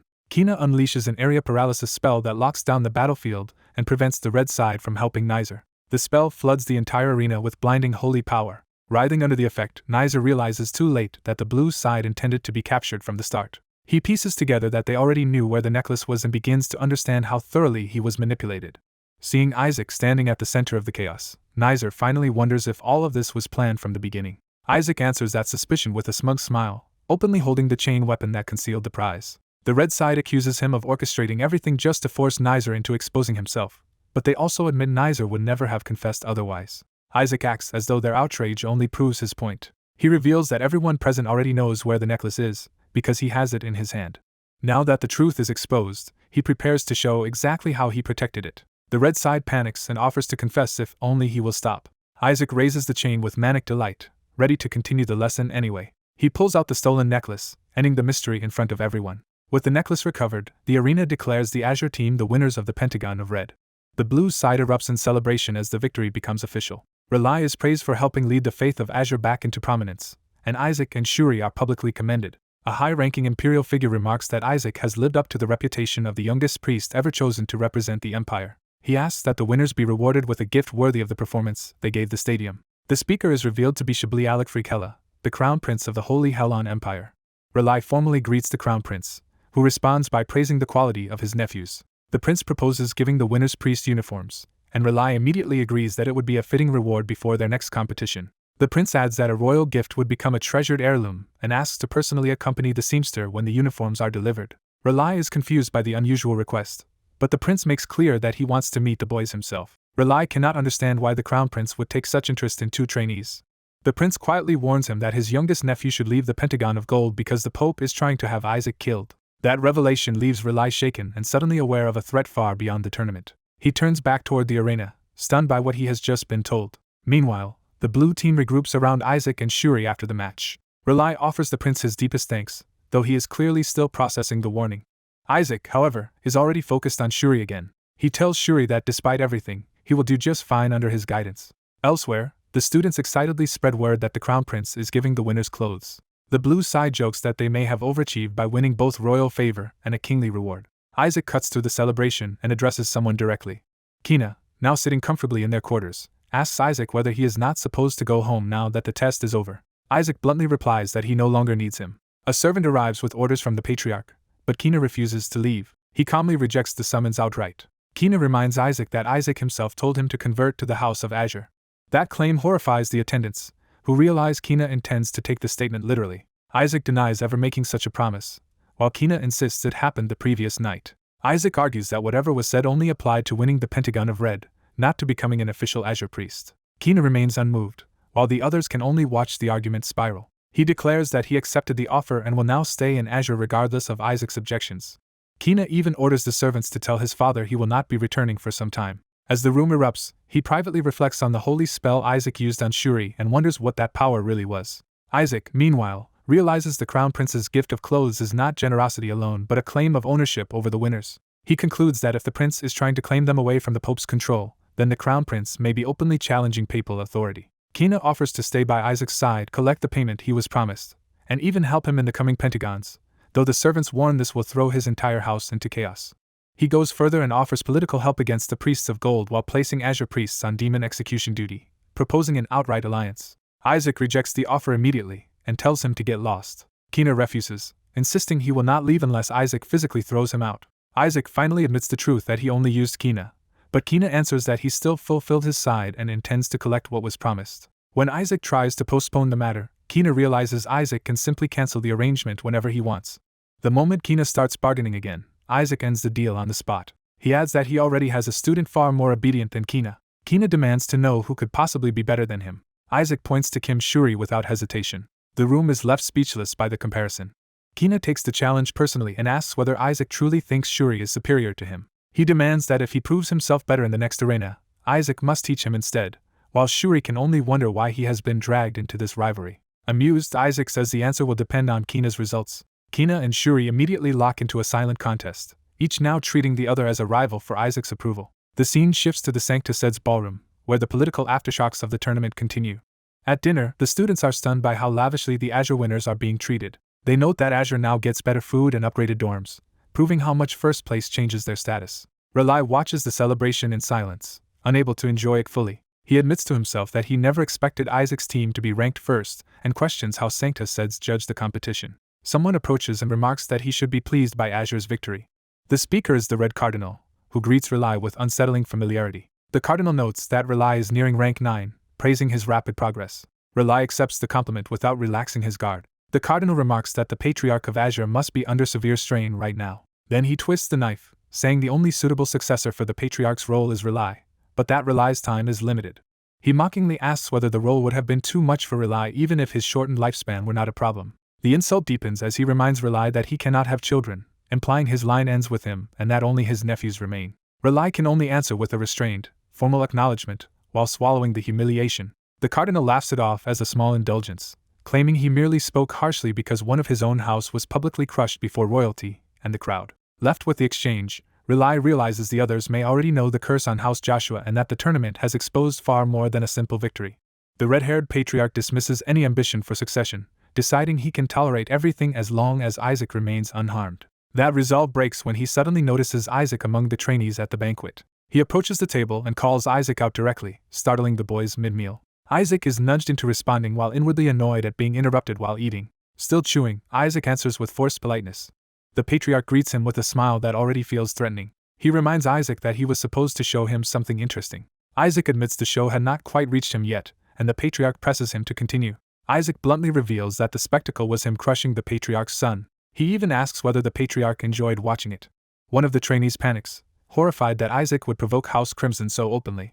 Isaac shrugs off the outrage, treating Crimson's obsession with spies and House Joshua as irrelevant. Instead of retaliating, the patriarch praises House Azure's potential and notes Isaac has gained an unusual ability. He reveals that he can sense dark mana on Isaac. Isaac immediately identifies the detection as a holy spell and explains the dark trace comes from having eaten a piece of the Skeleton King as a baby.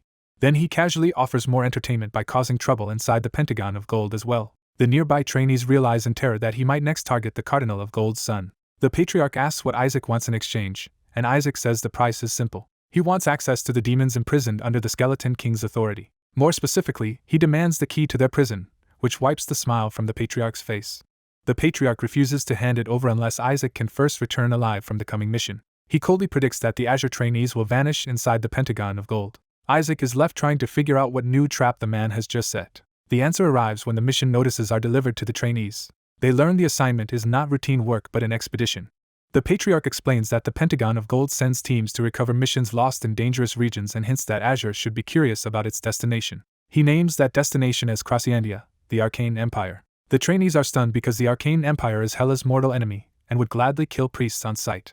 Their fear deepens when they realize the route also borders demonic territory. They are told several paladins and squires were recently kidnapped there, and the area is tied to a higher demon that massacred priests 14 years earlier. The Patriarch mockingly offers to change the location if they are too frightened. Desperate, Isaac's teammates beg him to plead for mercy just once so they can avoid the mission. Isaac immediately brightens at the possibility that the assignment might be changed. Elsewhere at the Azure Estate, the news reaches the family that the team is being sent into the Land of Mages. The mission is confirmed as an S-rank rescue operation, and the family sees it as a death sentence. One brother rages that the order must be cancelled, while another says their father has already gone to formally protest. They conclude that the higher authorities are determined to get Isaac killed. Even so, they expect the protest to force a safer assignment because diplomacy should prevent trainees from being sent somewhere so explosive. The silver-haired brother interprets the mission as a warning meant to keep House Azure from growing too bold. He also worries that Shuri could die there alongside Isaac. Before he can reassure anyone, a messenger bursts in with urgent news. The bad news concerns Isaac himself. Back at the banquet, the Patriarch rejects the idea of sparing Isaac outright. Isaac's teammate braces for the worst as the answer sinks in. The Patriarch openly admits he finds the deadly mission amusing and has no intention of changing it. A shocked report then arrives that Isaac has already accepted the assignment. The story shifts to Blackfield, the land of demons. In a ruined demonic hall, a subordinate is forced to explain a failed assassination. Lady Ash demands to know why the saint was not killed. The subordinate can only beg forgiveness. Ash dismisses the failure because the real objective was to create chaos inside the Holy Empire. She considers the operation worthwhile because it let them witness the Skeleton King's power and proved the Empire's barriers could be breached. The subordinate praises the king's overwhelming might. Ash agrees, marveling that even a fragment of his power is already extraordinary. When the subordinate mentions sensing that power during the ordinations, Ash immediately demands to know whose power it was. He answers that it was the great Skeleton King's, shocking her. The revelation points to the mad boy who once ate a piece of the Skeleton King. The subordinate adds that the boy has now been ordained and is in training, which excites Ash even more. Because Isaac has finally left his family's territory, she sees a chance to act against him in public. She learns he will soon undergo the tests of gold and azure. Ash delights in the coming festival where young priests and demons hunt one another. She fantasizes that if a fragment of the king's flesh granted such power, devouring more of him directly would make demons vastly stronger. Her hunger turns toward Isaac himself as she wonders how the child of Azure would taste. Back in the Holy Empire, rumors about the Azure team's mission spread through the clergy. People whisper that the team is being sent to the Arcane Empire to recover a hostage. The consensus is that House Gold is deliberately arranging their deaths. One of Isaac's teammates realizes everyone expects the mission to fail. He then notices an even worse problem. The Paladins are avoiding the Azure team entirely, meaning no one wants to escort them. Without protection, they expect demons, bandits, and ransom hunters to attack the moment they cross the border. Isaac dismisses the panic as ridiculous. His teammate snaps that the whole team is being shunned because of Isaac's reputation. He accuses the authorities of sending them to die and points out that people around them are already writing wills. To drive the point home, he reminds Isaac that an earlier Azure team was annihilated in the Pentagon of Gold 14 years ago. Isaac recognizes the mission as a petty trap by the Cardinal, designed so refusing would disgrace Azure while accepting could kill them. Even so, he decides success would silence everyone, and the dangerous route promises plenty of mana cores. His teammate clings to the hope that choosing a powerful paladin escort could still save them. That hope is cut off when a noble arrives with bad news. Count Moloch announces that the first paladins have chosen to accompany the gold team instead. He adds that his own son and friends are abandoning Azure to transfer there as well. Moloch coldly says he should never have trusted Azure's old reputation in the first place. Isaac answers that Moloch's short-sightedness will be obvious once Azure succeeds. While his teammate begs him to settle for any escort except the worst one, Isaac starts thinking seriously about the paladin options. Then he suddenly lights up after spotting a group he likes. Ignoring the warning, he runs off to secure them. He thrusts a contract at one of the candidates, catching the man completely off guard. The paladin is still trying to process what just happened. Isaac confidently signals that the deal is done. His teammates wait anxiously for the result. Their relief turns to horror when they learn Isaac chose the fourth paladins. Isaac returns cheerfully as if he has solved everything. He proudly announces that he contracted the strongest escort he could find, earning only disbelief. The narration explains that the fourth paladins, known as the Pack Mules, are wandering elites degraded into glorified messengers. Though more skilled than the royal knights, they despise the clergy. Later, Isaac is summoned by the Azure Patriarch and ordered to explain what he was thinking. Isaac realizes the Patriarch is angrier than usual and decides he needs a convincing answer. He claims he accepted the mission to preserve House Joshua's honor. The Patriarch immediately tears into that excuse, calling out Isaac's lies and his use of dark mana. He demands to know why someone tainted by dark power is pretending to care about honor. He makes it clear he has known the truth for some time. Still, he admits he once overlooked it because Isaac mattered to him, but says he can no longer trust him. The Patriarch's anger sharpens into open hatred. In response, Isaac blurts out that he hates the Skeleton King so much he wants to kill him. He backs the claim by saying the Skeleton King took his parents, cursed him, and left House Azure humiliated. He insists the shame still torments him so deeply that he cannot even sleep. Isaac then spins a wild explanation that he is using the Skeleton King's real power only to investigate and destroy a fake Skeleton King. He doubles down, swearing he will kill that false king with his own hands no matter what it takes. The Patriarch silently weighs the speech while Isaac's shadow familiar privately concludes he has gone mad. Isaac continues by arguing that if he abandons honor just to survive, House Joshua will remain disgraced forever. That finally softens the Patriarch, who admits he never wanted Isaac to die for the family. He accepts that Isaac truly belongs to House Joshua after all. The Patriarch tells him to return alive with all of his teammates, even if the mission itself fails. He adds one more condition if Isaac comes back safely. He promises to officially name Isaac as his successor. Isaac outwardly accepts with gratitude, though his smile reveals he has gotten exactly what he wanted.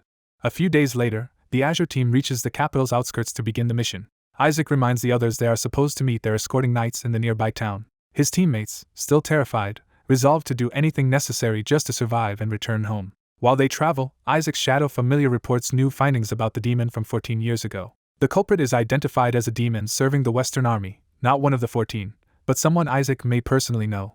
The familiar adds that she is vicious and brutally devoured the young cadets, which irritates Isaac because it violated the rules he had set for his own followers. He decides to punish those responsible himself, though the familiar warns he has not fully recovered his strength. The team continues on, unaware of the danger closing in. In the shadows, Lady Ash locates Isaac at last. She gleefully identifies him as the Joshua boy.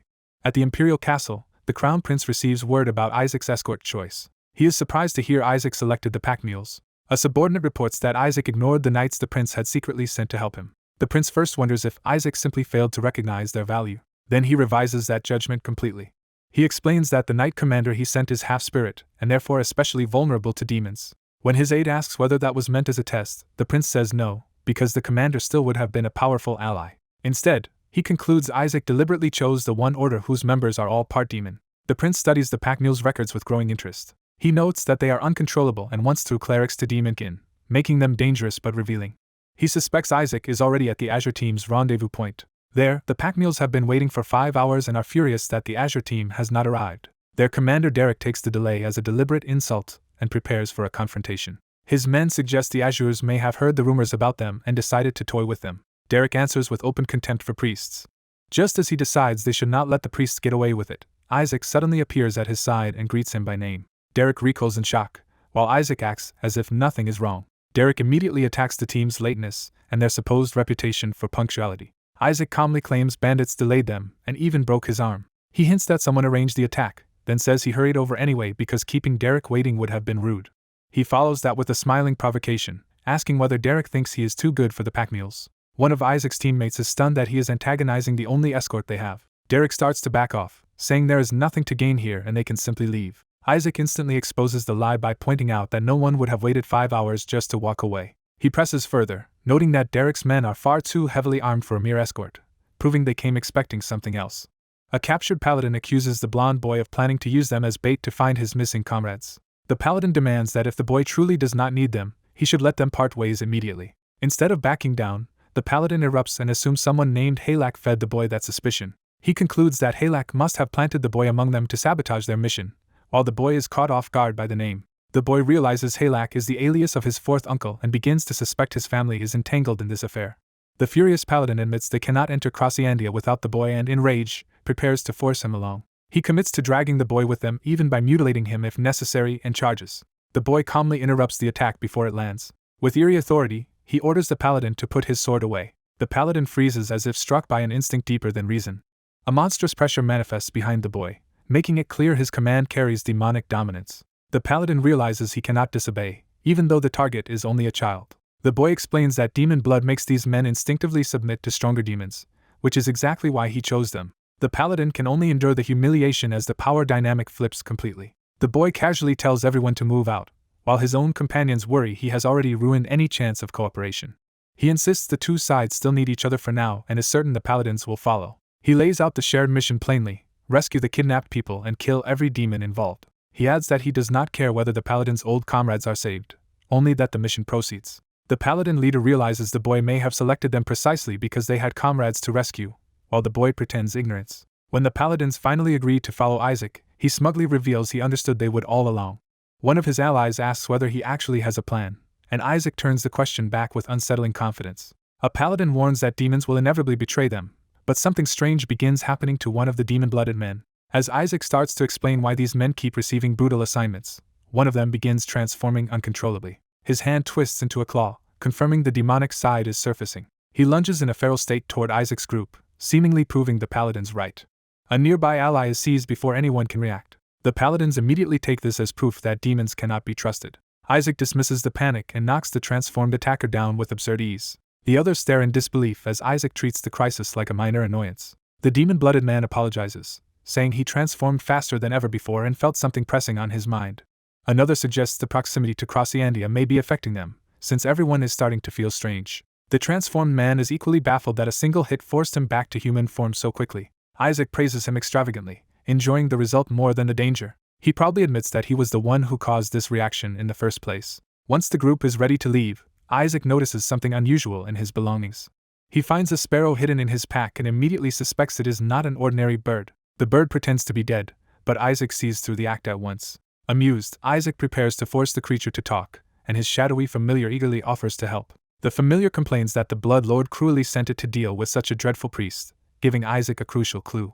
Isaac asks whether one of the great demons sent the bird as a messenger, startling it into dropping the act.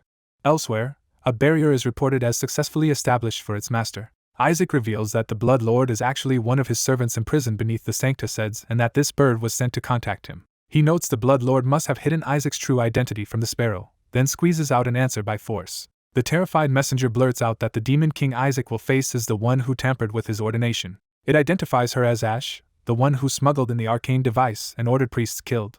The bird adds that after absorbing the skeleton king's power, Ash became strong enough to cross the holy Helon barrier, and that even the Blood Lord fears facing her. Just before Isaac can silence it, the bird reveals one more explosive claim.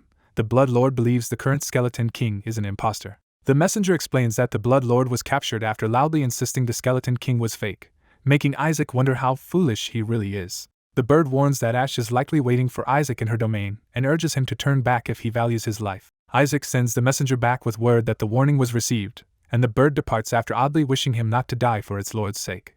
When Isaac rejoins the others, they complain that he vanished while they were searching for him. One companion proudly thinks Isaac arranged food for everyone, only for Isaac to reveal he knows nothing about it. A village woman explains that the meal was prepared to support the priests in their hardship. Isaac is puzzled by the sudden hospitality. He had expected Ash to be waiting for him, not a warm welcome. Then he realizes the hostess herself has approached them, which means the enemy has come directly into reach. A companion quietly asks Shuri what is wrong with Isaac. Shuri answers that Isaac is overdoing things again and should simply be left alone.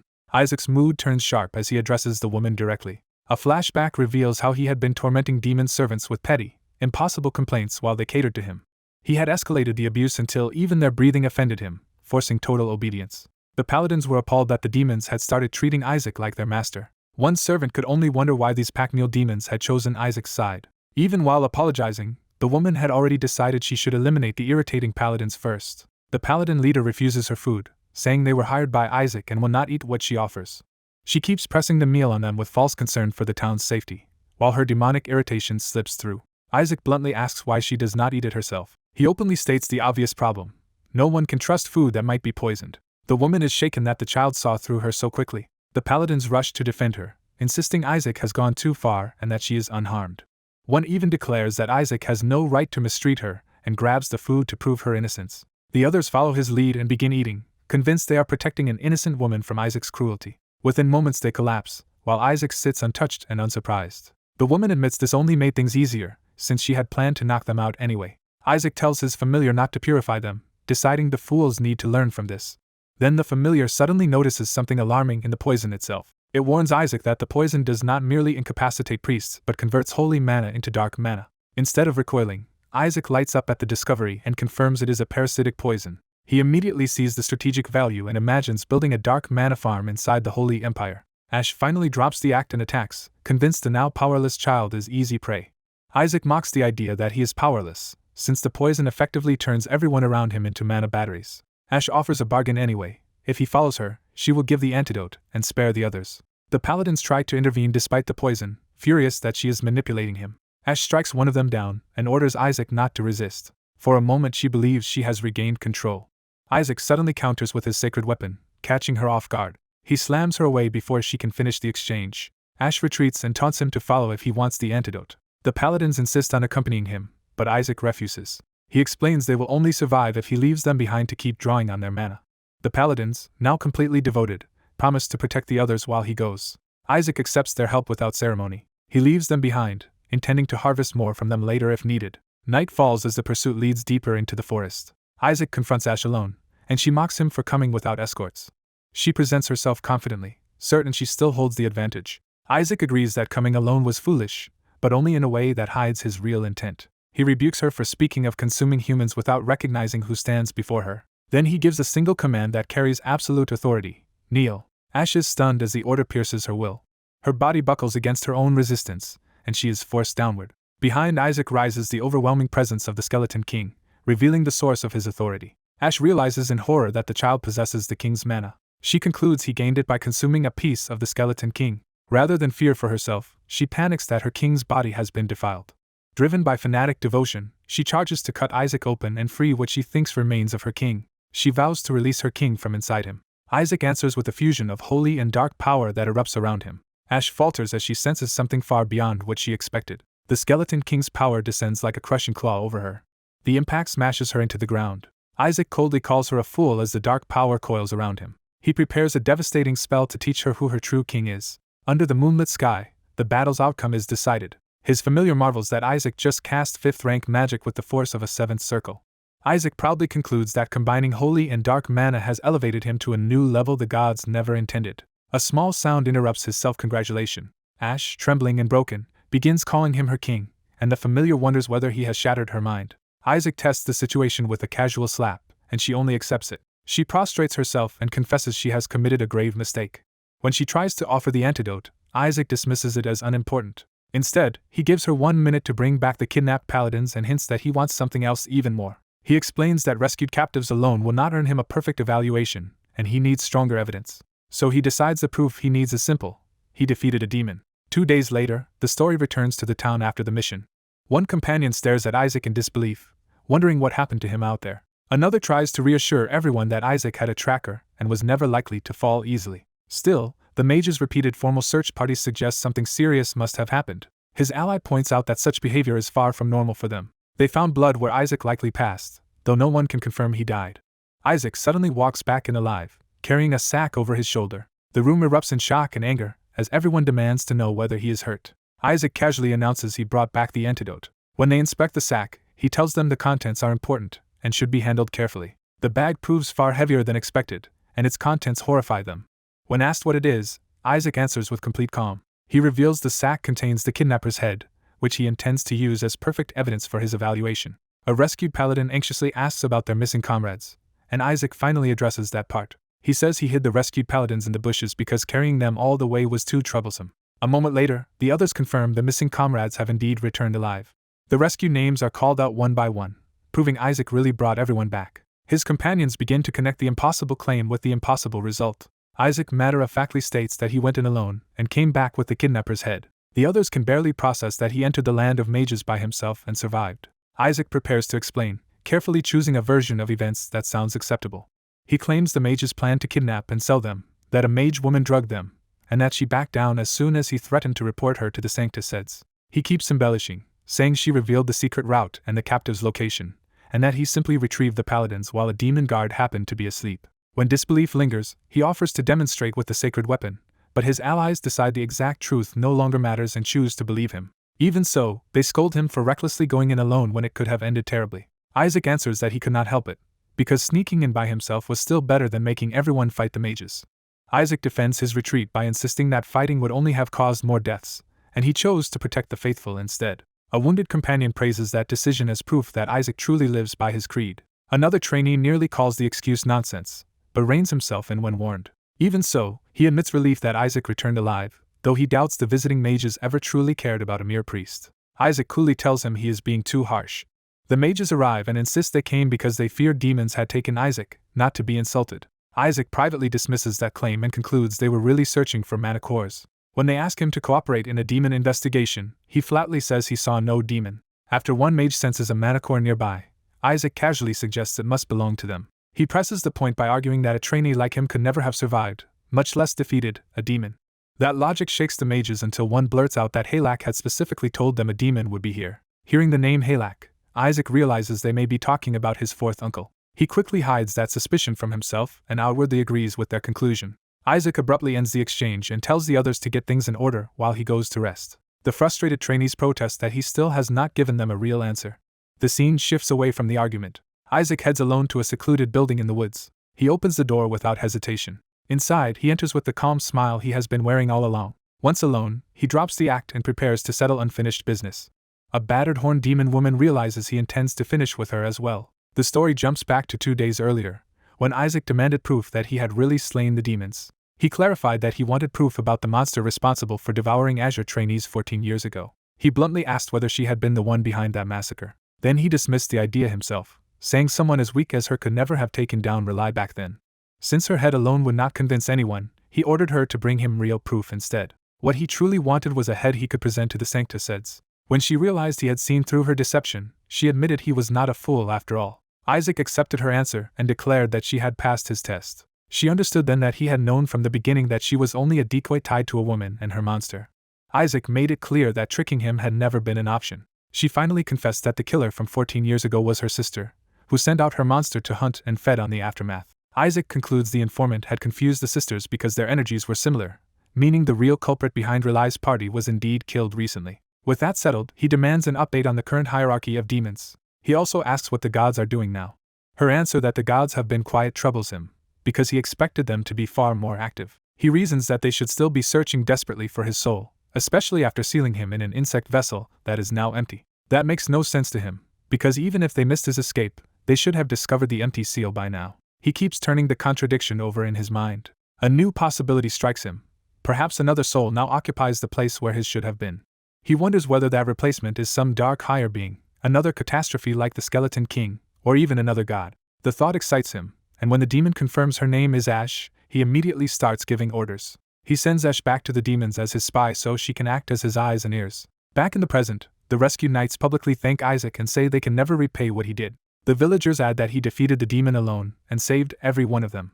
Isaac modestly brushes off the praise, which only makes the crowd admire him more. Even the previously hostile trainees are forced to admit he saved their people too. One of them suddenly decides the answer is obvious. He calls out to Isaac as if he has reached an important conclusion. Then he and the others formally kneel, with Derek and the rest offering themselves to Isaac's command.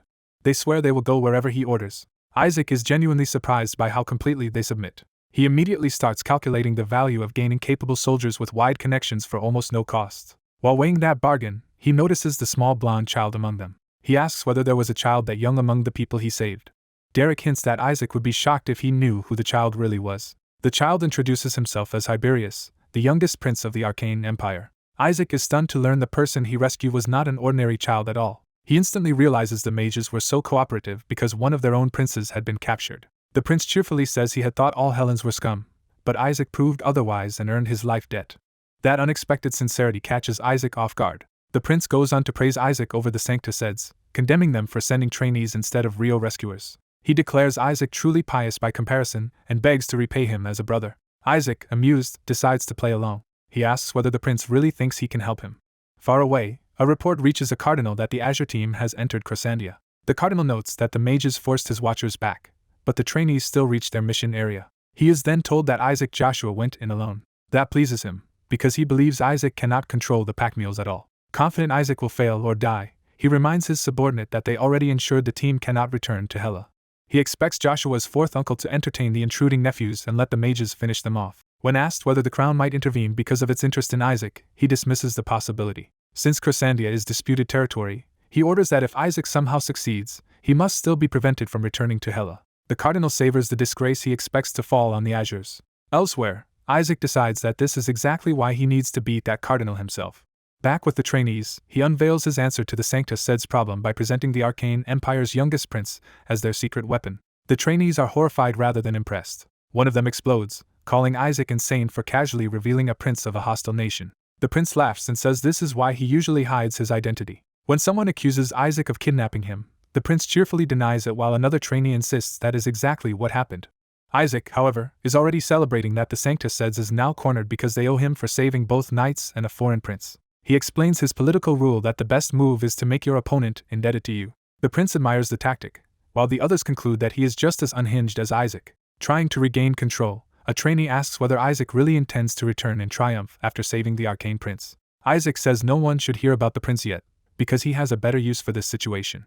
He claims the Faith of Gold must have sabotaged their mission with traps. Then he asks what would happen if those traps nearly killed the arcane prince too. The idea delights him, because it would let him strike back at the Gold faction without a direct confrontation. A trainee realizes that both the priest and the prince would be caught in the same trap. Isaac points out that both empires would investigate whoever orchestrated such a disaster. That would leave the House of Gold exposed and panicking. One trainee warns that Cardinal Barrett would never leave evidence leading back to himself. Isaac answers that Barrett does not need to, because he already has an accomplice to pin it on. The trainee immediately understands that Isaac plans to use the mages as that scapegoat. Isaac admits he wants revenge for what they did, but says he must do it in a way that avoids open diplomatic fallout. He leans into the scheme with growing excitement. His whole plan, in his mind, ends with a simple explosion. The prince enthusiastically echoes the idea, while Isaac's allies stare in disbelief. One of them wonders if Isaac has finally lost what little sanity he had left. Another trainee whirls around in alarm at the absurdity of the conversation. Before they can argue further, a disturbance erupts outside. Smoke rises from the direction of the mage's camp, and the trainees realize something has already happened there. Isaac bursts into laughter, thrilled that the mages struck first, and handed him exactly what he wanted. The prince is equally enraged, taking the attack on the mana cores as a personal insult. A trainee curses Isaac as a lunatic as he rushes off. At the camp, the mages report that an ambush destroyed all their mana cores and shattered their magic tools. The lead mage concludes that Azure's trainees must have attacked first after realizing the mages were about to move against them. He orders an immediate assault on the priests. The mages charge toward their targets. Isaac waits for them with a smile, ready to turn the situation to his advantage. At the crucial moment, he shoves the prince in front of himself and presents him to the attackers.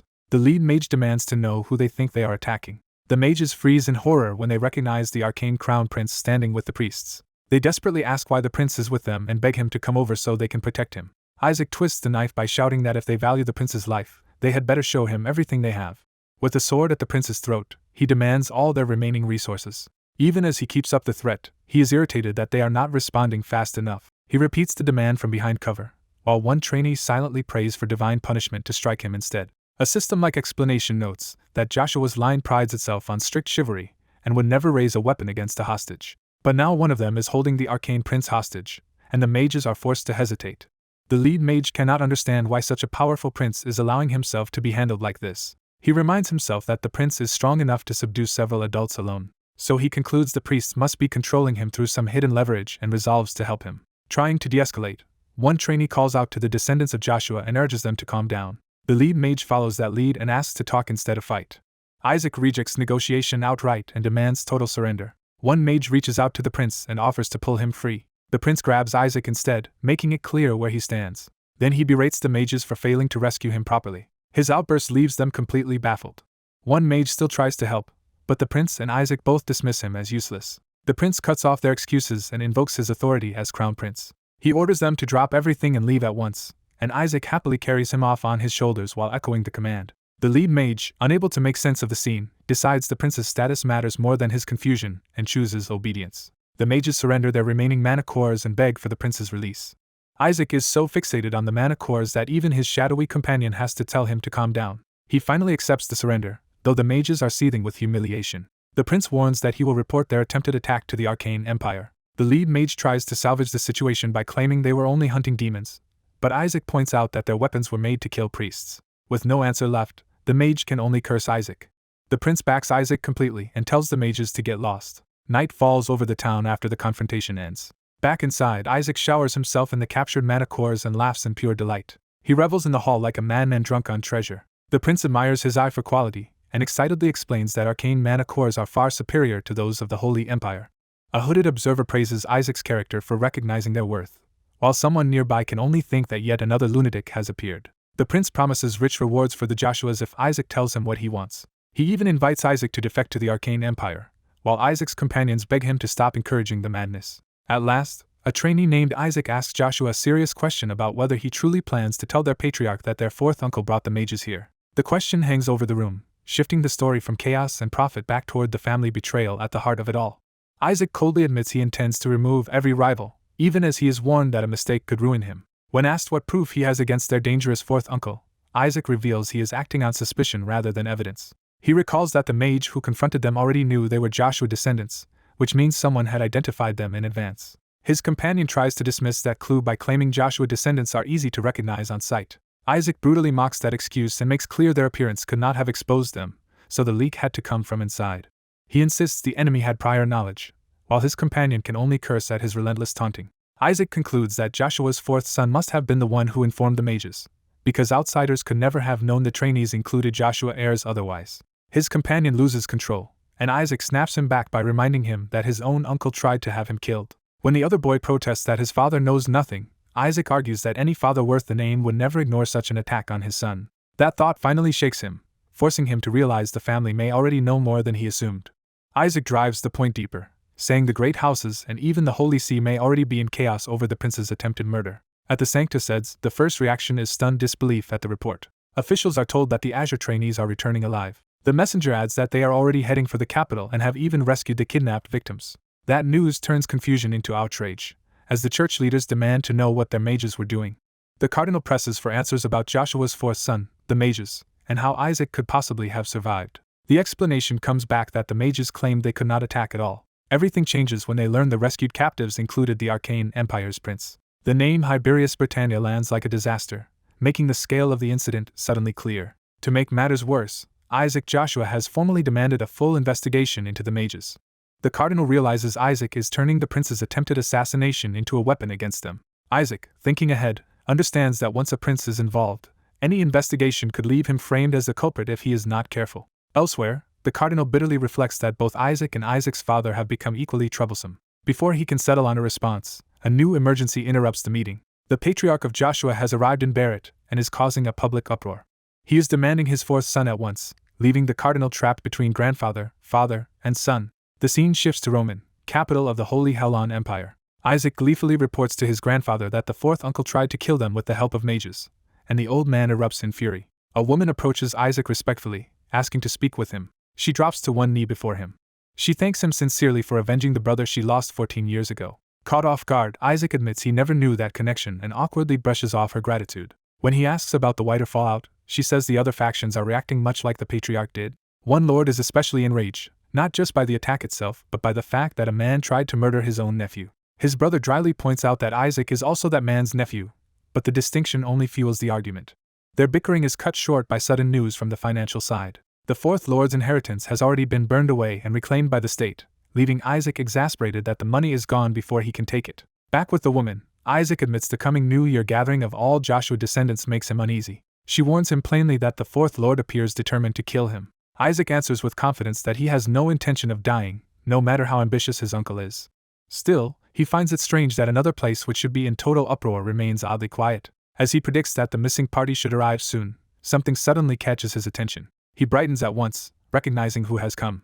A summoning circle flares beneath them, and the woman realizes someone has used a holy summoning spell to appear instantly. She is startled that such a spell was used just to reach Isaac.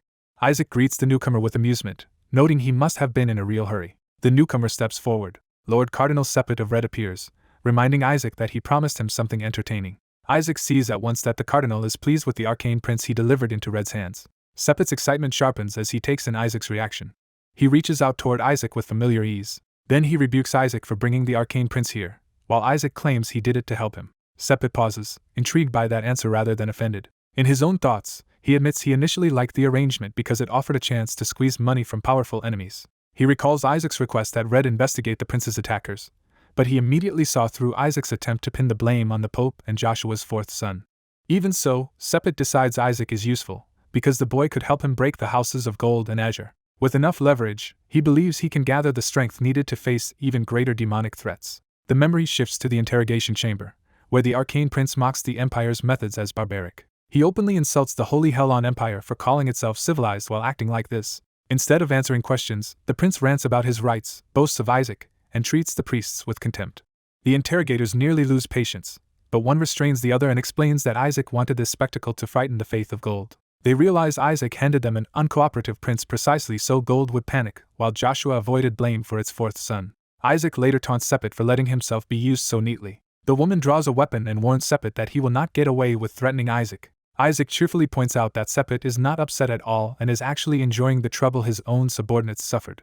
He goes further and accuses Sepet of taking pleasure even in his own men's pain. That accusation makes Sepet stop and study him more carefully. For the first time, Sepet realizes Isaac has seen through a secret part of his nature that no one else has noticed. The woman senses the danger in that realization and tenses. Sepet presses Isaac to reveal whether Azure's patriarch was the one who exposed him. He warns that making a trainee disappear would be easy, and wants to know who told Isaac his secret. Isaac refuses to answer and instead coolly tells Sepet to pay the price for his fun. He addresses him formally as Lord Cardinal Sepet, making the demand sound like a transaction. Sepet laughs, amused rather than angered. He threatens Isaac with death, asking whether Joshua teaches anything besides faster ways to die. The woman urges Isaac to run as Sepet's killing intent fills the area. Sepet reaches for Isaac, but Isaac stays seated and unafraid. Instead of attacking, Sepet thanks the higher cardinal who suddenly intervenes. Isaac immediately presents the interruption as sufficient payment and produces a token he wanted. The woman is left gasping, realizing Isaac had been bargaining all along.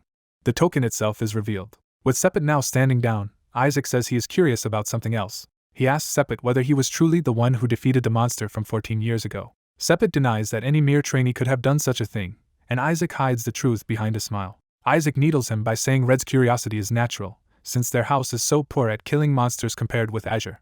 He twists the knife further by saying that failure is exactly why Sepet's son lost. Sepet accepts the insult with a thin smile instead of lashing out. As he leaves, he privately labels Isaac a brazen little bastard, while Isaac politely sends him off. Once Sepet is gone, the woman anxiously checks whether Isaac is unharmed. Isaac shrugs off the encounter and jokes that unpleasantness seems to be a defining trait of the faith of Red. The woman notices the token in his hand and asks what it is. Isaac explains that it grants him access to the prisons of the Sanctus Eds. More importantly, he can use it to meet his imprisoned servants. The story moves to the Pentagon of Gold review board. Before the ceremony, people confidently predict Gold will win again because its team has never lost the title of king. Red's earlier defeat to Azure is dismissed as a minor embarrassment that changes nothing. The arrival of the trainees draws the crowd's attention. When Isaac enters with the Azure team, the spectators are shocked that he returned alive at all. Among his own teammates, resentment flares as they remember how often Isaac nearly got them killed. Isaac notices their murderous glares and orders them to smile for appearances. A commotion from elsewhere in the hall interrupts him. The Gold team enters to loud cheers and immediate recognition. Gold's members sneer at Azure as if victory is already theirs. They boast that they recovered a lost relic of the Empire from a hostile nation, proof in their eyes that they alone truly serve the Empire. They mock Azure's rescue of survivors as insignificant beside real treasure. The ceremony formally begins as the audience is asked to rise. The Emperor himself appears to announce the results, making the event far more important than usual. The crowd immediately understands that if the Emperor came in person, the stakes and the rewards must be extraordinary. Gold's team takes this as confirmation that their recovered treasure has already secured them the win. The evaluation ceremony of the Pentagon of Gold is officially opened. The White team is praised first for recovering lost books scattered across the world. The Red team is praised next for bringing back a holy sword forged 3 centuries ago by the legendary smith Arte. Even the Emperor acknowledges that such a weapon is valuable and worthy of study. Observers note that this year's cadets have returned with an unusually rich haul of relics. Then attention turns to the Gold team. Their offering is revealed as a long-lost imperial necklace stolen centuries ago, and the hall erupts in admiration. The crowd recognizes it as a treasure passed down through generations, and even Isaac's side realizes why the Emperor personally attended. The Emperor confirms the necklace belonged to his own family line, and had seemed impossible to recover. He openly praises the Gold team's remarkable skill, and they bask in the applause. Gold immediately uses that praise to ridicule Azure again, convinced no rescue mission could compare. At last, the announcer calls for the Azure team's results. The first revelation is that Azure recovered an entire squad of paladins who had been kidnapped by demons in Crossiandia, stunning the arena. Gold tries to belittle it as nothing more than a few survivors returning alive from the land of mages. That dismissal falters when the announcer adds that Azure also slew the very monster responsible for the deaths of trainees 14 years earlier. The achievement is framed not just as a victory, but as the healing of an old wound the Empire had carried for years. Gold desperately tells itself that an imperial treasure must still outweigh even that. Then the final blow lands. Azure also rescued the Arcane Empire's crown prince, Hyberius Ram Britannia. The announcer declares that the Holy Helon Empire has already extracted major concessions from the Arcane Empire in exchange for the prince's life. Those concessions include the return of stolen property, and the removal of trade tolls that had burdened Helon citizens. With that, Isaac stands smiling as the scale of Azure's political victory becomes undeniable. The Emperor says the results are so astonishing that words almost fail him. He declares that these cadets have restored not only glory to the Empire, but real benefits for its people. He acknowledges the value of relics and legendary items, but begins drawing a sharper distinction. To him, the lives of his people matter far more than treasures. He praises Azure for saving paladins, countless citizens indirectly, and even a foreign prince, arguing that the Empire exists to protect souls and lives above wealth. The practical gains from improved foreign trade only strengthen that judgment, while Azure's side can barely hide its satisfaction. He turns to the review board and makes clear what conclusion any honest judge should reach. The Emperor states outright that the board must have arrived at the same answer he has. One hesitant interruption dies before it can challenge him. A board member concedes that while Gold's treasures are impressive, Azure's achievements are without equal for mere trainees. Another adds that Azure alone fulfilled the true clerical mission of protecting the weak, while the other teams brought back only material wealth. The board formally recognizes Azure's service to both Empire and people. Watching from the side, one rival realizes Isaac must have engineered this entire outcome from the start. He understands that Isaac brought back living witnesses and political leverage precisely so Azure could not be denied the crown. The Emperor prepares to make the final announcement.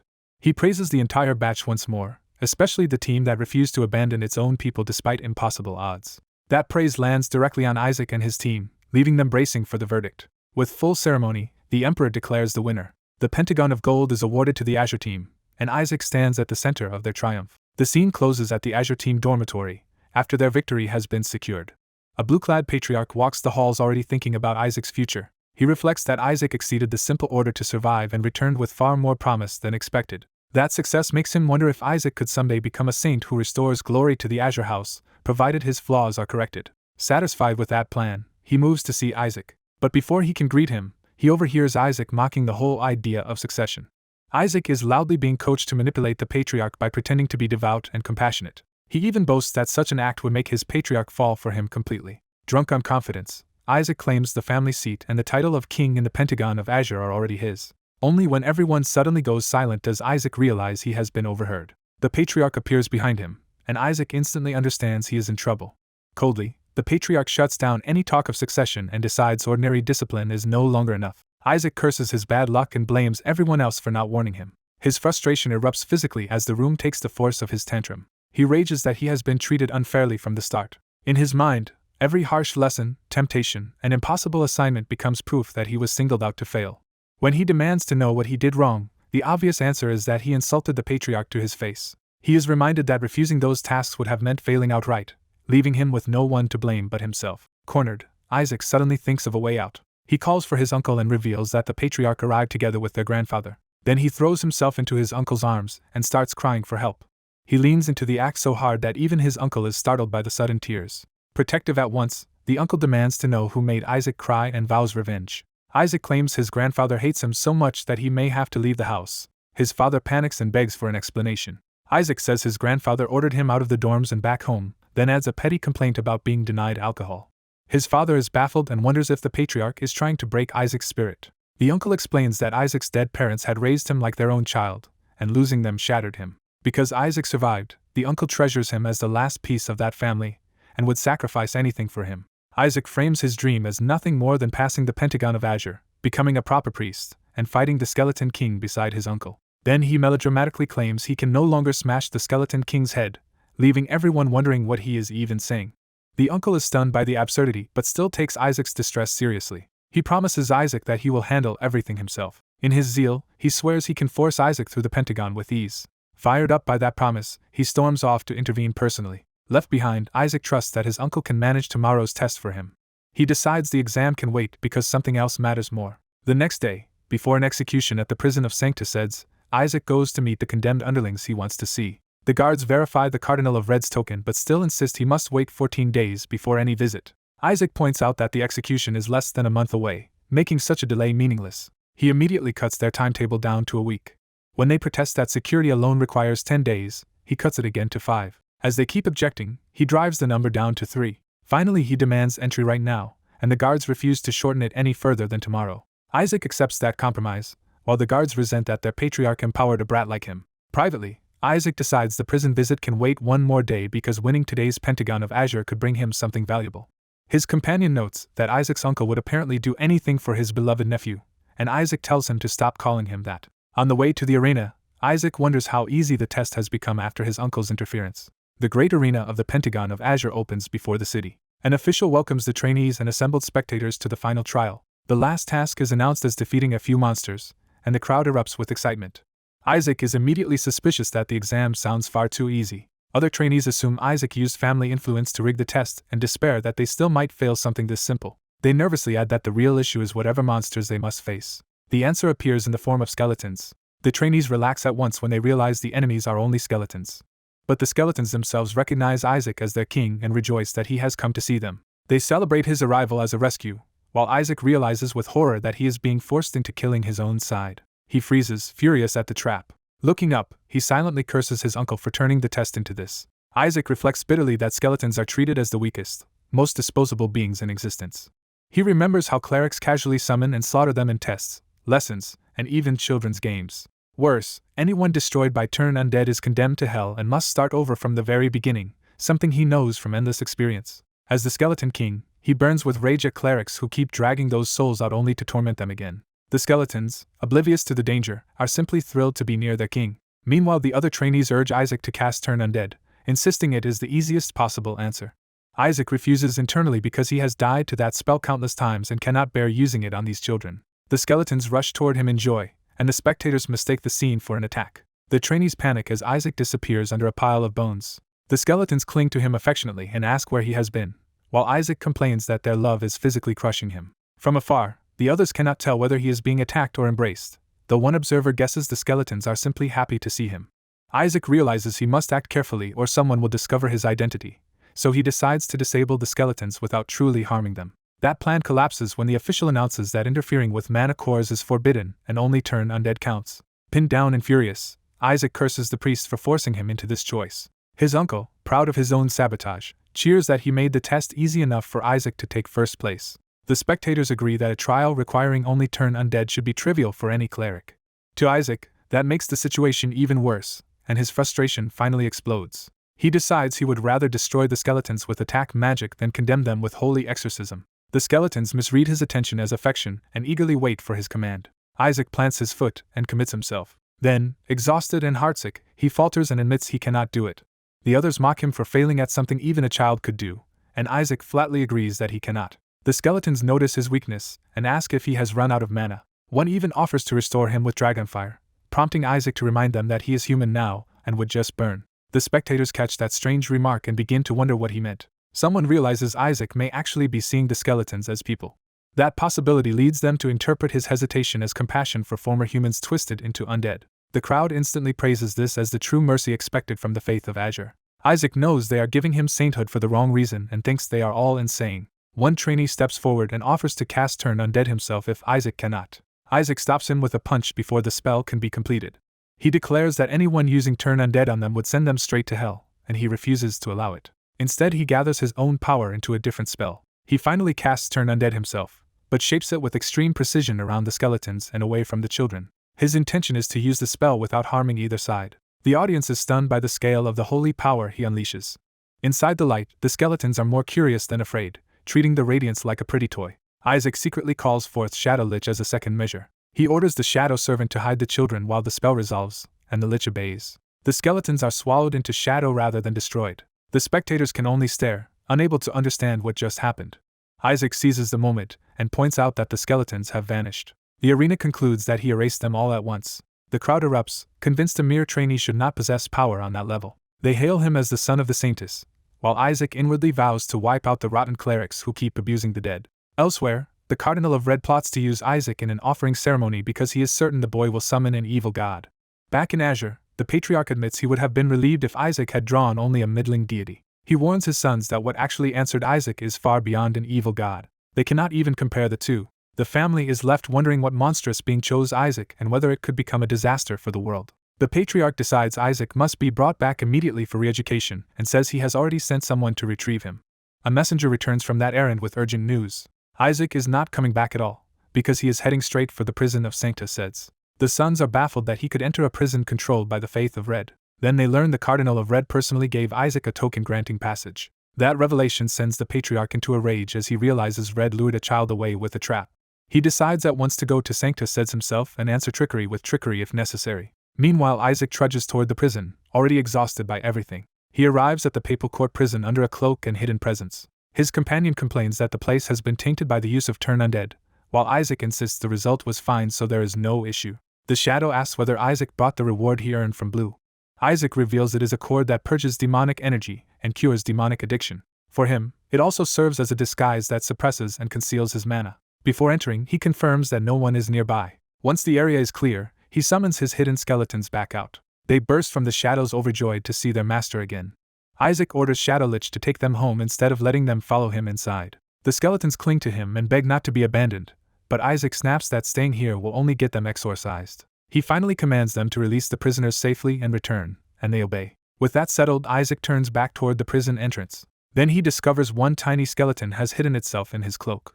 The little one explains it snuck in because it feared never seeing him again, and Isaac realizes it is so weak he could not even sense it. At that exact moment, the guards call Isaac in for his visit, forcing him to hide the stowaway fast. He panics because if the tiny skeleton is found, all his effort to save them will be wasted. He orders the little skeleton to stay absolutely hidden as the guards open the way. Composing himself, Isaac steps inside as though nothing is wrong.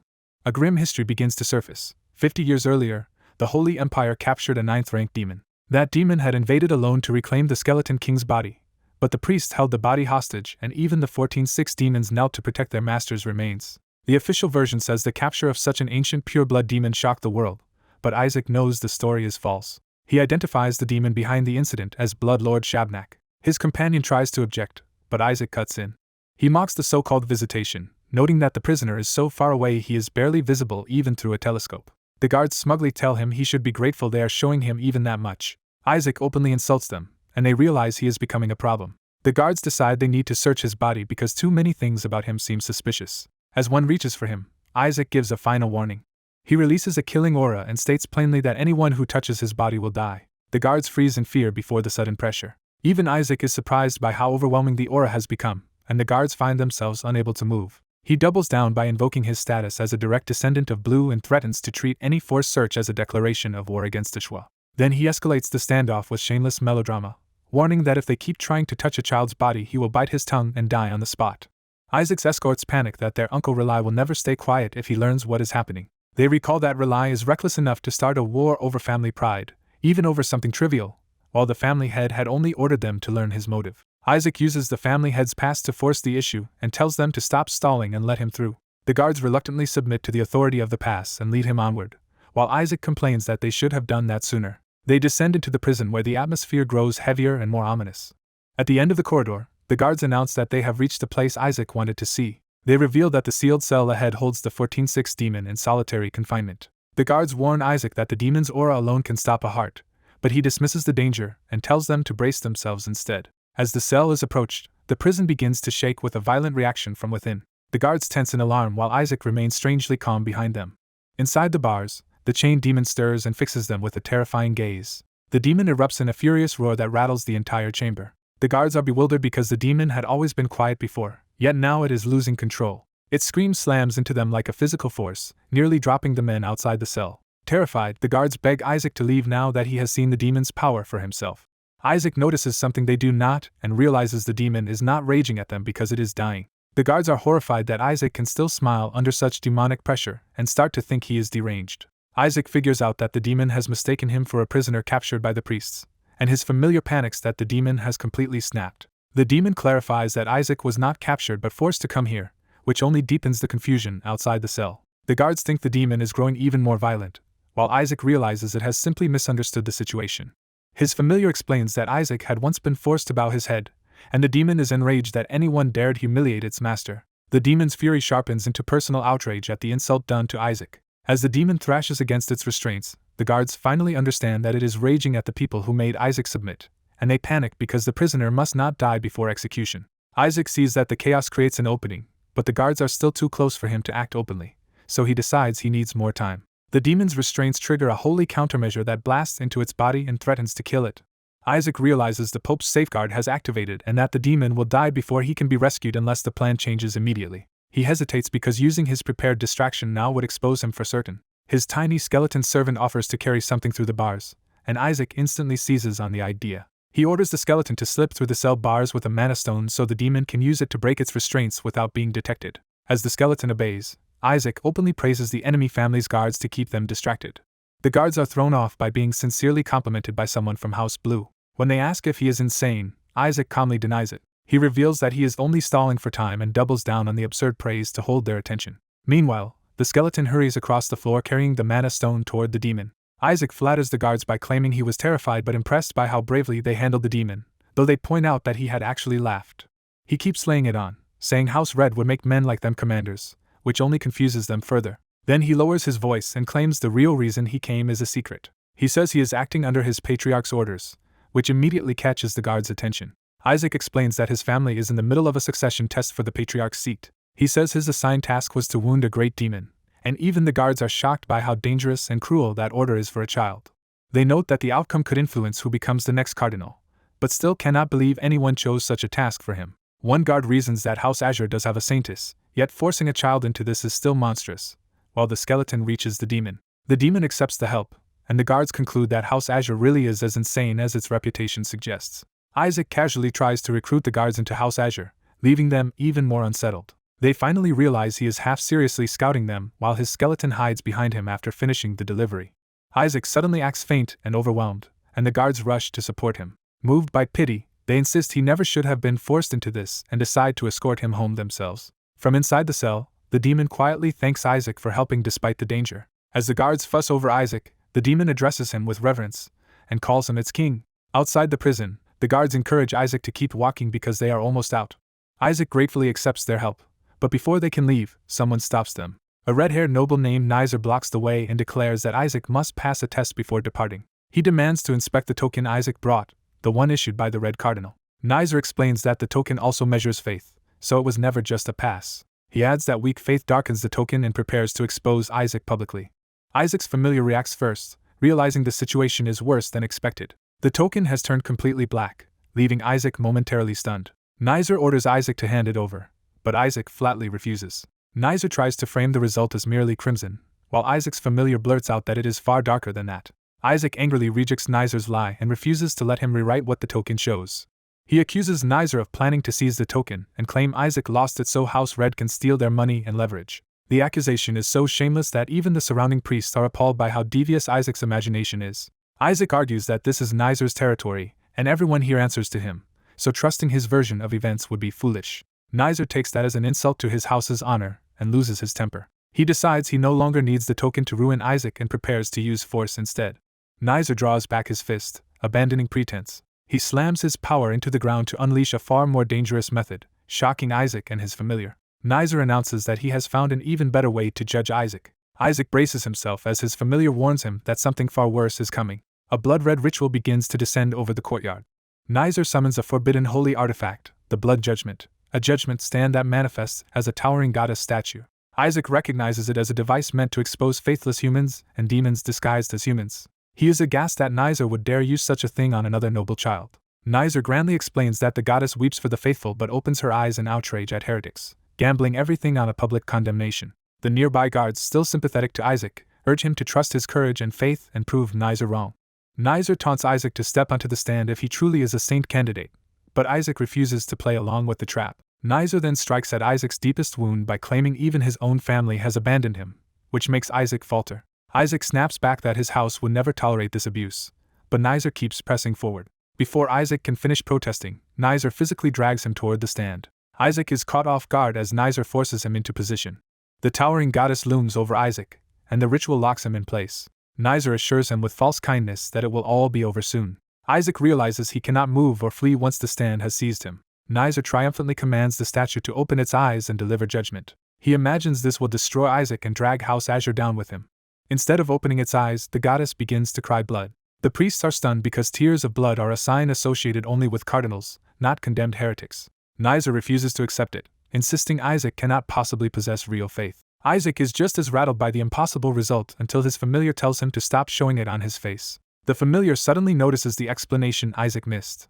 It realizes the stand did not measure Isaac at all but the tiny skeleton hidden on him. Because the skeleton's absolute faith is directed toward the demon lord, the stand interpreted that devotion as overwhelming faith and produced the cardinal-level sign.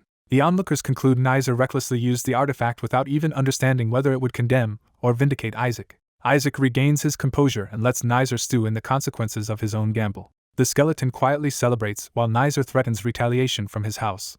Before he can finish, the statue's eyes actually begin to open behind Isaac. Isaac instantly realizes the danger and orders his familiar to flee at once. The stand's power surges again as the real judgment finally starts. The goddess opens her eyes for true condemnation. Isaac understands too late that he should have left the skeleton behind so it would be judged instead of him. Nizer notices the movement and gleefully points it out, convinced he has finally won. He shouts for everyone to witness the goddess opening her eyes. Nizer declares Isaac condemned, but the others are confused because from their angle the statue still appears unchanged. When challenged, Nizer insists he saw the eyes open just as Isaac stepped away, though no one else believes him. Isaac realizes only Nizer saw the true reaction and quietly notes how close that was. The priests instead focus on the undeniable miracle they all witnessed, the statue crying tears of blood. Nizer's claim collapses under ridicule, and Isaac mockingly treats the whole scene like entertainment, while turning the logic back on him. The priests warn Nizer that if he insists the stand change verdicts at random, he is undermining the church's own authority, and must explain himself. Desperate, Nizer orders Isaac back onto the stand, but Isaac refuses and accuses him of trying to rig the result. He twists the knife further by suggesting Nizer is simply jealous of a level of piety he can never reach, while privately praising his skeleton for saving him. Isaac dismisses Nizer as pathetic, stripping away what little authority he had left. Humiliated beyond reason, Nizer threatens Isaac again and moves to force him back up. This time, someone catches Nizer's hand before he can strike. Isaac's uncle arrives exactly when needed and reveals he had come expecting trouble. He rebukes Nizer for attacking a child in public. Isaac's older relative warns their father not to escalate matters by harming Isaac any further. They decide the proper response is a formal complaint to the Red Cardinal. Isaac immediately clings to his uncle and tearfully claims that Nizer hit him. That accusation pushes his uncle into open fury and terrifies Nizer. Isaac's uncle declares that he will personally confront the Red Cardinal over this outrage. The older relative offers to draft the complaint and make the matter official. When another family member tries to calm him, Isaac's uncle coldly says Nizer is only pretending to be badly hurt and dismisses his collapse. Watching from the side, Isaac's brother fumes that this disaster was obvious from the start. He urges Isaac to leave before the situation turns into a full heresy trial, but Isaac treats that possibility almost casually. The brother confirms that is exactly what could happen, and Isaac admits he has already been through one before. He bluntly recounts that Nizer dragged out a terrifying statue and forced him before it, horrifying his own family. His brother jumps to the worst possible conclusion and asks if Isaac is now going to be burned at the stake, while the others stare in disbelief. Isaac's uncle promises that House Red will pay for what they did. The priests scramble to salvage the situation by insisting that, despite everything, Isaac passed the test brilliantly. Isaac's uncle latches onto the phrase tears of blood and realizes the miracle was far more significant than he first understood. At that moment, the Red Cardinal himself arrives, saying he came because he heard a disturbance at the prison. He greets the Patriarch of Azure directly, making clear that the matter has escalated to the highest level. The Patriarch of Azure accuses him of allowing this abuse and says they should have simply shown Isaac the demon and let him leave. The Red Cardinal counters that it was suspicious for Isaac to request a meeting with a servant of the Skeleton King, especially through someone tied to Azure's faith. He argues that, under those circumstances, the investigation was justified. He then bluntly states that the Patriarch's third child was the one who brought out the judgment of faith on Isaac, shifting blame onto Nizer. The Patriarch treats that as a provocation serious enough to start a war, while the Red Cardinal coolly notes that even he did not expect Nizer to go so far. The Red Cardinal offers a smooth apology and promises compensation, trying to defuse the confrontation without conceding too much. He then asks for the token he had given Isaac to be returned, and the Patriarch eagerly agrees because he wants nothing more to do with it. Even as he hands it back, the Patriarch condemns the absurdity of ever giving such an item to Isaac, while the Red Cardinal reminds him that Isaac asked for it himself. Privately, the Patriarch fumes that Isaac may be troublesome, but using the judgment stand on his grandson crossed a line. His anger softens into pride when he reflects that Isaac somehow made the statue cry tears of blood. He admits that such a miracle is normally seen only from cardinals and apologizes to Isaac for doubting him, asking for the token. He begins to reason that if the miracle was real, then the token should have changed accordingly. When he examines it, he realizes the token has indeed transformed. The token now reads as dark, and Isaac instantly imagines the worst possible outcome with comic horror. The Red Cardinal notices the Patriarch's reaction and asks whether he saw the change. Before the Patriarch can answer, he moves to return the token. The Red Cardinal casually destroys the token in his hand instead. As the shattered relic falls apart, the Patriarch is left reeling that the Red Cardinal has just destroyed a token bestowed by the first Pope himself. Isaac refuses to hand anything back to the Blue Cardinal and makes it clear their relationship is beyond repair. At the Sepet Manor, the leaders of the Faith of Red review the uproar over Isaac's flawless faith test and the blood-weeping statue. Neon Sepet realizes that by confirming Isaac's result, he has effectively elevated him above all other saint candidates. His son is scolded for demanding a retest even after the public already saw the outcome. The father lashes out that this recklessness could destroy their standing. Neon reminds his son that he was supposed to secure the family's future by becoming Patriarch, and even that failed. He presses harder, warning that the boy will only survive if he rises all the way to Pope. For Neon, Isaac's ascent to sainthood and eventually the papacy is the key to Red's dream of ruling the world through faith. The Red Cardinal cuts through the panic and notes that losing the faith measuring token is troublesome but not fatal. He insists they still have other ways to control the situation. He decides the coming sacrificial ceremony can be used to expose any dangerous children once divine messengers arrive. Until then, he orders the frightened boy to stay still despite his insistence that he truly witnessed something ominous. The son abruptly asks whether the participant list for the sacrificial ceremony has been finalized. He learns that most participants come from Azure, including Isaac Joshua, and that Isaac qualifies because of his earlier Pentagon of Black result. Desperate, he begs to be assigned as Isaac's servant instead of entering normally. He argues that the rules allow participants to bring servants, so he can still get close to Isaac that way. Neon is outraged that an heir of Red would debase himself like that, but the boy insists humiliation no longer matters. He reveals his real aim. If there is no proof against Isaac, he intends to obtain it himself. His father rejects the request, saying the servant role has already been claimed. The chosen servant is Kina Barrett, which immediately throws the boy into confusion. He can barely process that name when the implication hits him. Elsewhere, the announcement that Kina Barrett will serve Isaac shocks the attendants who know her status. The focus shifts as the political fallout spreads through the other factions. The blue side confirms that Isaac's faith test result was perfectly black. Someone asks whether that is why the measuring device was destroyed. They recount that despite rumors of the statue crying blood, Isaac was forced through another test just to be certain. Blue concludes the blood tears were likely triggered because Isaac recently met Melissa, not because the test itself was false. When it is revealed that the stolen faith tester originally belonged to Red, the others mock the idea that Joshua's patriarch could still be trusted. One man bitterly jokes that at least they need not fear an evil god choosing Isaac, because Isaac already seems like one. Another points out that this is exactly why the ceremony is dangerous, since top Pentagon scorers will summon gods there.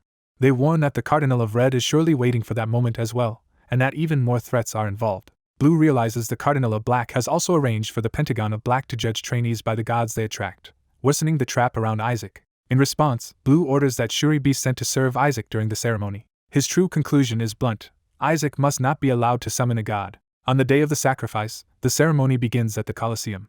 Backstage, a quarrel erupts before the participants enter. Shuri arrives to challenge the nonsense he has been hearing. He and the red-haired boy both claim the right to be Isaac's servant, while another attendant silently despairs over the chaos. Isaac, already irritated by the crowd of zealots, thinks it would be easier to knock them all out. He grumbles that the ceremony is unbearable enough without so many fanatics surrounding him.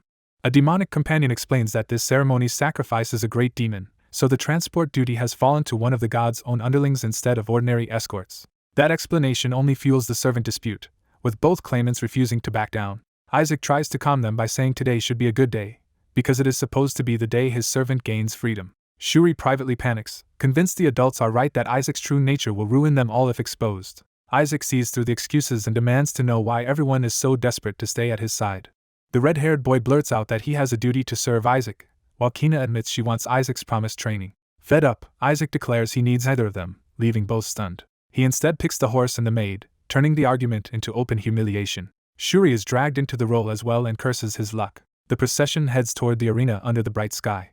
In the stands, spectators eagerly discuss the ceremony, treating the saint's election as an even bigger spectacle than the demon's execution. The participants are announced as they begin entering the arena. The crowd immediately recognizes Master Kina and reacts with reverence. Her presence convinces many that she must be the true saint candidate. Others invoke a prophecy that the new saint will come from the House of Red, deepening the confusion. Red and Gold's factions argue over whether Kina's stigmata prove anything, while Red dismisses the sign as commonplace. The priests are finally announced, signaling the formal start. Isaac enters the arena in absurd style, letting the crowd build expectations. Kina and the red-haired boy are both caught off guard by what he is making them do. The full spectacle is revealed. Isaac rides in on the kneeling red-haired boy while Kina shades him and Shuri carries his cloak.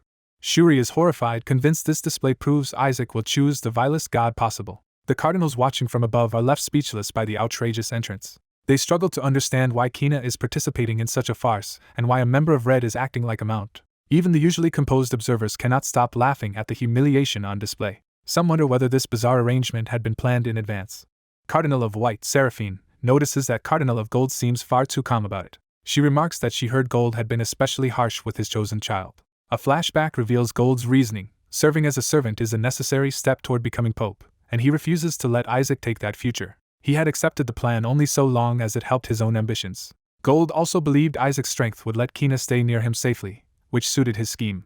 Back in the present, he hides his unease and claims he wants nothing except to make Kina pope. Red reminds him that Isaac is not even supposed to summon a god in the second half of the ceremony. He reveals that Isaac had originally been removed from that list but was quietly restored. Gold and Blue are stunned to learn Red secretly put Isaac back into the summoning phase. Red openly admits he wants to see which evil god Isaac will call. Gold and Blue can only curse him as a madman. Before they can react further, the execution phase is formally announced. The arena erupts as the condemned demon is brought forth with explosive force. The escorts and attendants recoil from the violent arrival. The condemned figure is revealed to be a great demon, Shabnak, chained and prepared for public execution. Shabnak's monstrous form and many eyes make his threat unmistakable. Even bound, he releases a wave of demonic pressure that forces the nearby heirs and servants to their knees. The trainees are shaken by how overwhelming a restrained great demon can be. Shuri realizes that if this is only a servant of the Skeleton King, then the king himself must be far more terrifying, and he urges that Shabnak be sealed tighter. Shabnak continues to rise against the restraints, proving the chains alone are not enough. Isaac quietly addresses him by name, revealing a private connection. He promises Shabnak that he will save him. Shabnak immediately senses what has been done to Isaac and condemns the clerics for cursing a child. Isaac realizes with disgust that torture devices were embedded in Shabnak's body as part of the execution ritual. His hatred for the clergy surges as he condemns their cruelty. Observers notice that Isaac's entire demeanor changes in the presence of demonkind, and that his killing intent is far too intense for an ordinary child. Red, however, notes something important. Isaac's reaction is hatred, not delight, which suggests he has not truly fallen to evil. Isaac forces himself to stay calm and focuses on only one goal: getting Shabnak out alive. He recalls that Shabnak should have 5 binding orbs and that he already provided the key for the hardest restraints. He also remembers arranging for the ceremonial priests to automatically release the remaining restraints once the rite begins. Hidden among the priests, an accomplice is satisfied that keeping an Ash decoy alive has let him avoid the dragon's notice and reach this moment. Isaac sees the execution about to start and prepares to act. Still playing the role of spoiled master, he berates the red-haired boy for moving too slowly. The boy finally speaks back, asking to be let down, which surprises Isaac. Isaac tells him to quit if he dislikes it, but inwardly the boy is still fixated on gathering proof against him.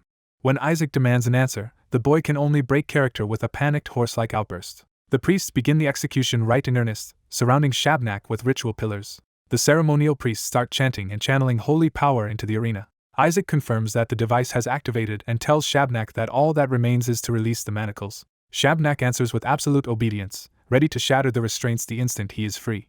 But he then declares that he can now die without regret, catching Isaac off guard. Shabnak addresses Isaac as his king and offers his life and loyalty instead of accepting rescue. Isaac furiously rejects the sentiment, while the red-haired boy can only hear more incomprehensible noise. Shabnak explains that forcing the heirs of the faith to kneel before him has already fulfilled his deepest wish. He urges Isaac to flee while he still can, saying this is the only chance, and praises how much Isaac's power has grown. Shabnak says Isaac has already repaid him simply by trying to recover him. Isaac refuses to accept that answer and demands clarity, while the red-haired boy insists he heard nothing intelligible. Isaac is baffled by the boy's strange reactions, while his demonic companion suspects there must be a reason. That reason becomes clear when Isaac spots an extra binding orb hidden in Shabnak's sternum. He realizes there are 6 restraints, not 5, and that the last one must have been added after Shabnak left prison. Shabnak admits he stopped resisting because Isaac had been given a new life and should not throw it away against the Pope and bishops. He urges Isaac to abandon him and win the church's trust instead. Isaac rejects that logic outright and refuses to trade Shabnak's life for political safety. He judges the hidden orb to be low grade and decides it can be removed if he gets close enough. Even knowing the risk, he searches for a way to draw Shabnak's attention and create an opening.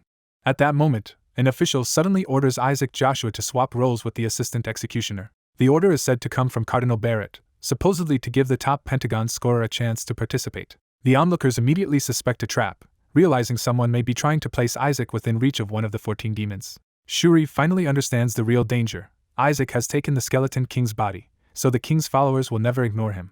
Isaac confirms the guess with a delighted laugh.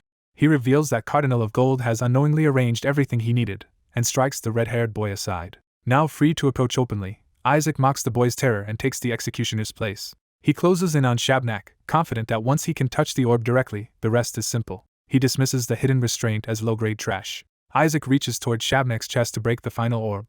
The moment he touches it, he realizes the orb is infused with holy power from the divine realm. He panics, understanding that someone embedded an impossibly troublesome sacred device into Shabnak and that dismantling it would take months. His companion explains that only sacred blood of the highest order, perhaps even the Pope's, could safely disassemble it, leaving Isaac momentarily cornered. As Isaac wonders whether the Pope is present, the ceremony is interrupted by a command for everyone to rise.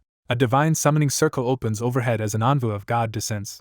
Blinding holy light floods the arena. A heavenly voice identifies the corruption below as the stench of rot. An angel appears and declares that a filthy minion of the Skeleton King is present. The crowd recognizes the newcomer as the envoy of the god of punishment. The angel's arrival sends a wave of force through the arena and seizes everyone's attention. The envoy calmly announces that he will personally deal with the offender. Isaac finally understands why Shabnak abandoned escape. Surviving an execution led by an angel was nearly impossible. Instead of despairing, he becomes ecstatic because the one thing he needed has just arrived on its own. Shuri stares in confusion, feeling as if he has seen this disastrous setup before. That memory snaps into focus when Isaac launches a blue, concentrated strike upward at the descending angel.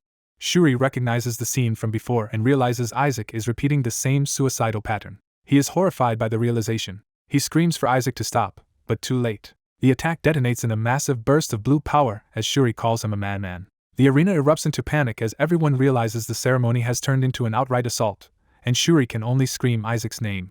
As the dust settles, the young priest's latest impossible move leaves his enemies convinced something unnatural is happening again. One of them lashes out in frustration, blaming him for whatever disaster he has just caused. A calm voice suddenly praises the priest for noticing what others could not. The speaker reveals himself as a winged messenger of the divine, descending into the arena. He openly acknowledges that the priest detected demons hidden among the crowd and fighters. The onlookers finally realize the fallen creature is a real demon, and they credit the Child of Azure with bringing it down. The priest's ally is stunned to realize the boy had been targeting demons from the start. The boy immediately remembers the stranger who interfered with his shot. He concludes that the winged man was the one who redirected his holy bullet. At the same time, lesser demons begin attacking elsewhere, confirming that rumors have drawn them in. The boy coldly reflects that Ash spread the bait perfectly, luring demons with the promise of a high-ranking corpse and vulnerable young priests. He knows the corpse of a 9th-rank true demon will drive thousands of demons into a frenzy. He also decides that any subordinate foolish enough to rush in because of that rumor is expendable. Still, he is unsettled that the winged man not only deflected his attack but also evaded a strike that had secretly been aimed at him. Determined to test him directly, the boy prepares another attack despite his ally's panicked warning. He unleashes a blast toward the angelic figure. The winged messenger casually redirects the attack again without losing his composure. The blast is turned away once more, astonishing the fighters watching nearby. The boy responds by multiplying and controlling more blue projectiles around himself. He sends a barrage at the messenger from every direction. The redirected streams carve through the invading demons instead, cutting them down across the arena. The messenger treats the exchange like a lesson, saying the boy's aim is crude and suggesting he may have been using him as bait. He even invites the boy to keep trying, while the boy decides it is better if the messenger keeps underestimating him. The boy accepts the challenge and attacks openly, while his ally protests that everyone is watching. More redirected blasts continue slaughtering demons around them. The boy finally understands the trick. The messenger is not dodging, but altering the path of his attacks with the same attribute. He realizes he cannot win this exchange unless he raises his output or changes methods. The messenger begins invoking a higher divine authority, hinting at power beyond ordinary angels. The boy dismisses that idea, knowing true divine power would require a contract with a god. He decides to rely on something else he can use immediately. With a grin, he calls on Melissa's divine relic hanging at his chest. He grips the relic and promises the winged man that this will be different. Before he can act freely, more demons surge toward him from all sides. The demons crash into each other instead of reaching him, as if some force has diverted them away. Nearby guards rush to defend the important guests as the chaos spreads. They conclude the demons have invaded to disrupt the execution. The demons hesitate in confusion when their charge fails to reach the boy. The messenger appears beside the boy and remarks that the attack had come dangerously close. He lifts the boy to safety and checks whether he has been injured. He praises the boy as a promising servant of God. In the next instant, the boy blasts him at point-blank range. The messenger is hurled away, and the boy's ally screams his name in shock. The boy lands and steadies himself, ready to continue. The messenger recovers and keeps speaking to him like an instructor, insisting his aim still lacks refinement. He demonstrates again by redirecting the boy's attacks away from himself. The boy finally snaps in frustration, admitting he cannot hit the target he actually wants while the messenger keeps interfering. Watching the redirected blast tear through the arena, the messenger wonders why a servant of God is attacking him at all. The boy answers with open hostility, threatening to rip the angel's wings off. The messenger realizes the child truly sees him as a monster, and is horrified by how ignorant that sounds. The boy insists he saw the truth himself, because the demons never attacked the winged man. He concludes that the messenger must be the Skeleton King's agent trying to steal the demon corpse. The messenger is appalled by the accusation but decides he may need to discipline the child for his own good. The boy doubles down, loudly declaring that the winged man is a demon's servant. The messenger tries to explain that the divine realm cannot directly interfere in the mortal world, but the boy refuses to listen. The messenger then sees a way to turn the misunderstanding to his advantage by branding the child a heretic.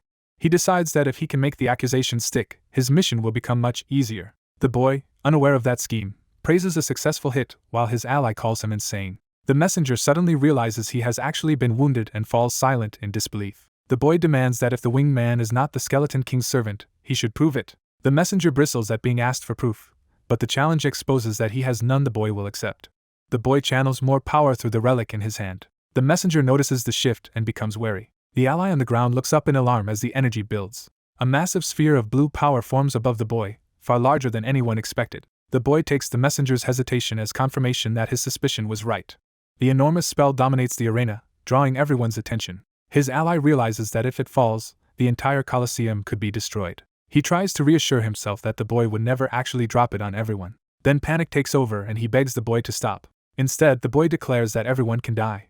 He hurls the giant spell downward. The blast erupts into a blinding, arena-shaking explosion. Spectators and fighters are thrown into chaos, unable to see or keep their footing. Through the storm, the boy spots the messenger's position. The messenger recognizes the power as that of a saintess, likely tied to a child of Joshua.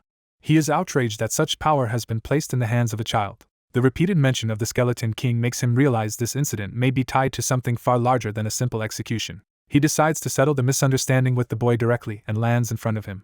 At the same time, a hidden figure slips through the smoke under orders to finish the mission and withdraw. Before the messenger can act, a dark command freezes him in place. He instantly senses a terrifying presence and breaks into a cold sweat. A towering skeletal demon manifests before him and makes clear that disobedience means death. The messenger finds himself unable to move, overwhelmed as if facing a supreme being. The boy, now wearing a monstrous grin, charges in through the chaos. He slams a brutal strike into the immobilized messenger's face. The messenger reels back, coughing and stunned by the blow. The boy mocks him, reducing the supposed holy messenger to nothing more than an angel. The messenger barely has time to register the attack before another strike comes. The boy drives a second crushing blow into him. The messenger realizes he may actually lose if this continues. Desperate, he unleashes a stronger divine attack and reminds the boy that he is only human. The boy quietly decides that this is the opening he wanted. A red-black slash from the hidden demon cuts through the messenger at the same moment. The strike passes, leaving the arena briefly still. The ally sees what happened and screams for Isaac. The messenger tries to reassure him that the boy has only lost the Saintess's power, but he is cut off. The surrounding clergy stare in horror at the messenger's attack and the boy's condition.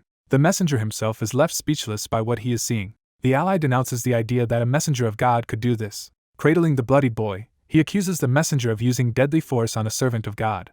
He keeps shouting for Isaac to wake up while the messenger watches in disbelief. The messenger insists it makes no sense, because the spell he used should only paralyze, not cause such bleeding. To everyone's shock, Isaac opens his eyes despite the blood covering him. His ally breaks down in relief and begs him to stay awake. Isaac calmly claims he was punished for mistaking a messenger of God for a demon. He takes all the blame onto himself and tells the messenger not to be angry. A silver-haired cleric rushes in to heal him and confirms that he will survive. But the healer immediately senses that something about this situation is deeply wrong. He states outright that no true messenger of God would treat clerics this way. He condemns the messenger for attacking those weaker than himself. The messenger is baffled, because from his perspective the child was the one who nearly killed him. He protests that he never used any killing spell at all. The ally refuses that defense, pointing out that everyone saw the messenger leave Isaac in this state. The messenger can only stammer that he does not understand how the boy was injured so badly. The silver-haired cleric presses further, questioning why a messenger of God appeared unannounced at the execution in the first place. He adds that Isaac already noticed the demons never attacked the angel either. The ally blurts out that he had been redirecting attacks away from the messenger all along, trying to protect him, and begs for a little more time. The messenger seizes on the boy's unstable behavior and argues that the whole disaster happened because Isaac went berserk and must be investigated. He demands custody of the child so he can take him to his master for that investigation. Isaac's faint smile shows he has been waiting for exactly that move. His eyes flare with demonic light as he gives a quiet signal. The messenger is suddenly struck from behind and thrown forward. The guards nearby are too shaken to understand what just happened. The messenger realizes in horror that the seal on the demon has been broken. A dark, many-eyed demon rises behind him, fully freed. The messenger demands to know how that was possible if a heavenly binding orb had truly been used. The demon answers by thanking him. It reveals that his interference is exactly what allowed the escape. Isaac, still acting weak, recognizes the freed demon as Shabnak and notes that imprisonment has only made him sharper. He is pleased that the fool who once understood nothing has finally learned how to deceive others.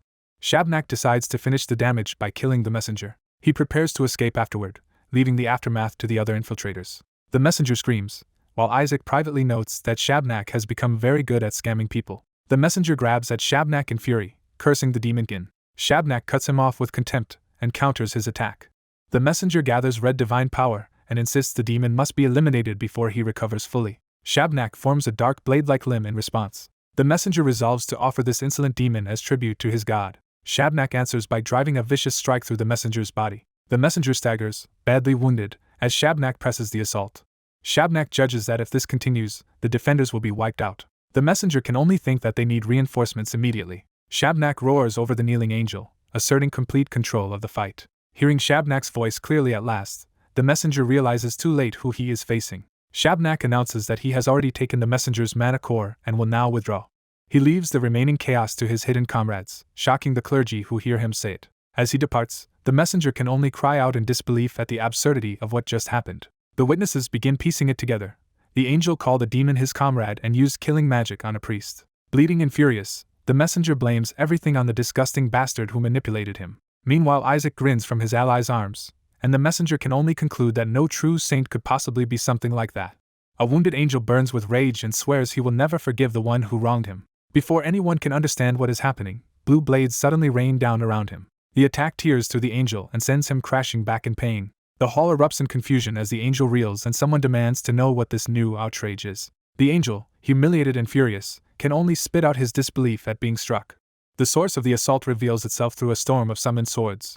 Relai steps forward in murderous fury, declaring that anyone who harms his nephew has made a fatal mistake. His barrage continues, blasting the area with overwhelming force. The angel is driven back and can only ask why he is being attacked at all. He protests that he is a divine messenger, and treats Relai as insane for turning on him. Others finally intervene, shocked that Relai has openly attacked a heavenly envoy.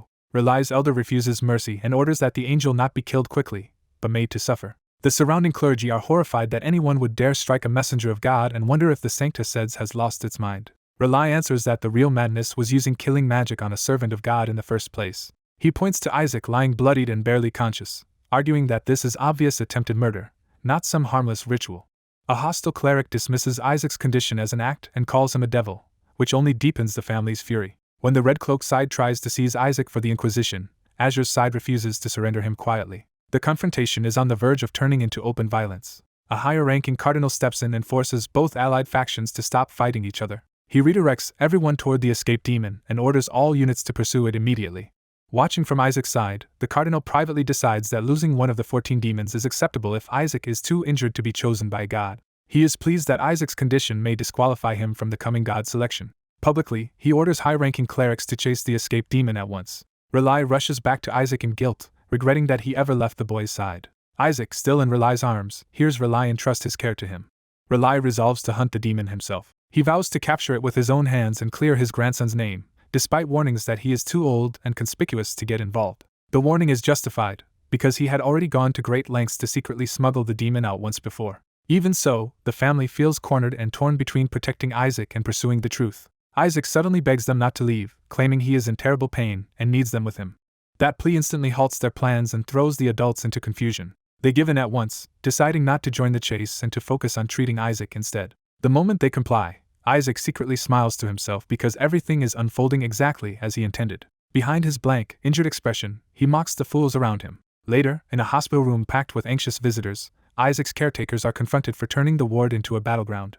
The argument escalates as they are accused of treating the room like their private territory, and even bringing a devil into a patient's chamber. The accusation of harboring a devil is thrown directly at the cardinal protecting Isaac, and he is pressed to explain why he is obstructing the investigation. In response, the cardinal orders the entire Sancta Seds to cut ties with Crimson and begin a full strike, even suspending their normal duties. The order shocks everyone, because the Sancta Seds is known for doing the church's dirtiest work without complaint, and this is their first strike ever. The cardinal rejects any talk of peace, arguing that a messenger of God attacked his grandson right before the execution and that no peaceful resolution is possible after that.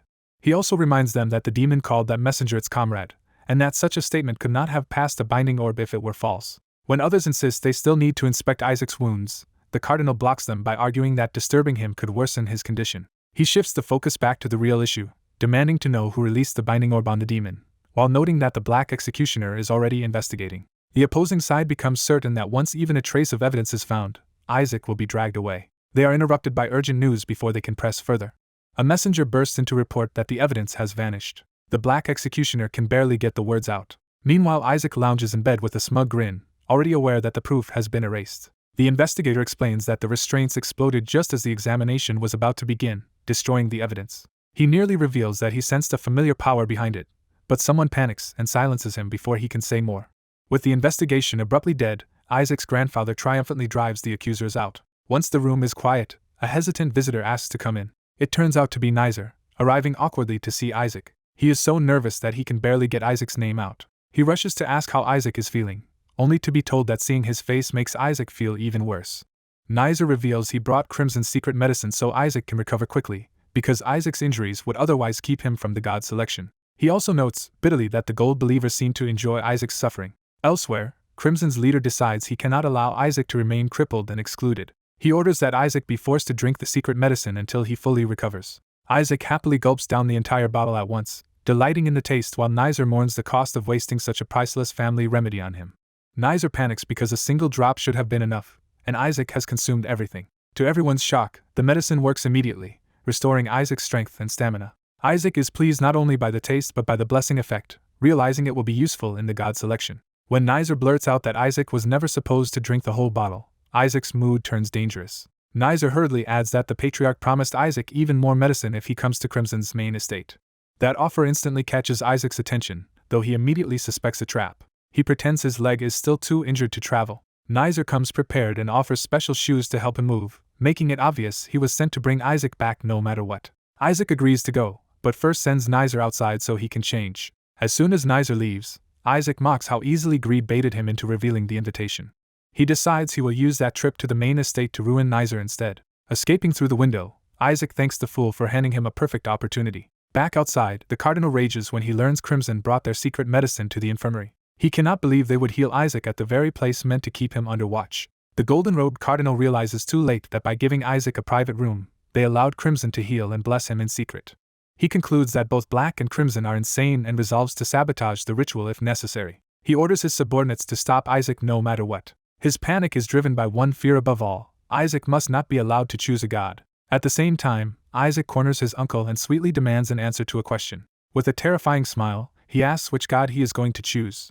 His uncle realizes Isaac has become dangerously unstable and tries to avoid answering. Isaac's pressure becomes so intense that his uncle nearly screams.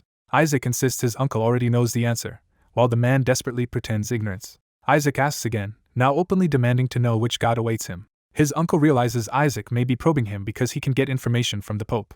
He panics at the thought that revealing anything could put Azure in direct conflict with the Pope. He tries to reassure himself that everything will be fine if Isaac simply chooses the best possible god. But Isaac casually says he might give up on choosing a god altogether, shattering that hope. His uncle is stunned, while Isaac reads the reaction as proof that they fear he will choose something terrible. Isaac presses the point, asking what happens if an evil god really appears, while his uncle angrily dismisses the idea.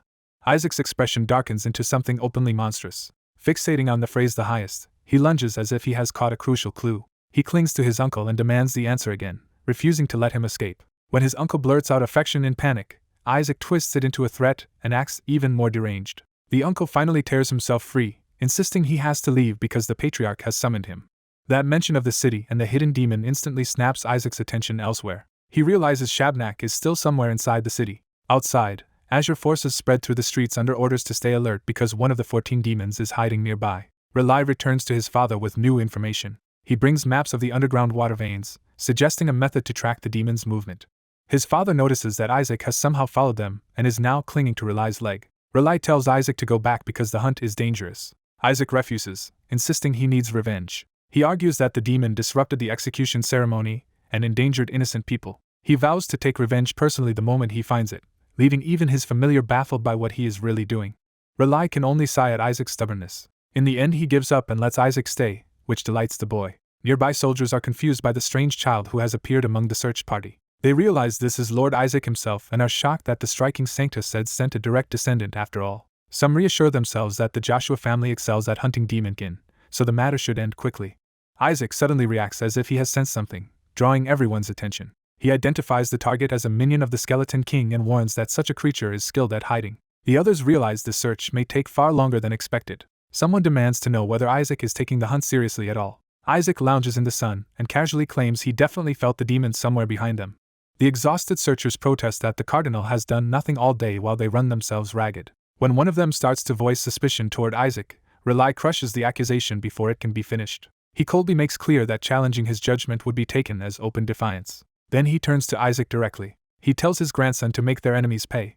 Isaac immediately points the searchers toward another false lead, sending them running again. At that moment, a black-clad figure appears and questions why the supposedly striking Sanctus says is involved. The newcomer is Crimson's red-haired leader, who accuses Azure of trying to cover up Isaac's crimes. He warns that protecting Isaac now will only make the boy's future crimes worse, but Relai demands proof that Isaac released the great demon. Crimson's leader says the truth will surface soon, because the Pope's power was found inside the binding orb. He reasons that he cannot accuse the Pope directly, so the best path is to uncover evidence tying Isaac to the incident instead. If he can do that, he will finally witness the arrogant Azure family's downfall. Even so, he offers a compromise and says he will not ruin the god selection ceremony if Azure cooperates. As a gesture, he promises at least to hide the handcuffs on Isaac's wrists. Relai rejects the claim that he is frightened, but his denial is unconvincing. He mutters that he will have Isaac work the Sanctus Seds like dogs for this humiliation, and Isaac gleefully notes that he really took the advice to heart. Relai bitterly asks whether Isaac heard that insult. Before he can continue, Isaac vanishes from the chair without anyone noticing. The adults are left staring around in disbelief, demanding to know where he went this time. Elsewhere, Isaac finds a coded mark and recognizes it as something Shabnak must have left behind. He reflects that the true demons have replaced the Skeleton King's servants because they despise serving an undead ruler. He concludes they are exploiting loopholes in his commands rather than directly disobeying them. Still, he is troubled by the larger pattern involving the Binding Orb, the Pope, and even the Crown Prince. He especially cannot understand why the Crown Prince's mana would be mixed into Shabnak's Binding Orb. His familiar presses him to stop pretending ignorance about the forces moving behind the scenes. Before he can answer, hidden assassins reveal themselves above him. They are stunned that a priest noticed them at all, since priests are supposed to have poor battlefield awareness. One of them realizes too late that they have been exposed. Isaac answers by unleashing holy power so suddenly that even the assassins cannot tell when he cast it. The attackers are thrown into confusion as the spell erupts around them.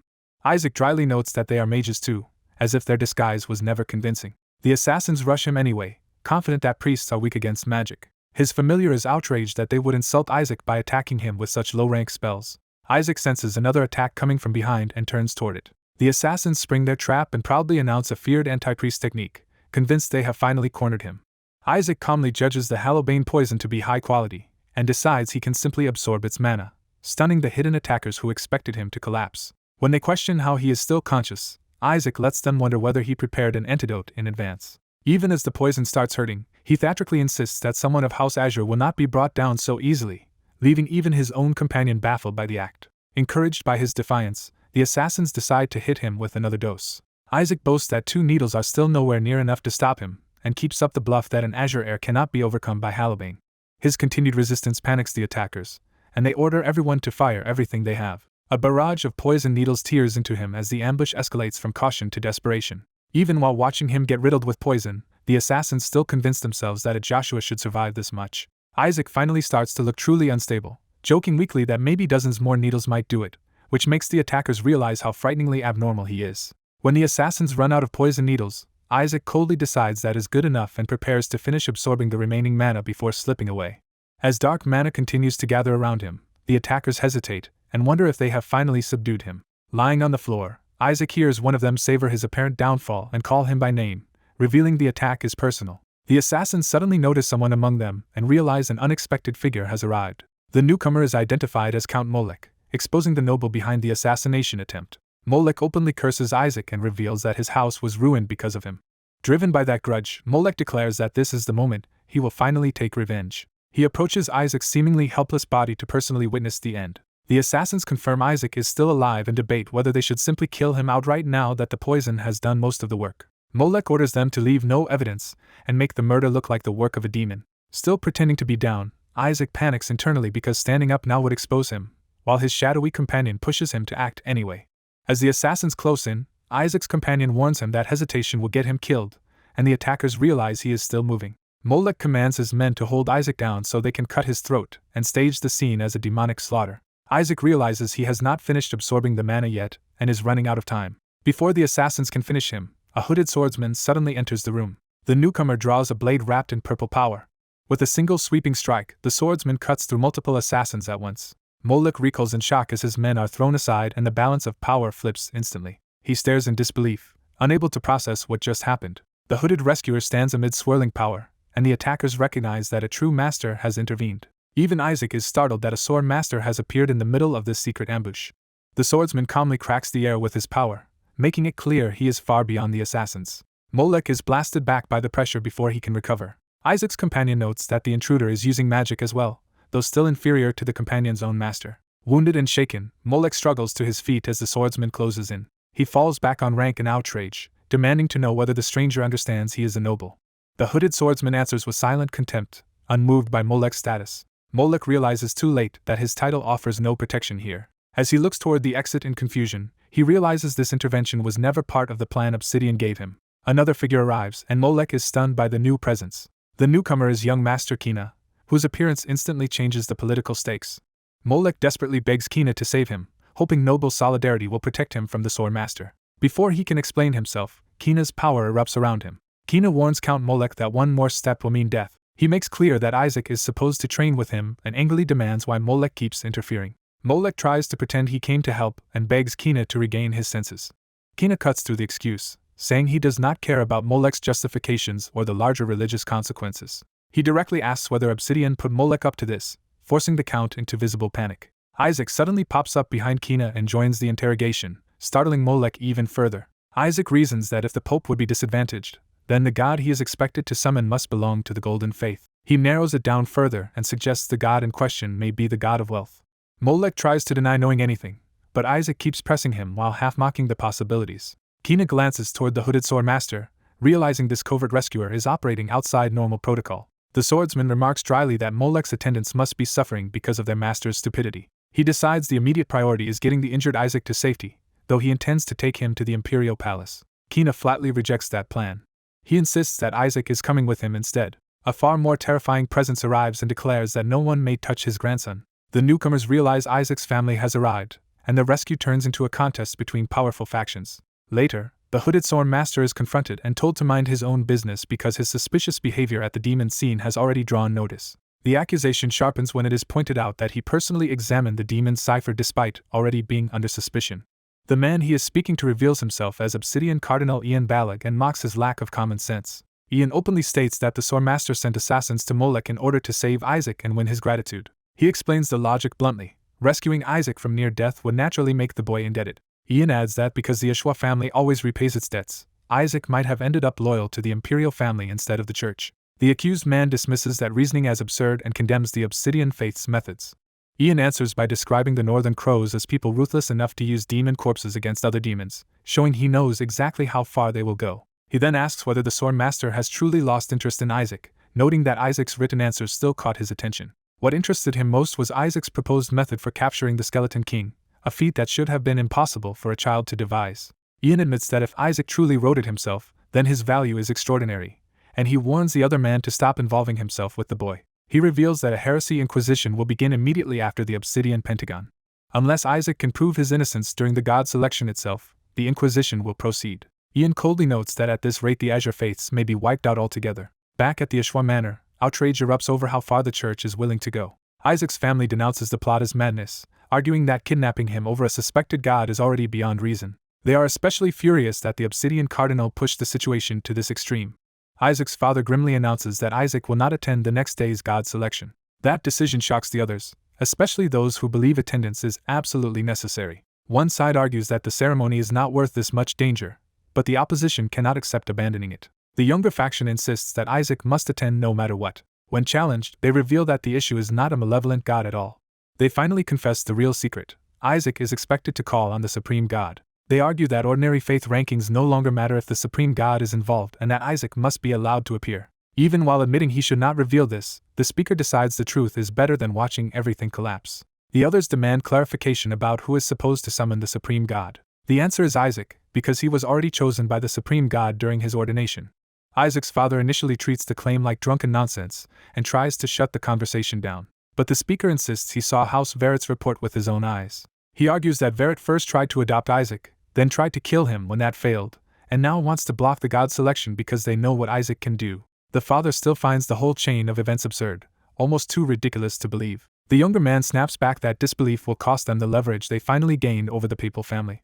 He goes so far as to threaten to take Isaac and leave the house if they refuse to act. That threat finally forces the father to ask whether all of this is truly real. The younger man swears that it is. Trying to process it, the father asks in utter disbelief whether the Supreme God is some kind of pervert, unable to understand why such a being would choose Isaac. He then soberly concludes that this revelation puts Isaac in even greater danger, because a being like the Supreme God is beyond anyone's control, though it would at least spare Isaac from the heresy inquisition.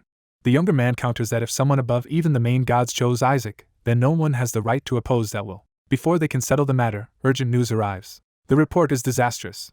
The Crimson Faiths have filed a heresy inquisition against Isaac anyway. By the day of the Obsidian Pentagon trial, the arena is already buzzing with rumor. The ceremony begins formally as the candidates are assembled for the second part of the offering ritual.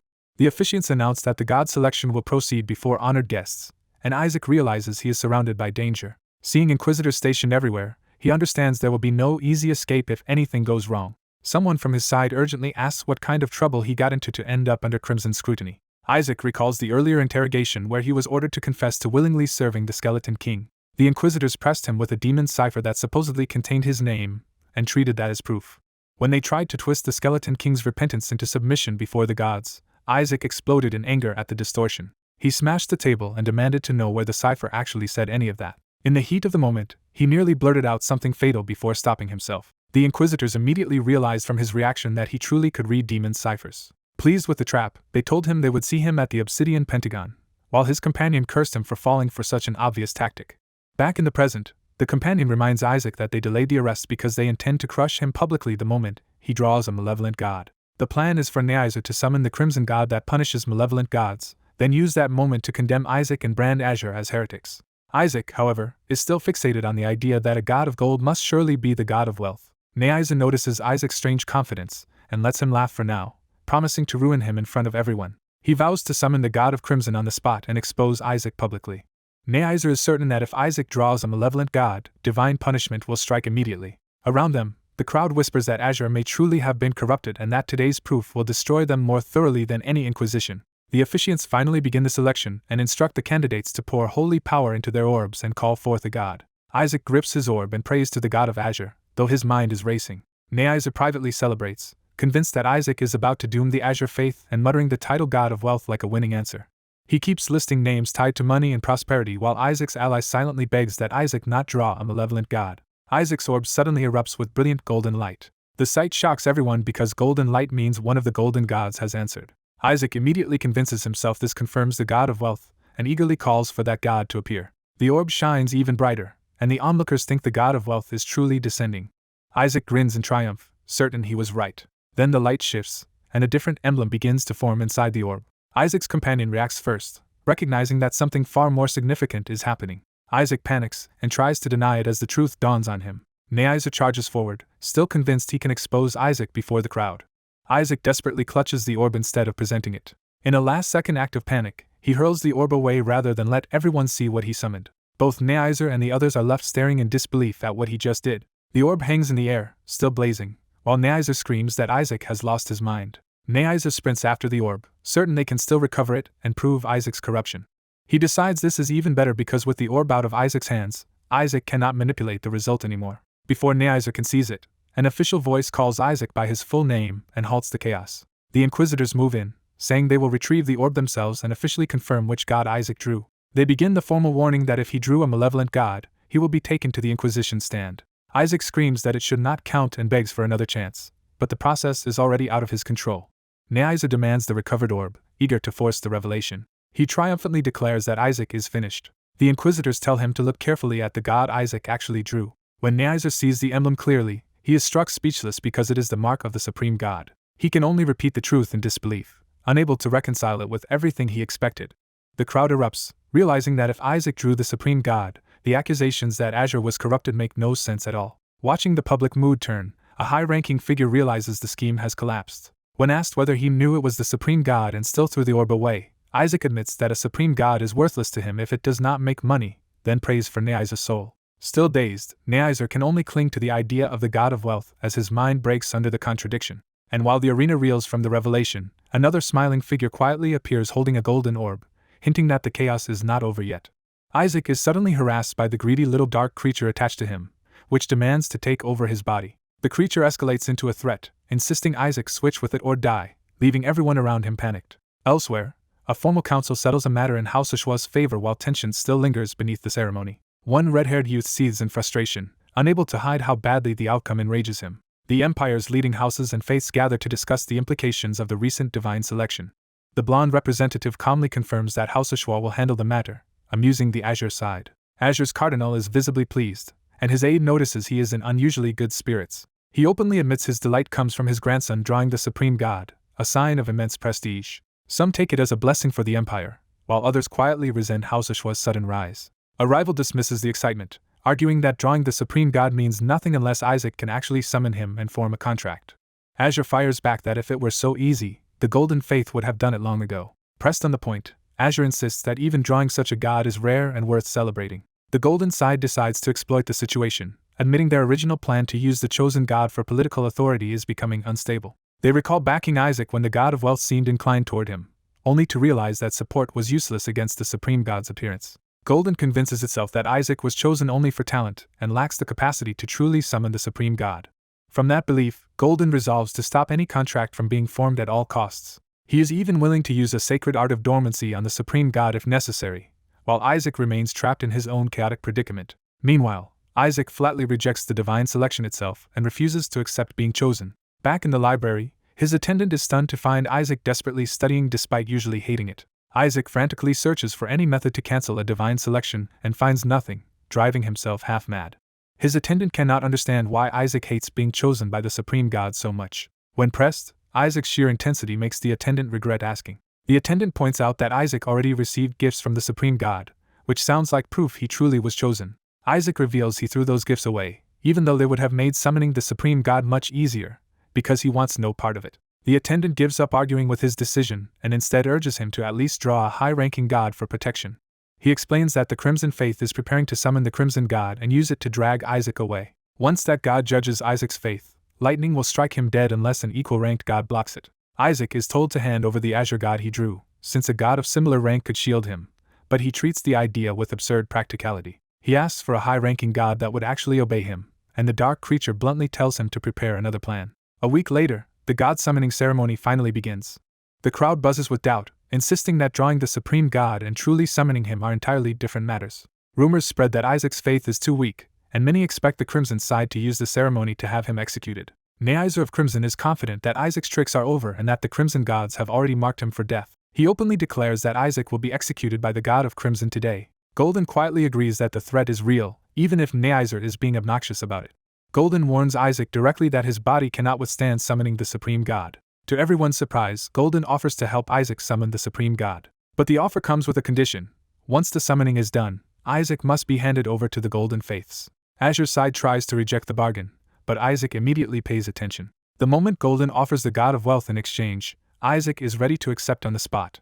Azure grudgingly admits the deal has merit, since the God of Wealth could also block Crimson's attack. He adds that without Golden's help, Isaac might die during the summoning itself. Azure frames the choice as saving a child's life, even while Isaac is literally trying to bite his way free from being restrained. When Azure leaves the decision to him, Isaac instantly agrees. The bargain is struck, and Golden praises the choice just as a messenger rushes in.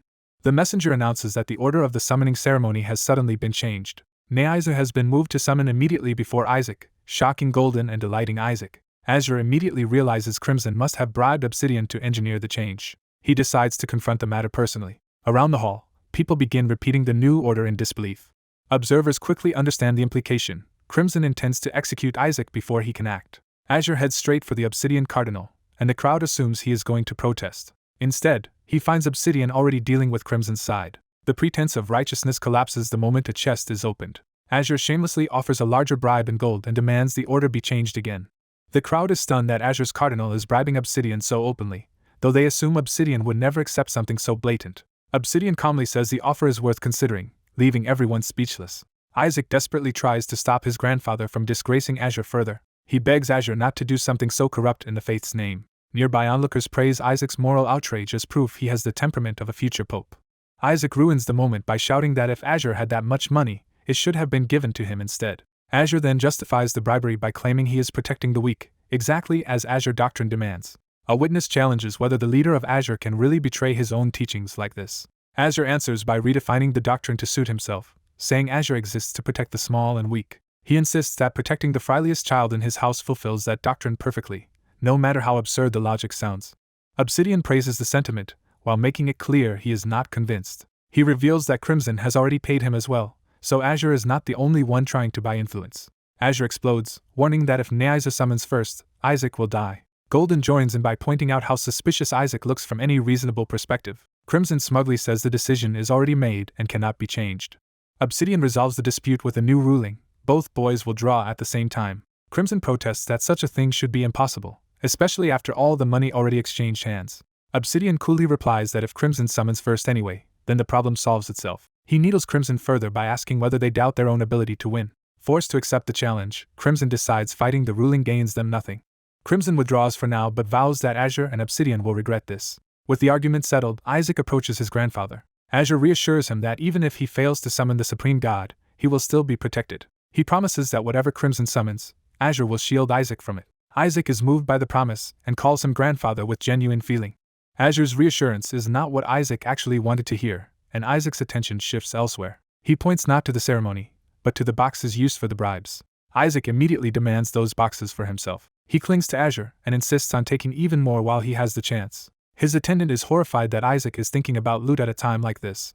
The attendant urgently reports that Neisser is about to summon the god of criminal law, Crimson's main deity. Isaac unexpectedly brightens, deciding that if Neisser is summoning that god, the situation may actually work in his favor. He admits he had planned to make a deal with the House of Gold and abandon the whole mess. He also reveals he accepted the bribed chest knowing it was probably trapped, intending to fake an injury and blame the other side. Now he realizes a higher god will recognize his true soul, and that changes his calculations completely.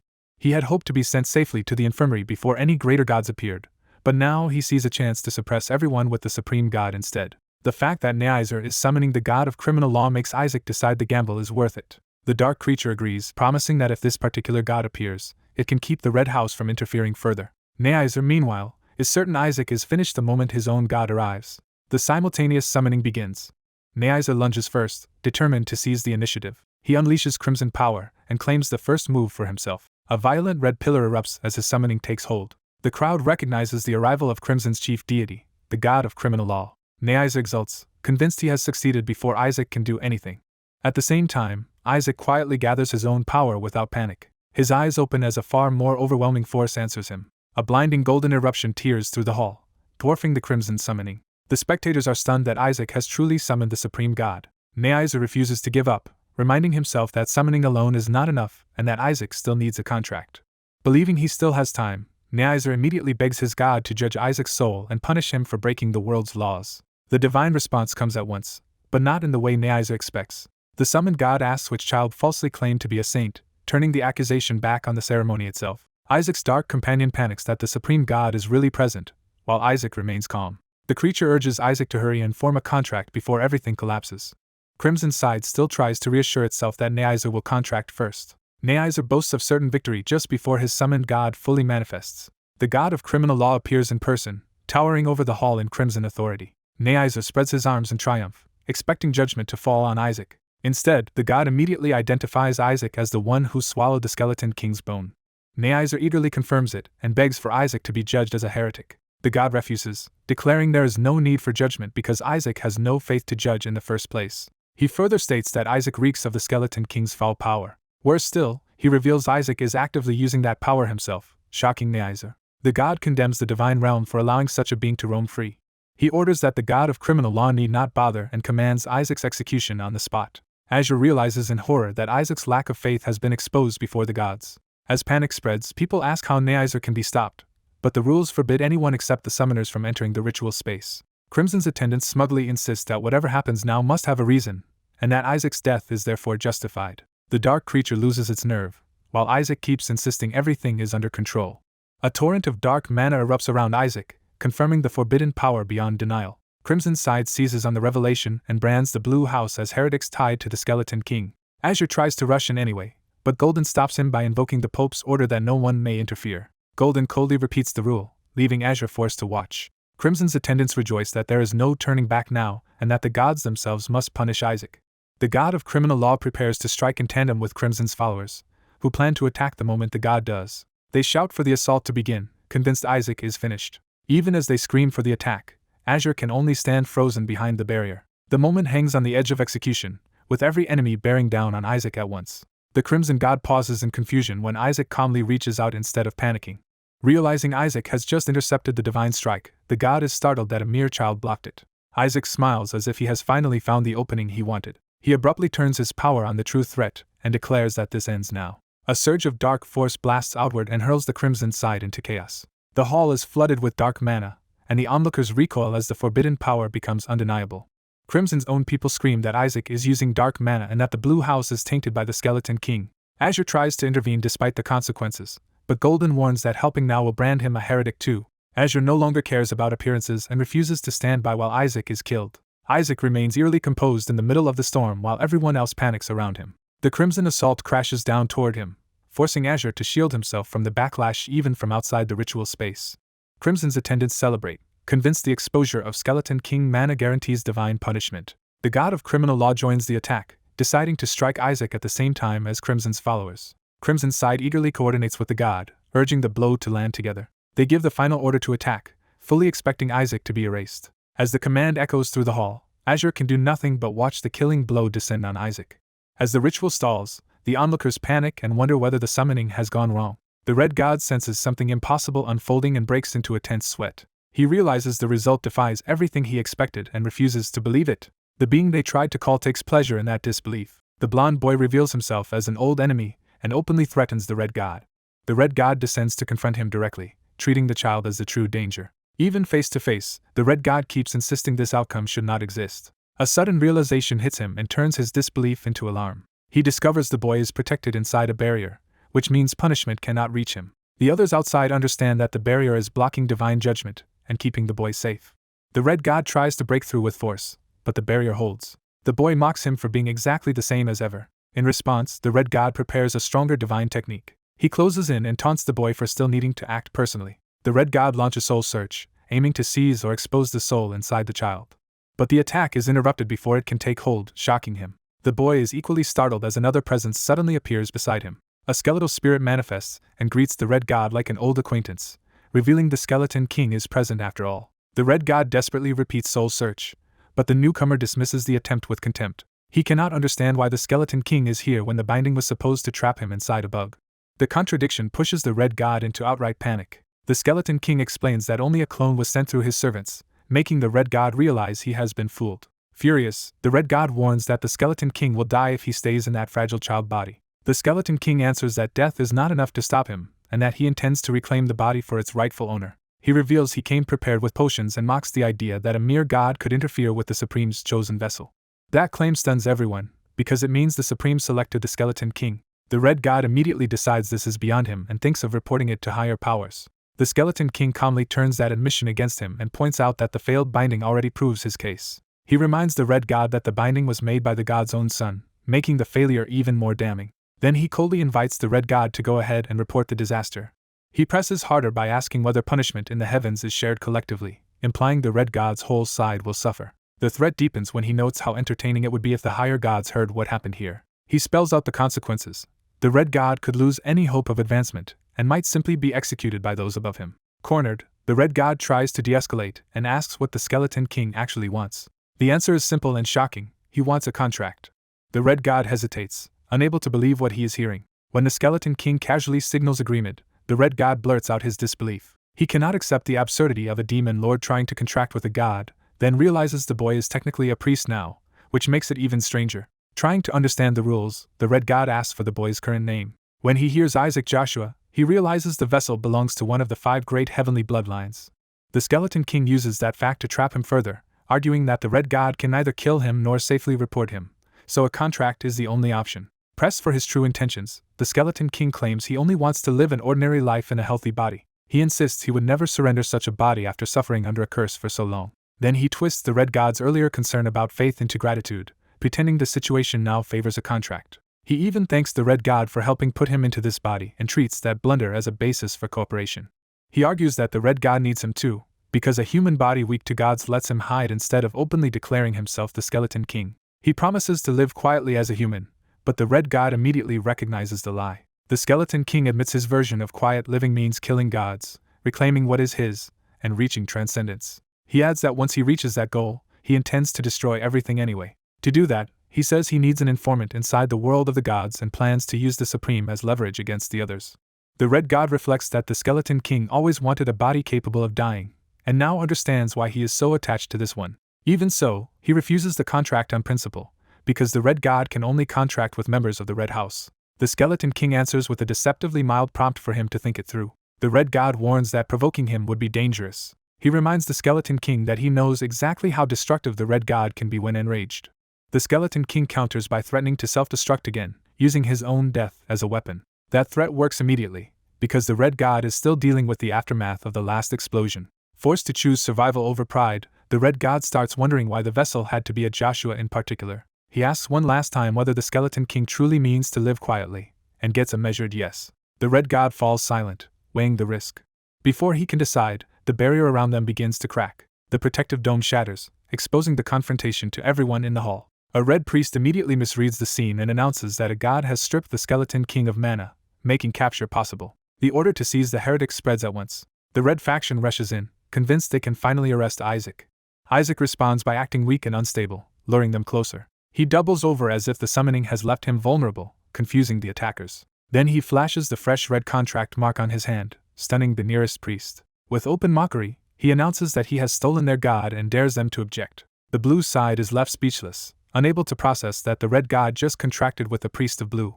The red priests scramble for an explanation and convince themselves Isaac must be using the red god only to block a later summoning of the Supreme. They escalate that theory into a full accusation, calling him a lunatic who plans to hold the red god hostage. Others focus on the deeper humiliation. The red god chose a child of blue over a child of red, which makes Isaac's faith look stronger than the red successor's. That implication enrages the red successor, who sees it as a direct insult to his standing. The crowd begins openly questioning whether Isaac was ever a true heretic at all, and the red house starts losing face in public. The red successor suddenly finds the chaos amusing for a very different reason. He reframes the scandal as theft, accusing blue of stealing the red house's god. He insists the cross-house contract must be a mistake and expects it to be undone. But the blue patriarch refuses to help, asking why blue would annul a result that benefits them. He declares that the Pope must honor all 5 faiths equally and bluntly says his own grandson has already taken the red god. The red successor realizes blue is going to exploit the situation instead of apologizing. The red side protests that a Joshua taking another house's god is absurd, while blue calmly prepares to walk away with the advantage. When the red priests demand Isaac back, the blue patriarch answers with their own doctrine that everything happens for a reason. He throws the red side's words back at them and treats the outcome as divine will. The scene shifts to Joshua Major Capital, where the political fallout is already spreading.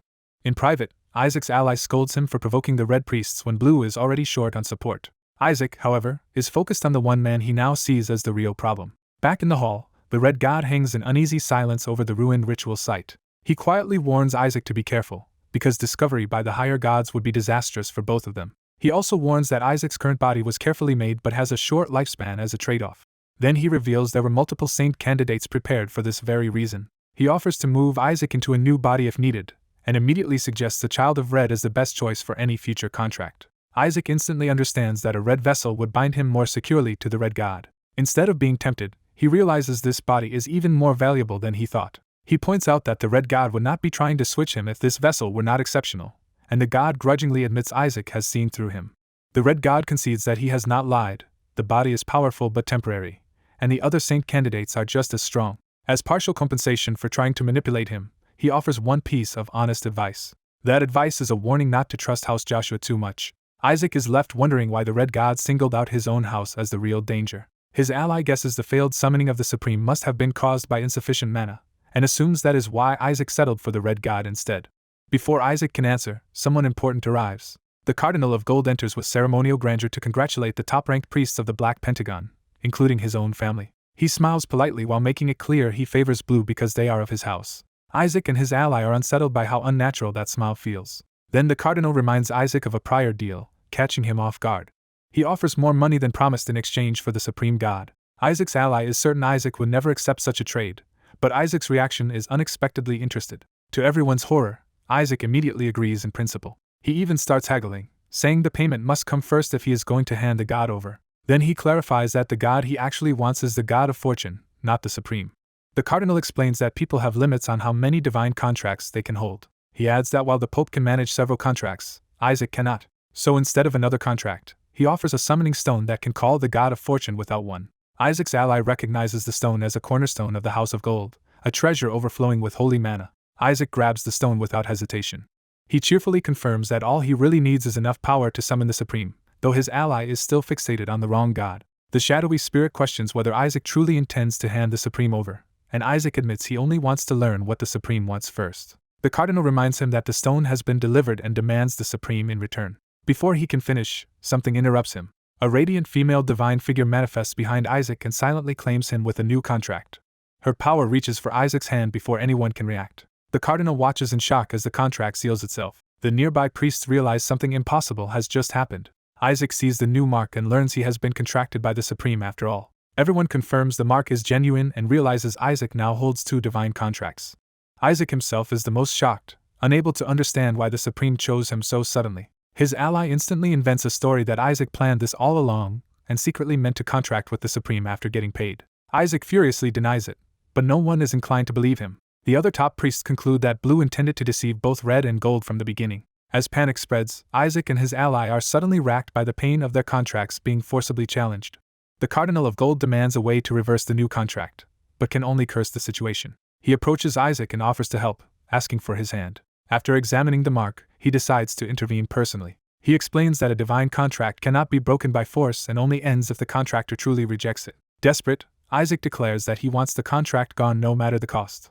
The cardinal performs relationship incineration to burn away the bond. He announces that the contract has been annulled. But when the light fades, the mark remains, and Isaac starts to panic again. The cardinal orders him to stop fooling around and focus on rejecting the contract sincerely. Isaac tries again under the same spell, screaming that he does not want the Supreme and only wants the God of Fortune. He begs the Supreme to leave and assumes that should finally be enough. When nothing changes, the cardinal accuses him of playing games. Even the shadow spirit tells Isaac to give up, but Isaac insists something about this contract feels wrong and still wants the God of Fortune instead. The cardinal, now openly irritated, says that if this were truly a mistake then Isaac should return the stone, and Isaac's ally agrees. Isaac makes a decision and addresses the Cardinal of Gold formally.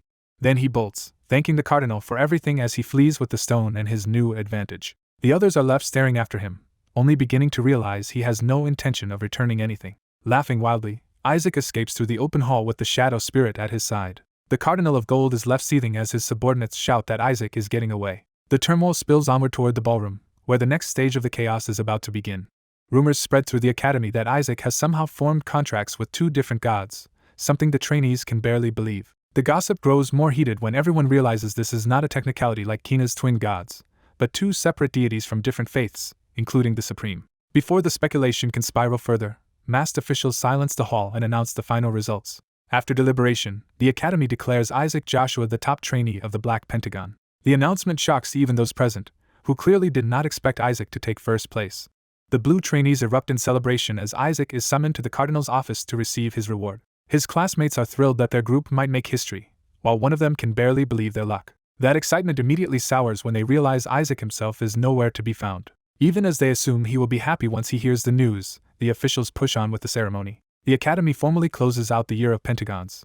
The trainees are told they will soon leave the academy, return to the world, and reconvene in 3 months for graduation and the New Year ceremony. They are also warned that earning favor with their seniors before graduation would be wise. That warning becomes clear when a group of intimidating upper-ranked priests arrives to inspect the trainees. The younger students immediately fear they are about to be harshly hazed. Whispers identify the blonde senior as the leader of the second-rank priests, and people suspect he has come because of Isaac. One of Isaac's friends is relieved Isaac is absent, fearing he might offend such an important figure. He decides he needs to find Isaac quickly and stop him from doing anything reckless. At the same time, Isaac is already sprinting through the halls while red-cloaked pursuers demand the return of a stolen stone. The commotion draws attention, and bystanders realize the notorious Isaac Joshua is causing trouble again. A watching senior immediately judges Isaac as crude and ill-mannered. Before he can finish insulting him, Isaac launches himself forward without hesitation. Isaac literally uses the senior's face as a foothold to keep moving. He accelerates away with holy magic, leaving the senior sprawled behind him. Isaac dismisses the outrage around him and keeps forcing his way through anyone in his path. The fallen senior is left bruised and humiliated while others wonder if Isaac has lost his mind. Even injured, the senior insists they stop worrying about him and focus on subduing Isaac. Before anyone can finish taking charge, Isaac pelts him with a flower pot and more debris from above. Still fleeing, Isaac complains about being chased so relentlessly while his pursuers struggle to keep up and identify his position. Back in the hall, Isaac's friend hears the shouting and realizes the disaster is exactly what he feared. The injured senior fumes that a mere trainee dared use his face as a stepping stone. He and the others convince themselves Isaac's arrogance comes from being treated like a saint candidate. Another senior tries to excuse Isaac as just a 10-year-old acting out. But the harsher faction decides that as Isaac's seniors, they now have a duty to correct him. The officials then explain the trainees' next assignment. They will temporarily serve royalty and receive requests directly from the Queen. Their coming mission will involve the Skeleton King, and their final graduation scores will depend on how well they perform there. The humiliated senior takes comfort in the idea that Isaac will fail badly without their help. He frames Isaac as a monster created by indulgence and vows the seniors must force him onto the proper path. His lecture is cut off when Isaac abruptly stomps on his face again. As the senior collapses, Isaac's allies and pursuers alike are left stunned, and someone helping Isaac is accused of being his accomplice. The helper casually brushes off the accusation and moves on.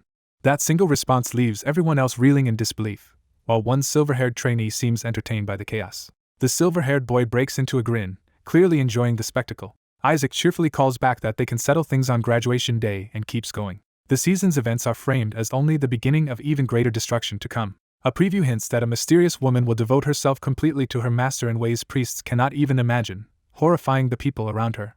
That same preview teases a new romantic complication entering Isaac's life. Another silver-haired figure bluntly demands marriage from someone named Barrett. The proposal escalates into a demand to start a family, turning the situation into an absurd love triangle. Elsewhere, Isaac is shown at a loss over how shamelessly such things are being said in public. The preview also promises a scandalous revelation about Riley's family secret. It then shifts to a darker mystery involving the forbidden summoning circle of the Skeleton King, proving someone can still perform it. A shocked subordinate finds Joshua kneeling at the ritual site and can hardly believe what he is seeing. The subordinate recognizes the summoned figure as royalty and is stunned by the implication. The preview ends by asking why a prince was called through the Skeleton King's summoning circle, hinting at a massive hidden truth. With that teaser over, the story resumes after the season break.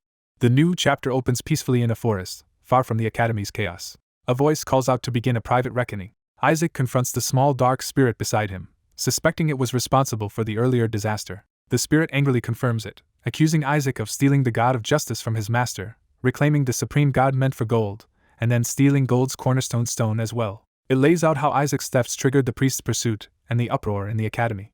Hearing the accusation, another trainee nearby reacts in baffled disgust. The scene flashes back to the academy attack, where blue blasts struck the main priests of the Sanctus Sedes and threw the hall into panic. Isaac explains that the church later dismissed the incident as a failed holy spell, but he knows it was a deliberate attack. The Skeleton King himself appears before Isaac and apologizes for exposing himself so openly. He admits he could not restrain himself after hearing the clergy slander Isaac and watching them try to attack him. Isaac accepts the explanation without much surprise. The Skeleton King then reveals he is dying no matter what happens next. Isaac quickly realizes the cardinal's strike left him with a fatal wound. Even while collapsing, the Skeleton King apologizes for showing Isaac such a pitiful end. As a final gift, he offers Isaac a memory stone containing his last legacy. He explains that decades spent as a slave of the Holy Empire allowed him to gather many of the Empire's secrets, all stored inside the stone. He says repaying Isaac's grace is his greatest honor, and since he cannot escape the Empire, he intends to die here. He even suggests that if Isaac calls the clergy, Isaac can claim credit for subduing one of the 14 demons. Instead of accepting that, Isaac calls on Justice, the god he contracted, and orders it to appear. When Justice manifests, Isaac immediately asks why it failed to seal the Skeleton King's child before losing control of the situation. He then demands something far stranger, that Justice change the Skeleton King's nature. Isaac bluntly orders the god to turn the undead demon into a human. Justice is appalled by the request, but Isaac refuses to back down. He argues that if Justice can impose punishments and twist bodies, then altering the laws of nature should also be within its power. Isaac pushes the logic further, saying that making an undead being capable of feeling pain as a human would itself be a fitting divine punishment. Justice reluctantly admits that such a punishment is indeed possible. The god remembers that the Skeleton King is no harmless servant, but a deadly aide and assassin who has killed countless servants of the gods. Justice protests that this demon was only containable because he was undead, and turning him human could let one of the 14 demons escape. Isaac counters by threatening the demon's child, forcing Justice to choose between obedience and disaster. Justice tries to call Isaac's bluff and warns him he is about to die anyway, but Isaac calmly suggests he can always escalate the matter. When Isaac says he will take the issue to the Pope, Justice immediately falters. Isaac leans into the threat with manic intensity, making it clear he is willing to drag everyone down with him. Justice panics, realizing Isaac is reckless enough to follow through. The god concludes that Isaac's insanity makes him genuinely dangerous. To protect the demon's child, Justice finally gives in.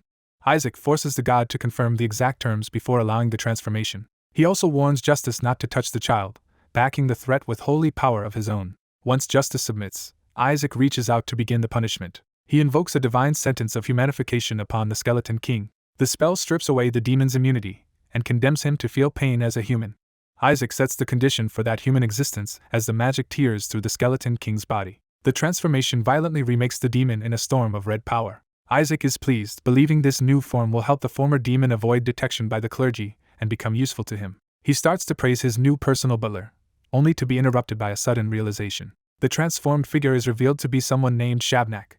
Isaac blurts out his shock that Shabnak was actually a woman all along. Shabnak, newly human and newly female in appearance, quietly accepts that identity. Isaac admits he never expected this outcome and asks whether the transformation feels wrong, but Shabnak only remarks that feeling sensations at all is strange. Shabnak quickly regains focus and warns that her identity must remain hidden, especially from Isaac's powerful grandfather and the Joshua faction that wants the Skeleton King destroyed. Their discussion is interrupted when Isaac's frantic friend finally catches up to them. He demands to know where Isaac vanished to, and Isaac casually claims he ran off to protect the cornerstone. The friend reports that the palace is in chaos after a terrorist attack and that the priests are hunting the culprit. He adds that Isaac is now being targeted by hostile second-rank seniors, who want to send him alone on a dangerous Imperial commission without even telling him the mission in advance. Isaac immediately proposes solving that by teaming up with his friend. But the friend explains he is already assigned elsewhere, and the mission Isaac has been saddled with is to find the Skeleton King's spy. Shabnak dismisses the official story as nonsense, noting that someone was supposedly trying to summon the Skeleton King inside the Imperial Palace itself. The friend says they did identify a suspect, but the higher-rank forces were crushed so badly that even apprentices are being ordered into the hunt. He reluctantly offers to help if Isaac begs, only for Isaac to say he already has someone else in mind. Isaac presents Shabnak beside him as if the matter is settled, nearly giving his friend a heart attack. The friend is stunned that Isaac has suddenly appeared with a beautiful woman and immediately suspects trouble.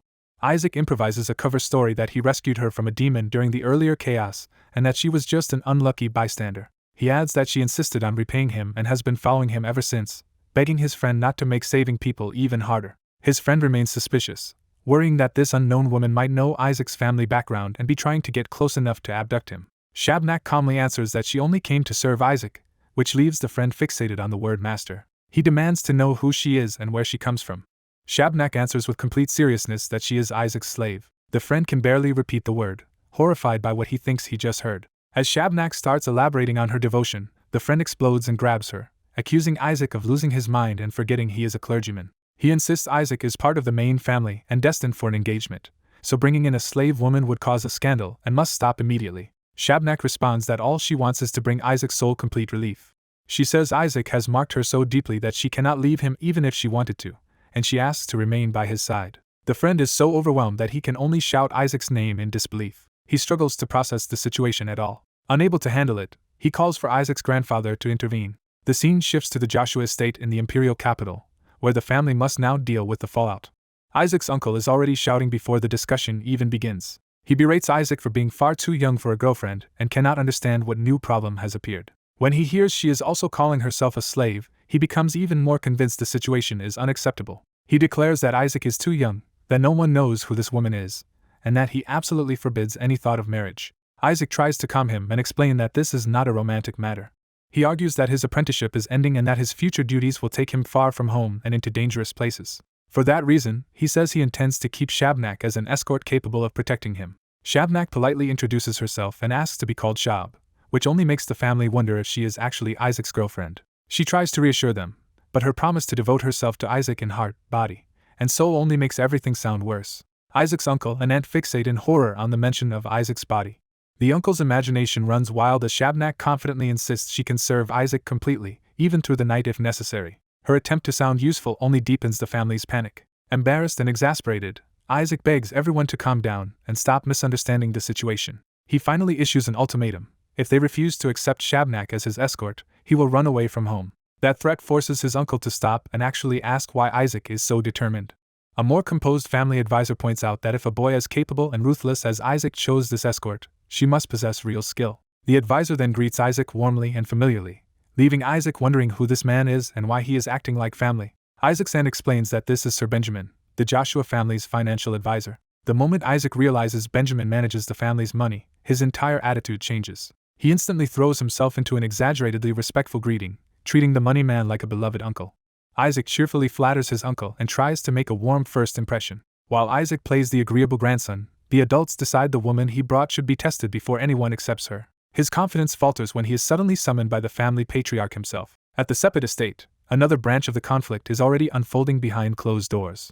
A red-haired subordinate is condemned as a disappointment before he can even defend himself.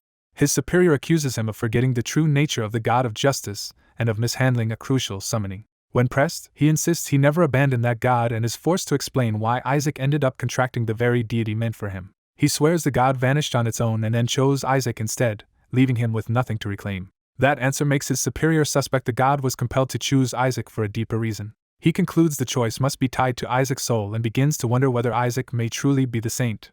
If Isaac really is that important, hostility toward the Joshua family would be a mistake, and an alliance becomes worth considering. He sets aside personal irritation because without the god of justice their larger plan, and their hunt for ancient treasures cannot continue. The subordinate realizes the situation has become far more dangerous than he expected. Desperate to fix his failure, he offers to steal the god back from Isaac. His superior warns him there is no time to waste because Joshua's eldest son, contractor of the god of punishment, will soon return. That news terrifies the subordinate, who knows that man would kill both him and Isaac if he learns what happened. Instead of open theft, he is ordered to get close to Isaac before that brother returns. The reason is simple. The god of punishment fiercely protects the god of justice and will not forgive their blunder. So the subordinate is commanded to stay in Isaac's favor and quietly extract information while recovering the lost god. The order becomes even more humiliating when he is told the best way to do that is to become Isaac's servant.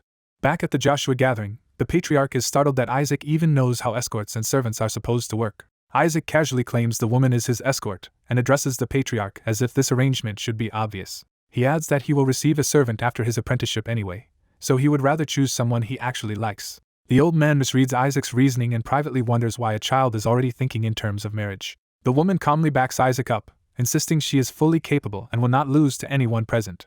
The family members bristle and compete for the right to expose her, but the patriarch takes control of the test himself. He declares that if she passes his trial, she will be formally accepted into the household. He raises the stakes further by promising her a rank 1 knight certification if she succeeds. That reward shocks everyone, but the patriarch justifies it as repayment for the glory Isaac brought Joshua and the blow dealt to Sepet. When his son protests that the reward is absurd, the patriarch threatens to strip that son's standing and give it to Isaac instead. Isaac is thrilled that his scheming seems to be working even better than expected. As the patriarch begins the test, the others still try to intervene. He silences them with a single refusal and moves first. The patriarch personally takes the role of examiner, stunning the room. Isaac panics because the patriarch is far too strong, begs for a lesser test, and tries to push the danger onto his uncle instead. The patriarch rejects that immediately, arguing that anyone entrusted with his grandson's safety must withstand even a cardinal. The woman reassures Isaac and accepts the challenge without hesitation. The patriarch attacks at once, aiming to end the matter with overwhelming force. His strike crashes down with enough power to destroy the floor if it lands cleanly. Isaac cries out in alarm, fearing she is about to die. To the patriarch's surprise, his blow does not connect as expected. She blocks the attack cleanly, stopping a strike that should have crushed her. She remains composed, revealing that the patriarch's opening move was nowhere near enough. The clash erupts into a violent burst of blue force that tears through the hall. Isaac's uncle can hardly believe she parried the patriarch so easily.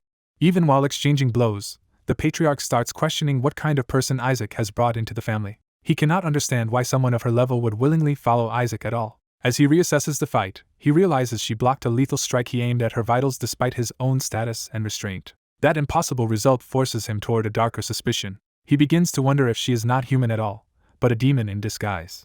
Acting on that suspicion, he shifts his power into holy exorcism magic. He launches a direct exorcising assault meant to destroy anything demonic hiding within her. The others recognize the spell in horror and realize he has escalated from a test to an execution. The woman understands instantly that she cannot answer with dark mana without exposing Isaac, so she must survive another way. Isaac's shadowy companion warns that if this continues, she will truly die. She counters with pure physical force, striking through the patriarch's holy attack instead of meeting it as a demon would. The patriarch answers with an even larger wave of exorcism power to purge her completely. His son demands to know why he suddenly used demon-killing magic, and the patriarch orders everyone to drive her out because he is convinced she is a demon. The family is left stunned by the accusation and the abrupt turn of the test. The patriarch scolds them all for failing to suspect her sooner. Before anyone can even finish arguing, the fight explodes again. A violent red burst interrupts the exchange and throws the room into further chaos. Isaac and his hidden companion are baffled for a moment by the sudden shift. Isaac then reveals the simple truth the patriarch missed. He physically catches the patriarch's hand and stops the attack himself. With that intervention, he states plainly that the woman is human now, not a demon to be exorcised. The battle continues in a blur of blue and red force as the misunderstanding collapses. She presses the patriarch back with a brutal counterattack once Isaac removes the need for restraint. The patriarch fights on with murderous focus, still trying to force an answer from her. She answers his power with her own and meets him head-on.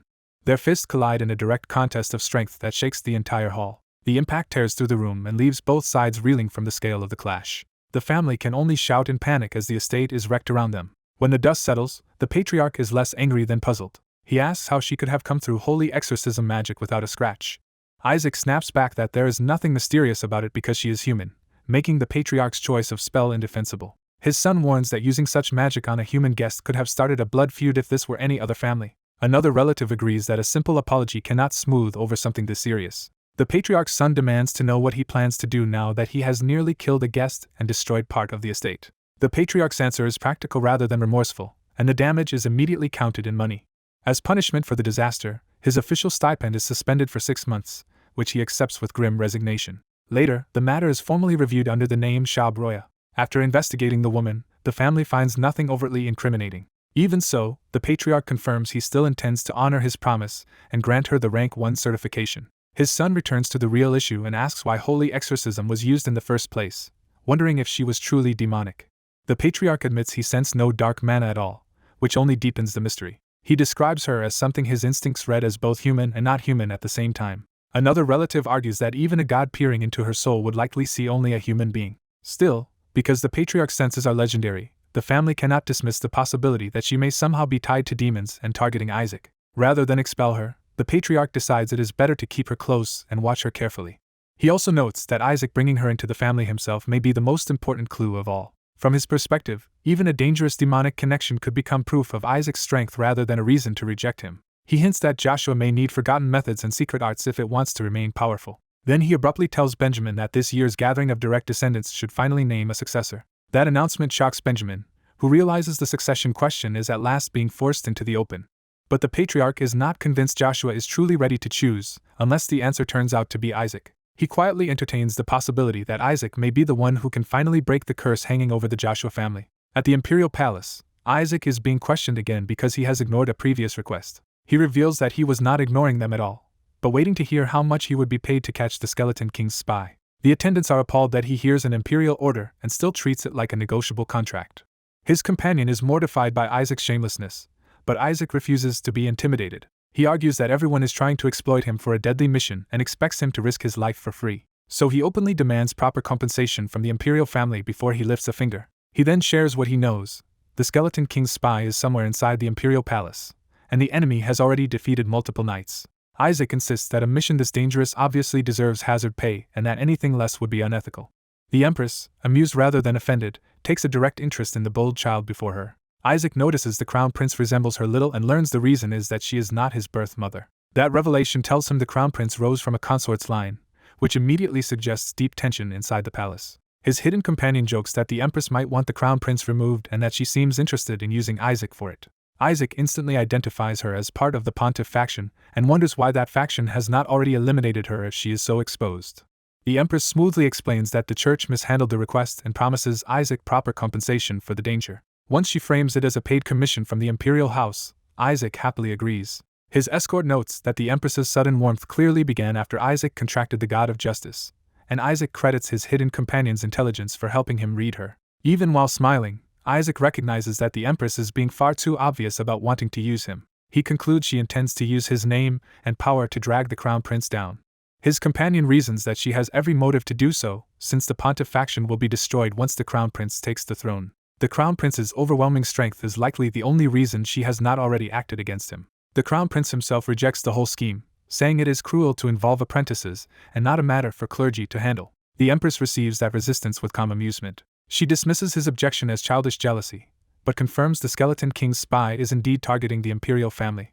She warns the crown prince that his own life may be in immediate danger. An older retainer then reports that cursed tools and summoning materials tied to the Skeleton King were found near the palace. The Empress presents this as proof that the Skeleton King intends to destroy the imperial palace itself, though Isaac privately has no interest in such grand ambitions. She adds that the Holy Dragon's barrier still protects the palace, while Isaac privately thinks the real reason nothing happened yet is simply that dealing with dragons is troublesome. To direct Isaac's work, the Empress hands over a record of suspicious servants within the palace. She asks him to use it to identify the culprit, flattering him as the genius chosen by the greatest god. She promises full repayment if he captures whoever is targeting the imperial family, and Isaac agrees before he can even finish haggling. His companion drags him out before he can embarrass himself further, while the Empress calmly says she will wait for results. Once outside, the companion scolds Isaac for nearly getting himself killed and for treating the imperial family like marks to be fleeced. Isaac ignores the moral lecture and fixates on the real opportunity. The Empress looks rich enough to exploit. He decides to get close to her and squeeze every possible reward out of the situation, leaving his companion wondering why the god of justice chose someone so shameless. A warning then stops them. They are told not to trust the Empress too much. The Crown Prince appears in person and warns that the Empress only wants to use the Joshua name for her own ends. He tells Isaac plainly that this game could cost him his life if he is careless. Even so, he sincerely hopes the Skeleton King's spy is caught, and Isaac eagerly promises success. Isaac loudly vows to stop the Skeleton King's return, while privately scoffing that the enemy has already returned long ago. That night, Isaac and his companion move into position near the suspected site. Isaac is certain the Skeleton King's follower will come to this area, He explains that the warehouse full of cursed and summoning items is too obvious, and therefore only a decoy. So instead of rushing in, he waits outside for the real culprit to reveal themselves by approaching the fake site. He tells his companion that anyone who understands the setup would know the true summoning location lies elsewhere. When asked how he knows so much about the Skeleton King's methods, Isaac cuts the question short and warns him to duck. A hooded figure appears exactly as Isaac predicted and heads for the warehouse. Isaac immediately declares that the culprit has exposed themselves. To his companion's shock, Isaac identifies the hooded figure as the Empress. He explains that her request was a cover meant to distance herself from the Skeleton King's spy and deceive the clergy. Even with that revelation, Isaac's first thought is still how to turn the capture into favor with the Emperor or Crown Prince, and then into even more money. His companion worries that if a real summoning spell is involved, Isaac's soul could be dragged in, but Isaac dismisses the danger as something humans should not be able to trigger. Confident in his deduction, Isaac moves to pursue the Empress while his companion scrambles to keep up. Before they can advance carefully, a glowing figure suddenly appears ahead of them in the dark, cutting off their path. A blond young man senses something strange nearby and turns sharply toward it. He spots someone he recognizes as Isaac moving alone across the grounds and calls after him in confusion. Before anything can be clarified, the blond youth is dragged into a blazing summoning circle. He instantly realizes he has been caught in a genuine Skeleton King summoning spell and panics that someone actually managed to cast it. A hooded witness sees who was summoned and is stunned to recognize Joshua's son, the Crown Prince. The summoned boy is equally thrown off by being identified so precisely. The hooded man confirms the impossible sight in disbelief. The person inside the Skeleton King's circle is the Crown Prince. An uneasy silence falls as both of them reassess the danger of what this means. The blond boy frantically wonders how a real circle was activated when he had spread so many fake ones around. He remembers that the spell is his own design, one he taught skeletons to use only in extreme emergencies, and cannot believe they remembered it. The hooded prince jumps to the obvious political conclusion that the Skeleton King's spy must therefore be the Crown Prince himself. Trying to recover, the blond boy awkwardly pretends this is just a routine patrol encounter. He pushes the prince to accept that explanation and ignore the summoning, but the prince is not fooled. The blond boy tries to end the conversation quickly and act as though nothing happened. Instead, the prince presses him on the real issue and demands to know why he emerged from the Skeleton King's summoning circle at all. The blond boy reasons that the answer should be obvious because his saint candidate master had once been summoned by the same spell, yet he is baffled that humans can use a version he modified for demonkind. His shadowy familiar explains that only someone who knows the skeleton language and is loyal to their master should be able to use that spell. That makes the prince look even more suspicious, because such conditions imply he is somehow devoted to the Skeleton King. The prince ignores the implications and asks the key question again. Why was the blond boy summoned? The blond boy offers absurd excuses, and the prince dismisses them as worthless lies. He finally points out the contradiction directly.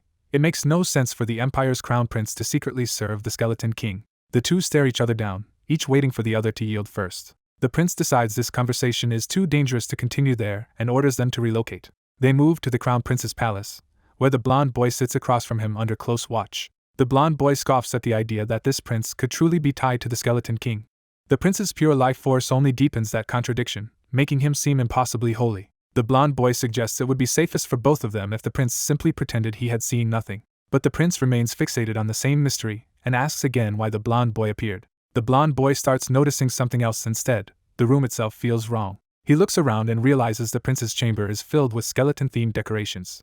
The collection extends to books, diagrams, and occult materials tied to skeletons and summoning. There is even a grand portrait glorifying the Skeleton King. The blond boy is horrified by how obsessive the prince's interest has become and jokes that this is closer to stalking than admiration. The prince tries to return to the official matter of witnesses and exposure, but the blond boy keeps dragging the conversation back to the prince's obsession. The prince starts to protest, then hesitates as the blond boy's suspicion sharpens. The blond boy bluntly asks whether the prince himself is the Skeleton King. For a moment, the prince seems almost hopeful at the possibility. The blond boy immediately rejects that idea as ridiculous and scrambles to explain his appearance another way. He claims the circle probably reacted to the fact that he once ate one of the Skeleton King's fingers, making him a suitable target for the summon. The prince accepts the explanation outwardly, though his tone suggests disappointment. When asked about the room, the prince admits it actually belongs to his younger sister, who is fascinated by the Skeleton King. He says he only summoned the target to judge whether her admiration was safe, though the excuse is transparently weak. Seeing a chance to end this, the blond boy proposes a deal. He will overlook the prince's suspicious behavior if the prince keeps quiet about the summoning. The prince agrees that neither of them benefits from attracting the Vatican's hostility. He adds that the church would react badly if they learned both of them use magic. The blond boy is caught off guard and asks what the prince means by that accusation. The prince reveals he has suspected the blond boy for years, ever since an incident with a bishop a decade earlier. The blond boy is jolted into remembering that old event. The memory returns to the prince as well. He had witnessed it as a child. Back then, the blonde boy had violently beaten a bishop while still a baby. The prince realized even then that magic had been involved. Back in the present, the prince faces him with quiet certainty. He explains that the royal family carries the holy dragon bloodline, whose eyes can distinguish demons. The blonde boy realizes the prince inherited that power strongly, and may have been searching for someone like him all along. His familiar recalls that such eyes could complete a magic the master once failed to finish. The blonde boy asks whether the prince can sense magic or mana cores directly, but the prince says he senses nothing from him at all. The prince concludes that the blonde boy's defenses are simply too perfect, perhaps because he is a saint. When the blonde boy demands to know how the prince knew anyway, the prince refuses to answer unless the Skeleton King identity is confessed first. At last he explains. His dragon blood lets him partially understand creatures and beings that cannot speak normally. He compares it to understanding the babbling of babies. The blonde boy freezes as he realizes what that implies about everything he said as an infant. He is horrified that the prince may have understood his baby talk in real time. The prince admits he did not understand every word, but he clearly sensed the blonde child's hatred for the bishop and saw him as a kind of salvation for himself and his father. He then brings up the meaning of their hair colors, linking the blonde boy's blessed platinum hair to his own cursed black hair. He reveals that people branded those with black hair as impure, insulted their mothers, and drove them to death. The bishop had been involved in that persecution too, making the prince's grudge deeply personal. The blonde boy realizes the bishop had even tried to kill him back then, which explains his own rage. In the memory, his infant self had been desperate not to be exposed as a demon before he could get close to the emperor and plunder the royal treasury. He had also been absurdly convinced the emperor was destined to become his subordinate. The prince says that at the time he thought the blonde child was either possessed or insane, since a saint's body should reject demonic possession. The blonde boy answers that he found comfort in believing the gods themselves could be wrong, especially after the platinum-haired representative of the gods rejected the Vatican. That rejection made him feel as though the fault lay with the church, not with him. The prince quietly admits that hearing such defiance and validation was something he liked. Even after all that, he still asks one more time whether the blonde boy is truly not the Skeleton King. The blonde boy tries to bait him in return by asking whether the prince wants him to be the Skeleton King. He jokes that he might be, only to be caught when the prince immediately treats it as a confession. The blonde boy backpedals, but the prince has already leapt to the conclusion that the Skeleton King's true target must be this nation. Realizing the prince only hears what he wants, the blonde boy gives up on convincing him and prepares to leave. As he departs, the prince warns that the moonless night is ideal for summoning and tells him to be careful, still speaking as though he were the Skeleton King. The blonde boy storms off in frustration. His familiar notices he is in unusually high spirits despite the chaos. He admits he is amused that the crown prince turned out to admire the Skeleton King so much. He starts considering whether he can manipulate the prince by pretending to speak on the Skeleton King's behalf once the prince takes the throne, though his familiar warns the prince is too sharp for easy tricks. The familiar reminds him that being summoned was genuinely dangerous, but the blonde boy insists the encounter was still useful. He has now confirmed that a saint's body and soul are fused tightly enough that soul separation holy arts likely will not work on him. He concludes that the saint's body has grown too attached to his current soul, and that stronger mana only deepens that bond. Since repeated summons would still be a problem, he decides he must personally reinforce the Demon King's summoning ritual, only to notice his familiar suddenly vanish. At that moment, two clergy rush up, worried he had been abducted by the Skeleton King's followers. He is stunned to learn they even summoned a divine being just to locate him. A white-haired cleric explains that because the blonde boy consumed the Skeleton King's flesh, he is the perfect catalyst for summoning that king and therefore a prime kidnapping target. Another cleric urgently adds that the god of blue warned the palace was in danger. They say the god of light is trapped because of the Skeleton King, and insist they must capture the Skeleton King's followers and rescue the god. The blonde boy is alarmed by the sudden warning and the claim that the god of light has been trapped. Before he can process it, all three sense a terrifying presence descending nearby. The clergy identify it as a demon summoning and are shaken by its scale. The blonde boy immediately denies that the real Skeleton King has been summoned. Something skeletal tears up through the ground. A massive robed form rises from the rupture. Its red-eyed skull emerges fully, radiating hostile power. A giant undead figure stands beneath a summoning circle, clearly the product of a powerful ritual. The clergy panic and announce that the Skeleton King has been summoned into the empire. They treat the arrival as a demonic invasion of Holy Land and brace for disaster. The blonde boy knows they are wrong and tries to correct them. He identifies the creature for what it really is, not the Skeleton King, but a mutant giant skeleton. His familiar realizes the ritual is actually a demon king's summoning circle that still requires holy arts to activate, meaning the culprit must be a priest.